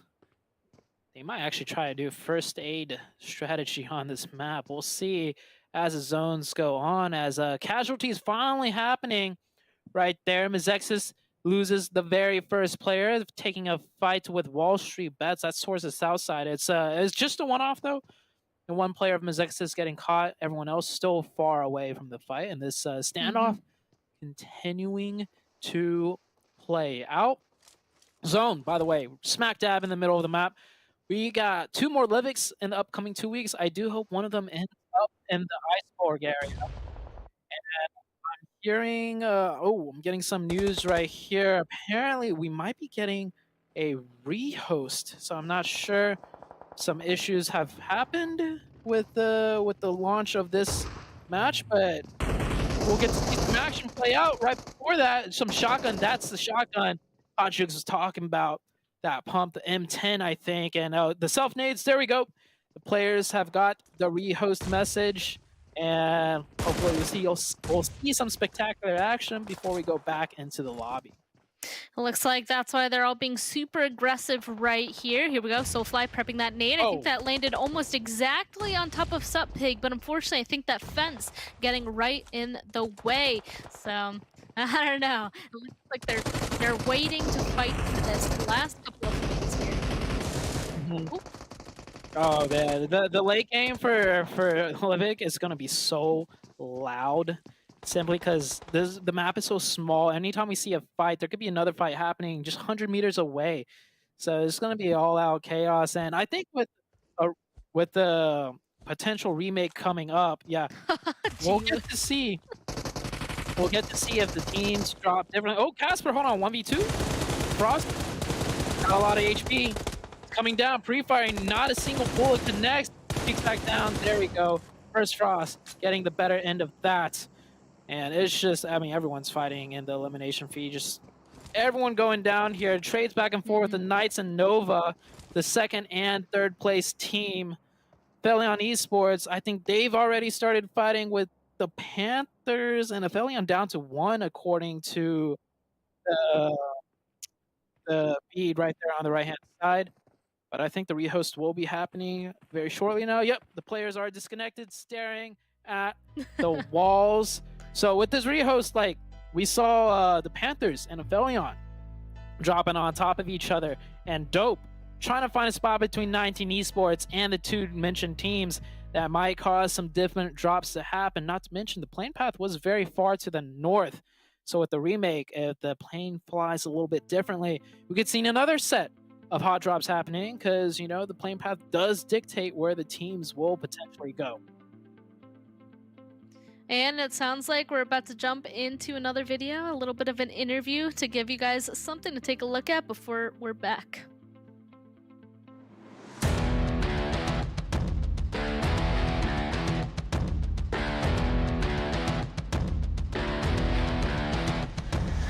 At After a commendable run in the spring season, Helping Quit Addiction is introducing new faces to its team to change the tides. Lubu is coming on board as their new fragger and God Dragon K as their new support player. Shiwong will continue to lead Team HQA as Crystal Pig and Cross carry on their roles as fragger and support respectively. Can these new talents help their team soar higher than ever before?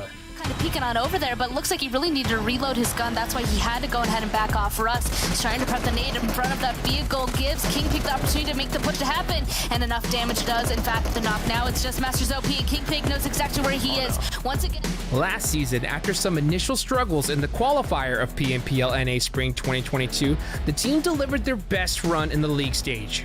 Averaging almost 150 points in the first 2 weeks, HQA was excelling towards a top 3 finish. However, the team started crumbling as the final laps closed in and lost consistency in week 3. Although it was still enough to offer them an admirable 5th place finish in the league stage, the team dug its feet too deep to show improvement in the finals. The strain caused by miscommunications were even more clear in the finals, where HQA failed to capitalize on multiple occasions and let guaranteed wins slip away from their hands.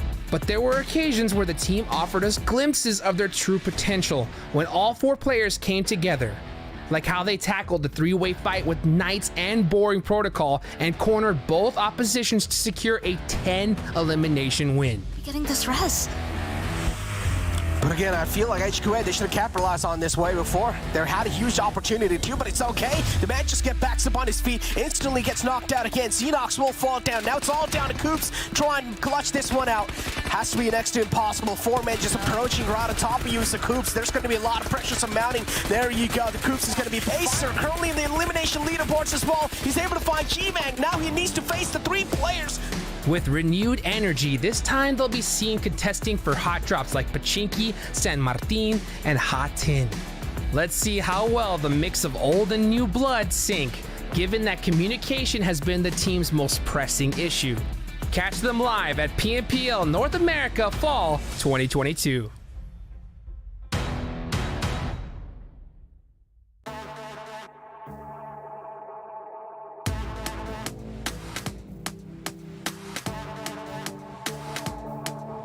In PUBG Mobile, the 4-wheelers indeed offer the most convenient traveling experience. However, you might want to lose some weight for higher mobility to pull off a cool, narrow escape and get your squad to the finish line.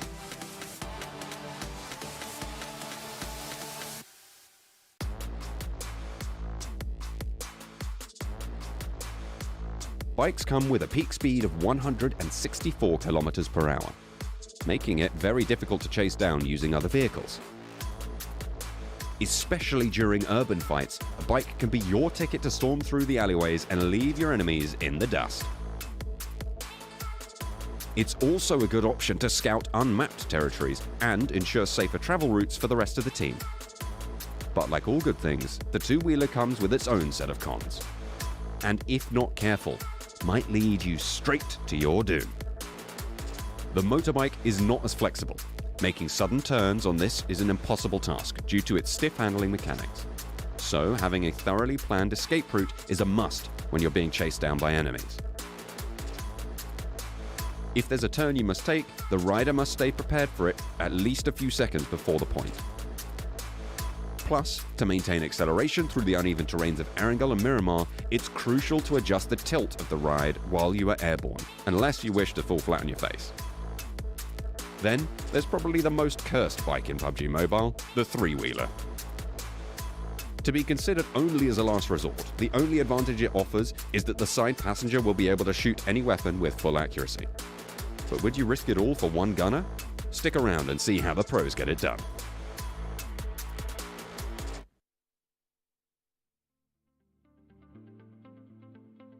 All right, we're back. I hope you guys enjoyed those videos because the players are gearing up for that Livik match. It is still happening, and we got a few small glimpses into the hot drops and how it might play out. I want to see someone contest mid, man. Like, the Knights, of course, they get it for free, but I just want to see a hot drop in mid team for the good old times, right? Like, I remember when Livik first came out, everyone was dropping mid-steam, and it makes for some really chaotic battles, especially with the fact that there's so much loot there. I think we saw when the Panthers and APHELION Esports, when they were sharing that crabgrass area, there were not a lot of guns to be had. We saw, I think, Trick like hopping across the road until he finally found a Vector. Well, I was even going to say, it's kind of nice with the rehost, because since we're only going to get 3 of these Livics, I'm sure that everybody dropping in that first one was like, I have no idea what to expect. At least that's how I was feeling. So now maybe they'll be able to, basically it's like a redo, right? Like if they landed somewhere or with somebody that they realize that they don't like, they're about to be able to change it on up, and we might have a more intense Livic map. So I think this is a kind of an opportunity to see some different things happen. I'm curious to see if the Panthers and APHELION are both going to drop in crabgrass again. Yeah, what I want to see the most is that first circle go somewhere else. Like that first circle was so smack dab in the middle of the map, kind of boring, right? I want to see one like pop up like an Iceborg. Like imagine that. Like that would be an area of the map that I don't even know, because like I don't think I've ever really been up there. Maybe once just to check out like the ice buildings around there. I think there's like a statue or something like that. But I want to see fights happening over there. I want to see Circle Hardship up there, or even like down to the dry dock in the far southeast. Like so many of these areas I've honestly never really seen in action. So here we are, the players right now, a little bit of a scenic tour for Livic. Here's that ice area I was talking about. I think this is towards the northeast, as players are still, you know, prepping. This is, they haven't dropped just yet. They have yet to board their plane, and here we go. Now they've boarded the plane, and this plane path, completely different from the previous one. We're starting from the southeast to the northwest now. Okay, I think this will be a little bit more interesting in that we're going to see so many more people dropping on this little island down here on the southern side, right? Around Shipyard, Waterfall, and a lot more people. I mean, we got to see a couple of people stretch out towards Power Plant and even further, but now it's clear, right? Like, we're probably, for sure, going to see people in those areas, while a couple people still continue to stretch up to the northern side. Looks like HQA is going down to the southern side. Who was it? It was the Chosen that jumped out of the plane immediately in the blast plane path. It looks like it's not just immediate. They do in fact like the northern side. Already a fight happening down here on the southern side. HQA versus APHELION. APHELION just cannot catch a break in terms of not getting contested for their first spot.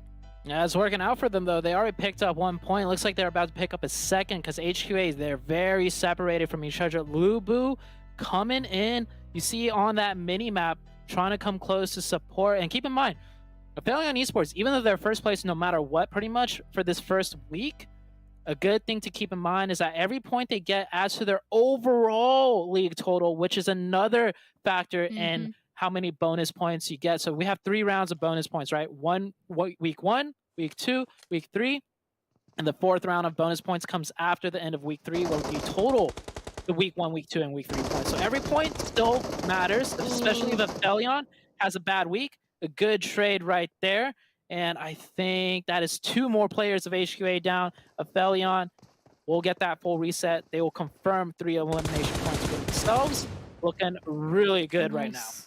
I actually have to laugh while this map is still up, because we were wondering if they're going crabgrass again. There's nobody in crabgrass.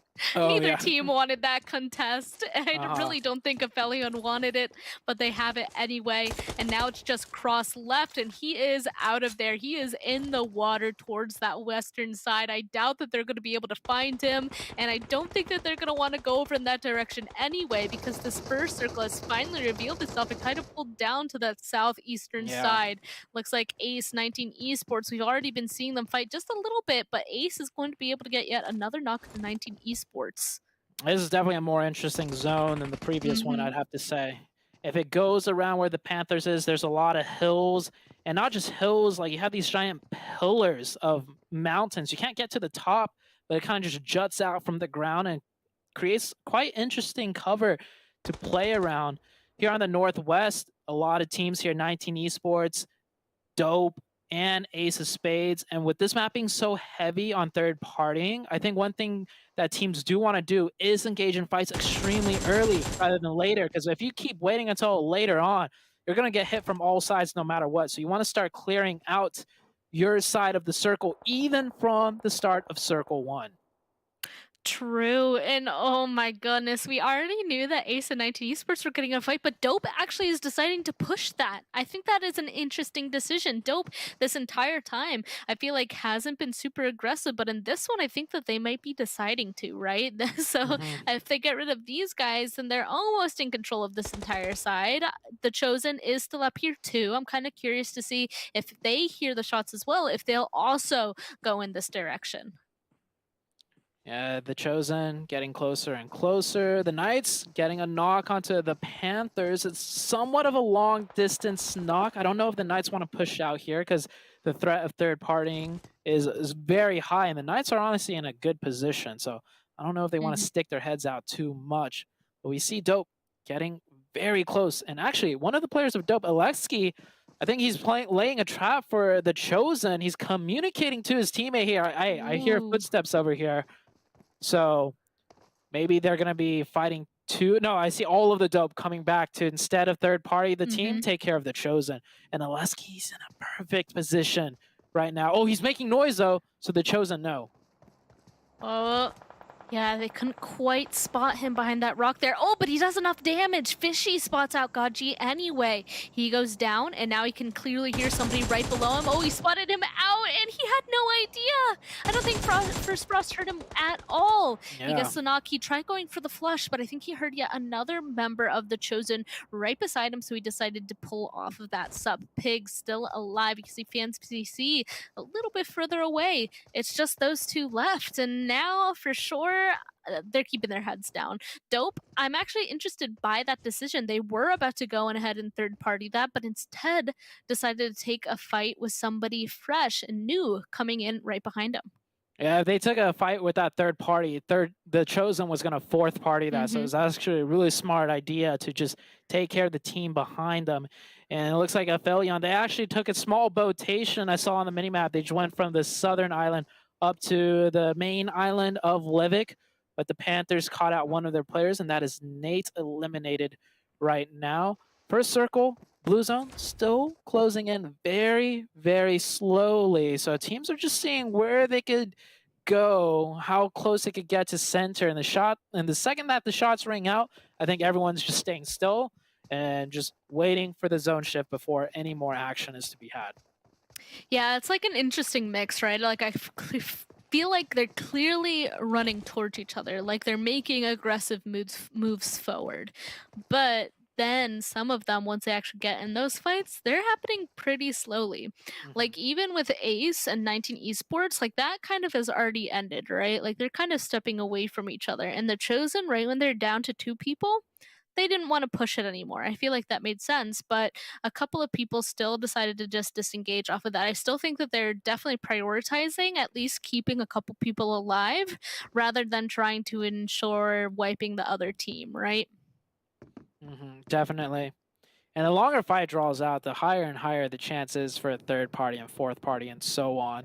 So that's why these teams are disengaging rather fast.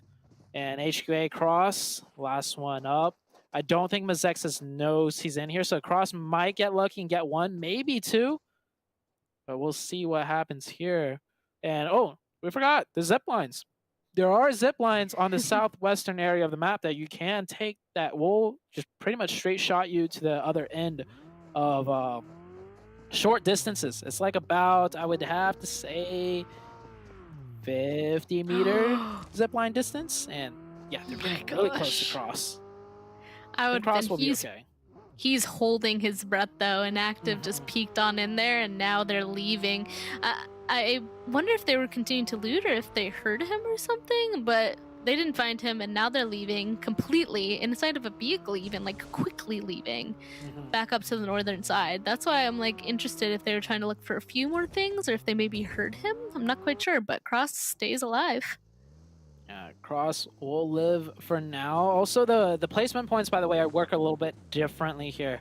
First place is 10 placement points versus the typical 15 that you get. So this map is more elimination heavy for you know, picking up as many points as you can, especially with only 12 teams. Placement points are changed up quite a bit. Elimination points though, still 1 point per elimination. And right now, Dope with 2 and the Panthers with 1. APHELION have 3 elimination points. Ace of Spades and 19 Esports both have 1. There you go. That's the current updated status of all the teams. And finally, we will be heading into the second circle shift. And oh, that's a lot of water in play. Makes things a little bit interesting. Maybe Shipyard? If it goes even further east. This is actually a pretty rare circle when it comes to Livik, I'd have to say.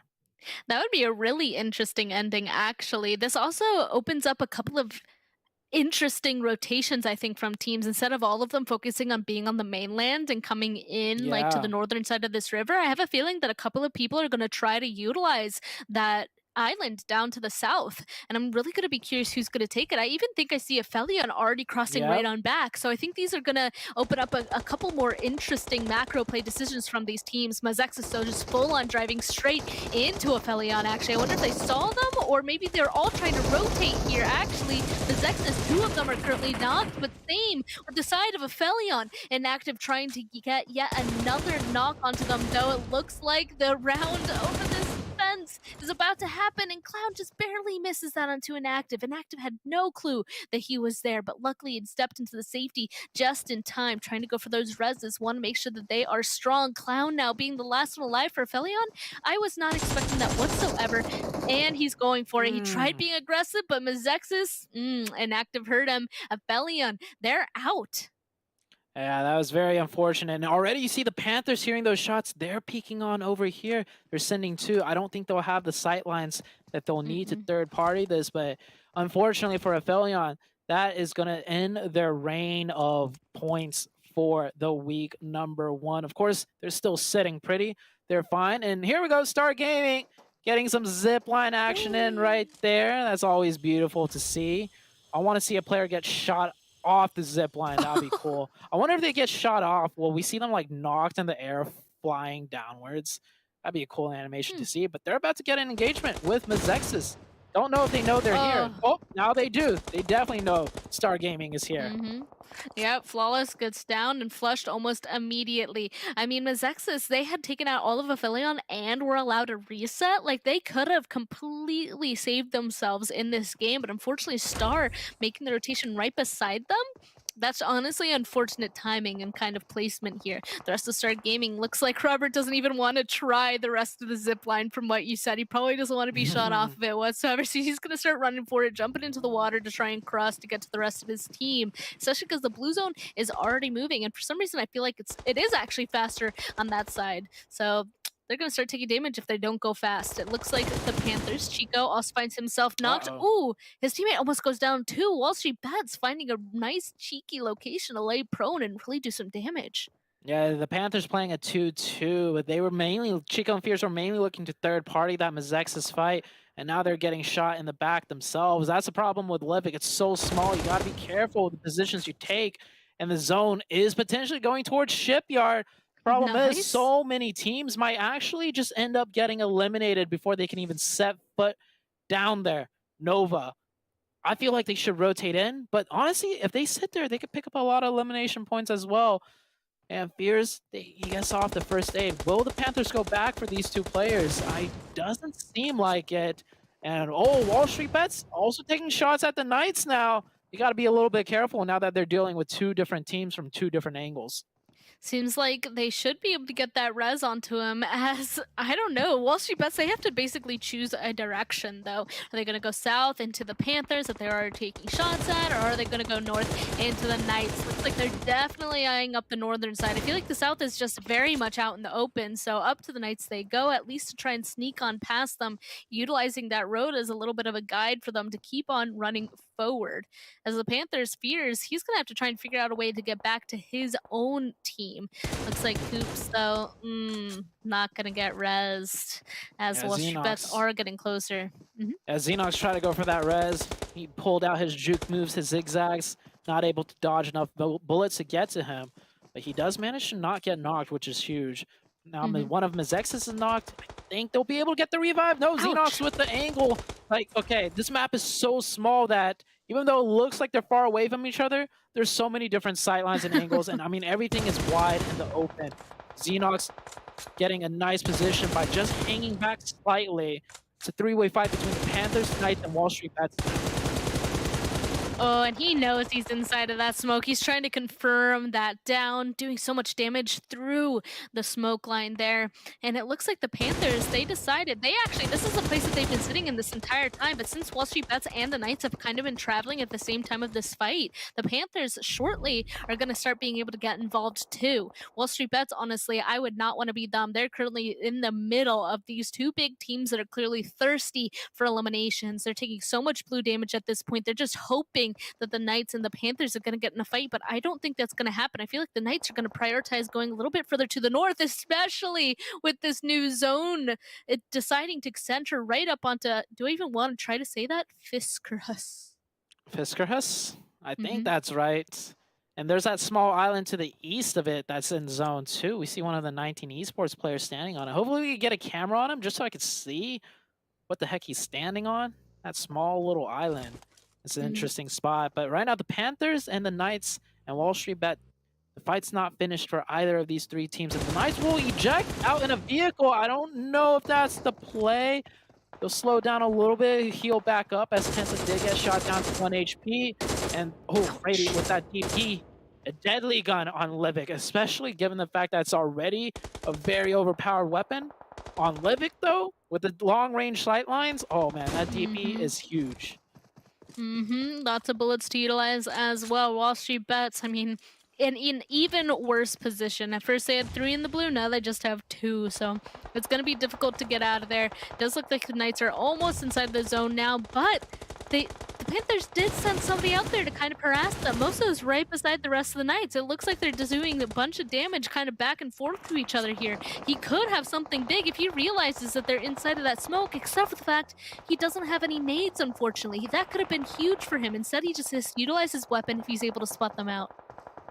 And the zone already closed, and it is right on to Fiskerhus. The Knights maybe might be able to revive Spec. No, Spec is bleeding out extremely quickly right now. Nova's sitting really pretty. They look like they should be the favorites to win this game, as they still have 4 players alive. The only team with 4 players alive, and they have control of the zone. 19 esports, there's a chance for them to somehow sneak up and swim onto Nova's flank. No, Nova's already taking shots. I see right there on the minimap. So Nova completely aware, just picking up all of these bonus points right now. And the Knights had a huge game right before this, and that should have put them in a bigger lead in second place over Nova. But if Nova wins this game, I don't know who's going to take second place at the end of this first week.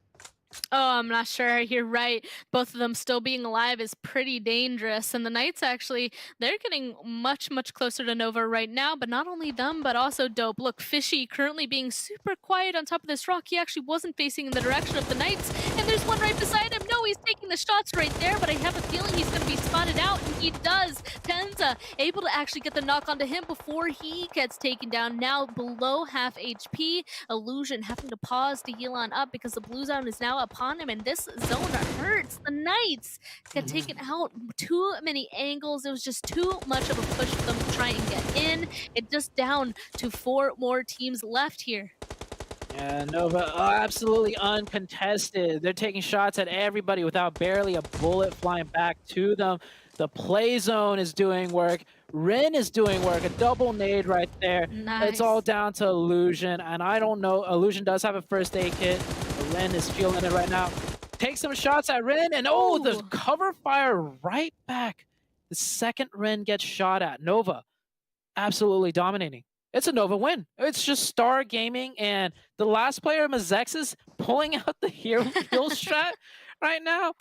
Oh, a little bit of a anticlimactic finish, I would have to say, especially for Livik. But hey, Nova got zone blessed, and they played it to a T. And it's funny. It's usually we usually see Nova in this position, netting for second place, and not the other way around. But congrats to Nova. Question is this enough points though to pass up the Knights for second place overall?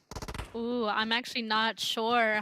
Like I said, I don't even remember what points they were at beforehand, and I'm not going to do the math, but I also think it's pretty huge that MEZEXIS was able to stay alive into that second place position, because they were also another team that just barely got into the top 12 to be able to play in this game. So we know that they're also looking for a good amount of points to make sure that they get even more bonus points by the end of this. So them just barely getting second from Start Gaming, also pretty big. I also think it's really funny that Nova, as of right now, thinks that it's somebody inside of the circle instead of considering that they might be in the blue. I mean, to be fair, there's still a lot of cover in this zone, but I still find it pretty amusing. Yeah, and also with this map of Livik being played out, I think everyone will know it is possible to medstrat to second place. Now, placement points on Livik aren't as rewarding, right? It's not like the typical format, but with the knowledge that medstratting is a viable thing to get up to second place, well, I think Nova, you know, that's going to be one in their back pockets for sure now, and along with the other teams, because we see how difficult it is to fight into the final zones. This is pretty much, like Seven said, like a Sandhawk almost, but a little bit more chaotic. And there we go. Nova get... Wait a second. Is this Nova's first winner chicken dinner for this whole week? I think you're right. Is it? No? Have they won one No, before? I think they have. They have? Are you sure? Maybe. According to Seven, it's their third win, and I trust him because he's the man with the numbers. Okay. All right. I was about to say, if Nova's first ever win this whole week was a Livik match, I mean, that would be kind of funny. But okay, not their first win, but a good win nonetheless.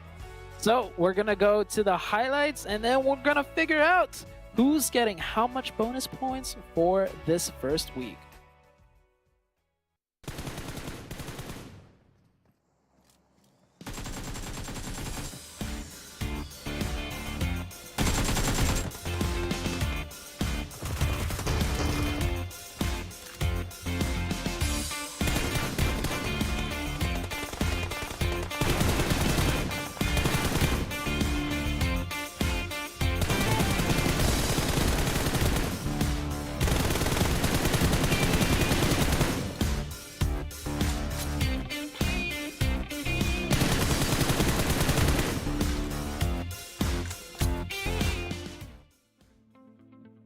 What you know about that Nova, huh?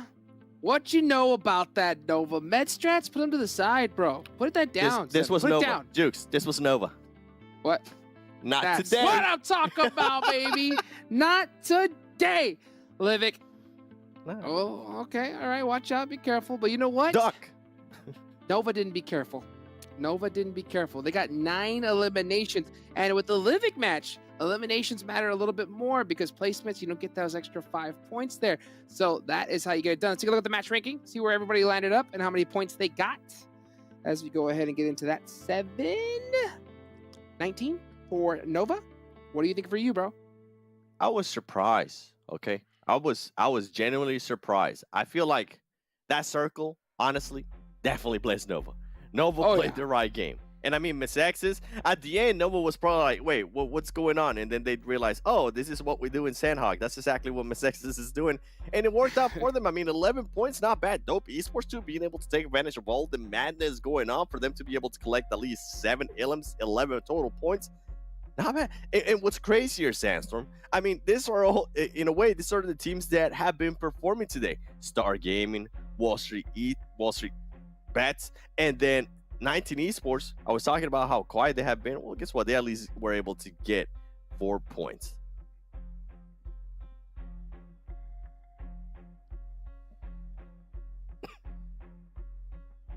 Woo!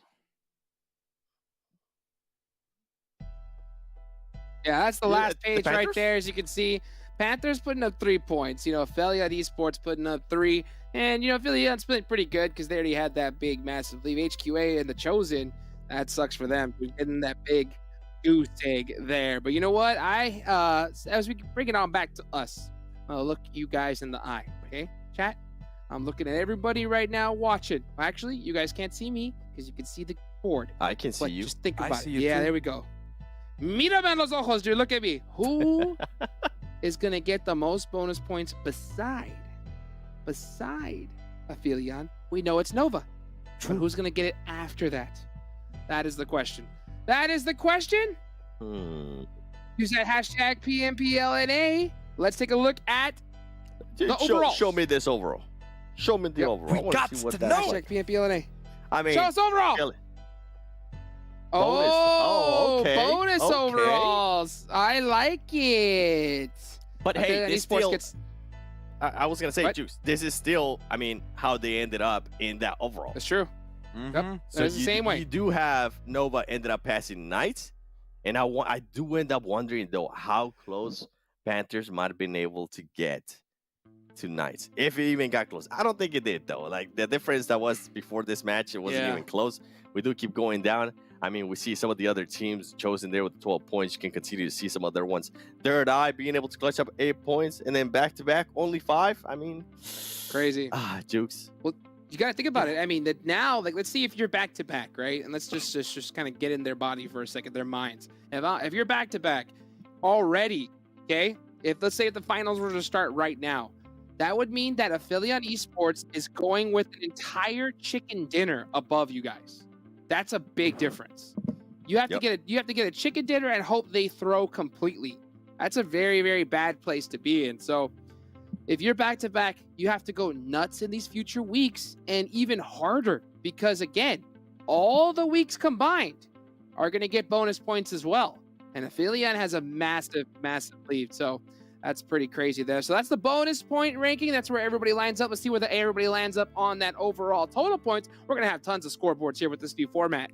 And you can see here 275 points. Remember. Yo. Oh, it was tied. Oh, my God. It was tied. Same chicken dinners. So it went down to placement points. Dang. And Nova had just a little bit more placement points. Knights decided to go the elim route and couldn't get it done. One more point, and they would have had it. Remember and how Nova we were would have talking gotten about second place. Yeah. Remember how we were talking about a point can definitely make a difference, and we even mentioned about how there can be draws and stuff. I mean, this is why we do what we do, ladies and gentlemen. We know this was bound to happen at least at some point. I was just honestly, Sandstorm, I was not expecting it to happen here on phase 1. Yeah, I didn't think that it was gonna end this way. Not this close, anyways. But I mean, honestly, considering the results that we've seen in the first day of the tournament, second day of the tournament, this is not what we expected to see towards the end, but definitely a pleasant surprise towards the end of the first week here. Panthers still managing to stay in the 4th place with 194 points. WALLSTREETBETS, remember, we said these guys, they show up once and then they completely disappear, but now, after they managed to get themselves 4 chicken dinners throughout the first week, they are only 5 points behind 4th place, so that is not too shabby for them. But let's go down to that second page of the leaderboard. Chosen 19 Esports, 158. When you're looking at Chosen, 154, also tied when it comes to it between them and HQA. So that is also going to be another team that has been affected by that 1 point difference. And you know what? This is the first week, but I'm looking into the future and I'm thinking maybe one of those teams might be suffering just from that 1 point, but might be too early to tell, but that's still going to be a very, very exciting end to the first week here, Hot Jukes. Oh, yes, indeed. I mean, what a performance. What a first week. I am loving this new format. I'm going to tell you that right now. I think it is a great way to just make sure that every player has to pop off in every single match. And we saw just right now, 7, right? I'm going to reiterate it, how 1 point could have made a big difference. What's going to happen come finals time? What's going to happen comes finals time, right? When that's the difference between a slot to the next stage and staying home all the way until spring, okay? That's going to hurt. Okay. Don't want to be in that position. That's going to hurt real bad. Okay, now it's time to find out who is going to be that MVP. And first, of course, I got to give a big thank you to Monster Energy, our official energy drink partners. Make sure you guys unleash that beast, and we're going to see who was the biggest beast here of the week. Who's that MVP? Sandstorm, give me a name. I want a name. That's it. No explanation. It's not 7. That's for sure. I said no explanation. Yeah, that's true. That's true. I'm just, you know what? Nate didn't really perform. I'd want to stick with, I'm going to throw a Trick. I'm going to go with Trick somehow. Trick? Yeah. 7? I don't know. I'm going Coops. I'm gonna go Coops. Really? I think he had a great performance overall. That was a real strong one that he had that day. Big points on the board. I know which one, but I just don't want to say it a lot, you know? MVP of the day. Okay, this is gonna be MVP of the day here. Now that we're saying MVP of the day, that's what I'm gonna say. Someone from there, maybe, because they had a strong performance. I'd say they had a Somebody pretty... from Wall Street Bets. Wall Street Bets. I'm betting on. THIRDEYE I'm betting had on one game. MEZEXIS. Show it. Let's find out. Let's see. Oh, Koi! Whoa. You know what? I was gonna say Koi as a meme for heels, but Koi, MVP of the day. Dang! How dare we doubt Nova? How dare we? Master of healing, the healing master, the holy angel himself, dude. Look at that. Oh, healing from the back. Look at that strong Getting it pose, done too. for his squad. Yep. Big old fist right there, dude. And that's because he's put in that adrenaline syringe. You know what I'm saying? Making sure that he's always fully max energy, ready to go. Dang. Hashtag Nova Strong in the chats, guys. Go ahead and make sure you show some big love for Nova. And every time you're going ahead and you go ahead and talk about it on the socials on Twitter, make sure you use the hashtag PMPL as well, guys. Please. That's crazy, bro. I just looked up how many Elam scoops ended up with for today. Yeah. And it kind of makes sense when Knights didn't perform the way Knights perform, right? That's he only true. ended up with 7. I mean, 10. Yo, okay. This is how much Coops with that 22 performance and 17 performance kind of race it, As I right? said only 7. Like 10 Illims a day is still pretty good considering they play 5 matches. You're averaging what, 2 Illims per match? Yeah. Am I wrong to think that's a pretty good stat? That's not bad. I mean, that's not a bad way to go about because you're getting, I mean, that's a positive KD ratio, right? True. Damn right. Yeah. So, I mean, I would be happy getting at least 2 a match, but with what he did that last week, it's just like, it's so, or yes, that's day. It's so crazy. So crazy to see. But man, I think 7, I think that one's going to be it right there. We saw Koi get it done. Sandstorm, thank you. Guys, appreciate y'all. We'll see y'all in the next phase. Yes, Yep, right. that's right. Don't go anywhere. Mark your calendars. We'll see y'all then.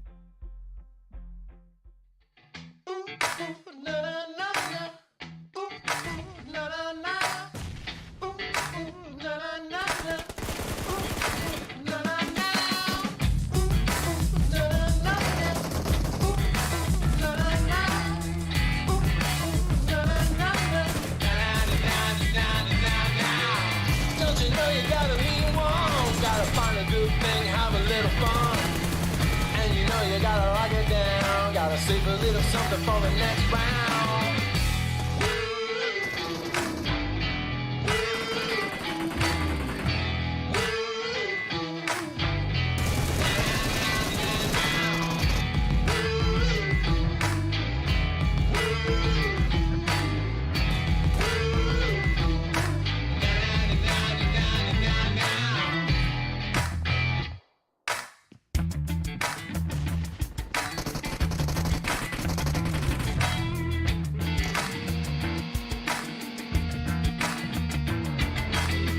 Don't you know you gotta mean one? Gotta find a good thing, have a little fun. And you know you gotta lock it down. Gotta save a little something for the next round. Gonna give you just a little more. The brother's coming in through the outdoors. Doesn't even know what the beat's for. Gotta get your freaky body on the dance floor.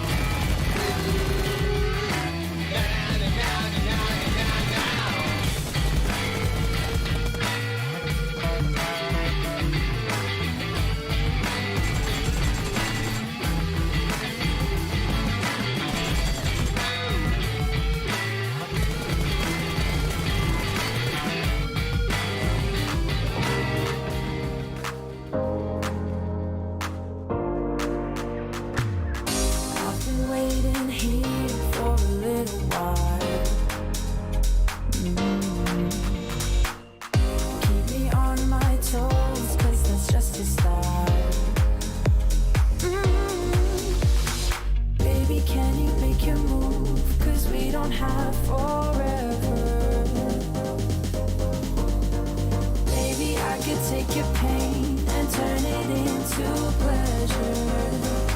Into pleasure. As time goes by, my love grows stronger. Can you feel it the same way I do? As time goes by, I can't wait any longer. Just say that you'll be with me too. As time goes by, my love grows stronger. Can you feel it the same way I do? As time goes by, I can't wait any longer. Just say that you'll be with me too. Just say that you'll be, say that you'll be. I'd be there for you whenever you need me. Whenever you need me. But you've been holding back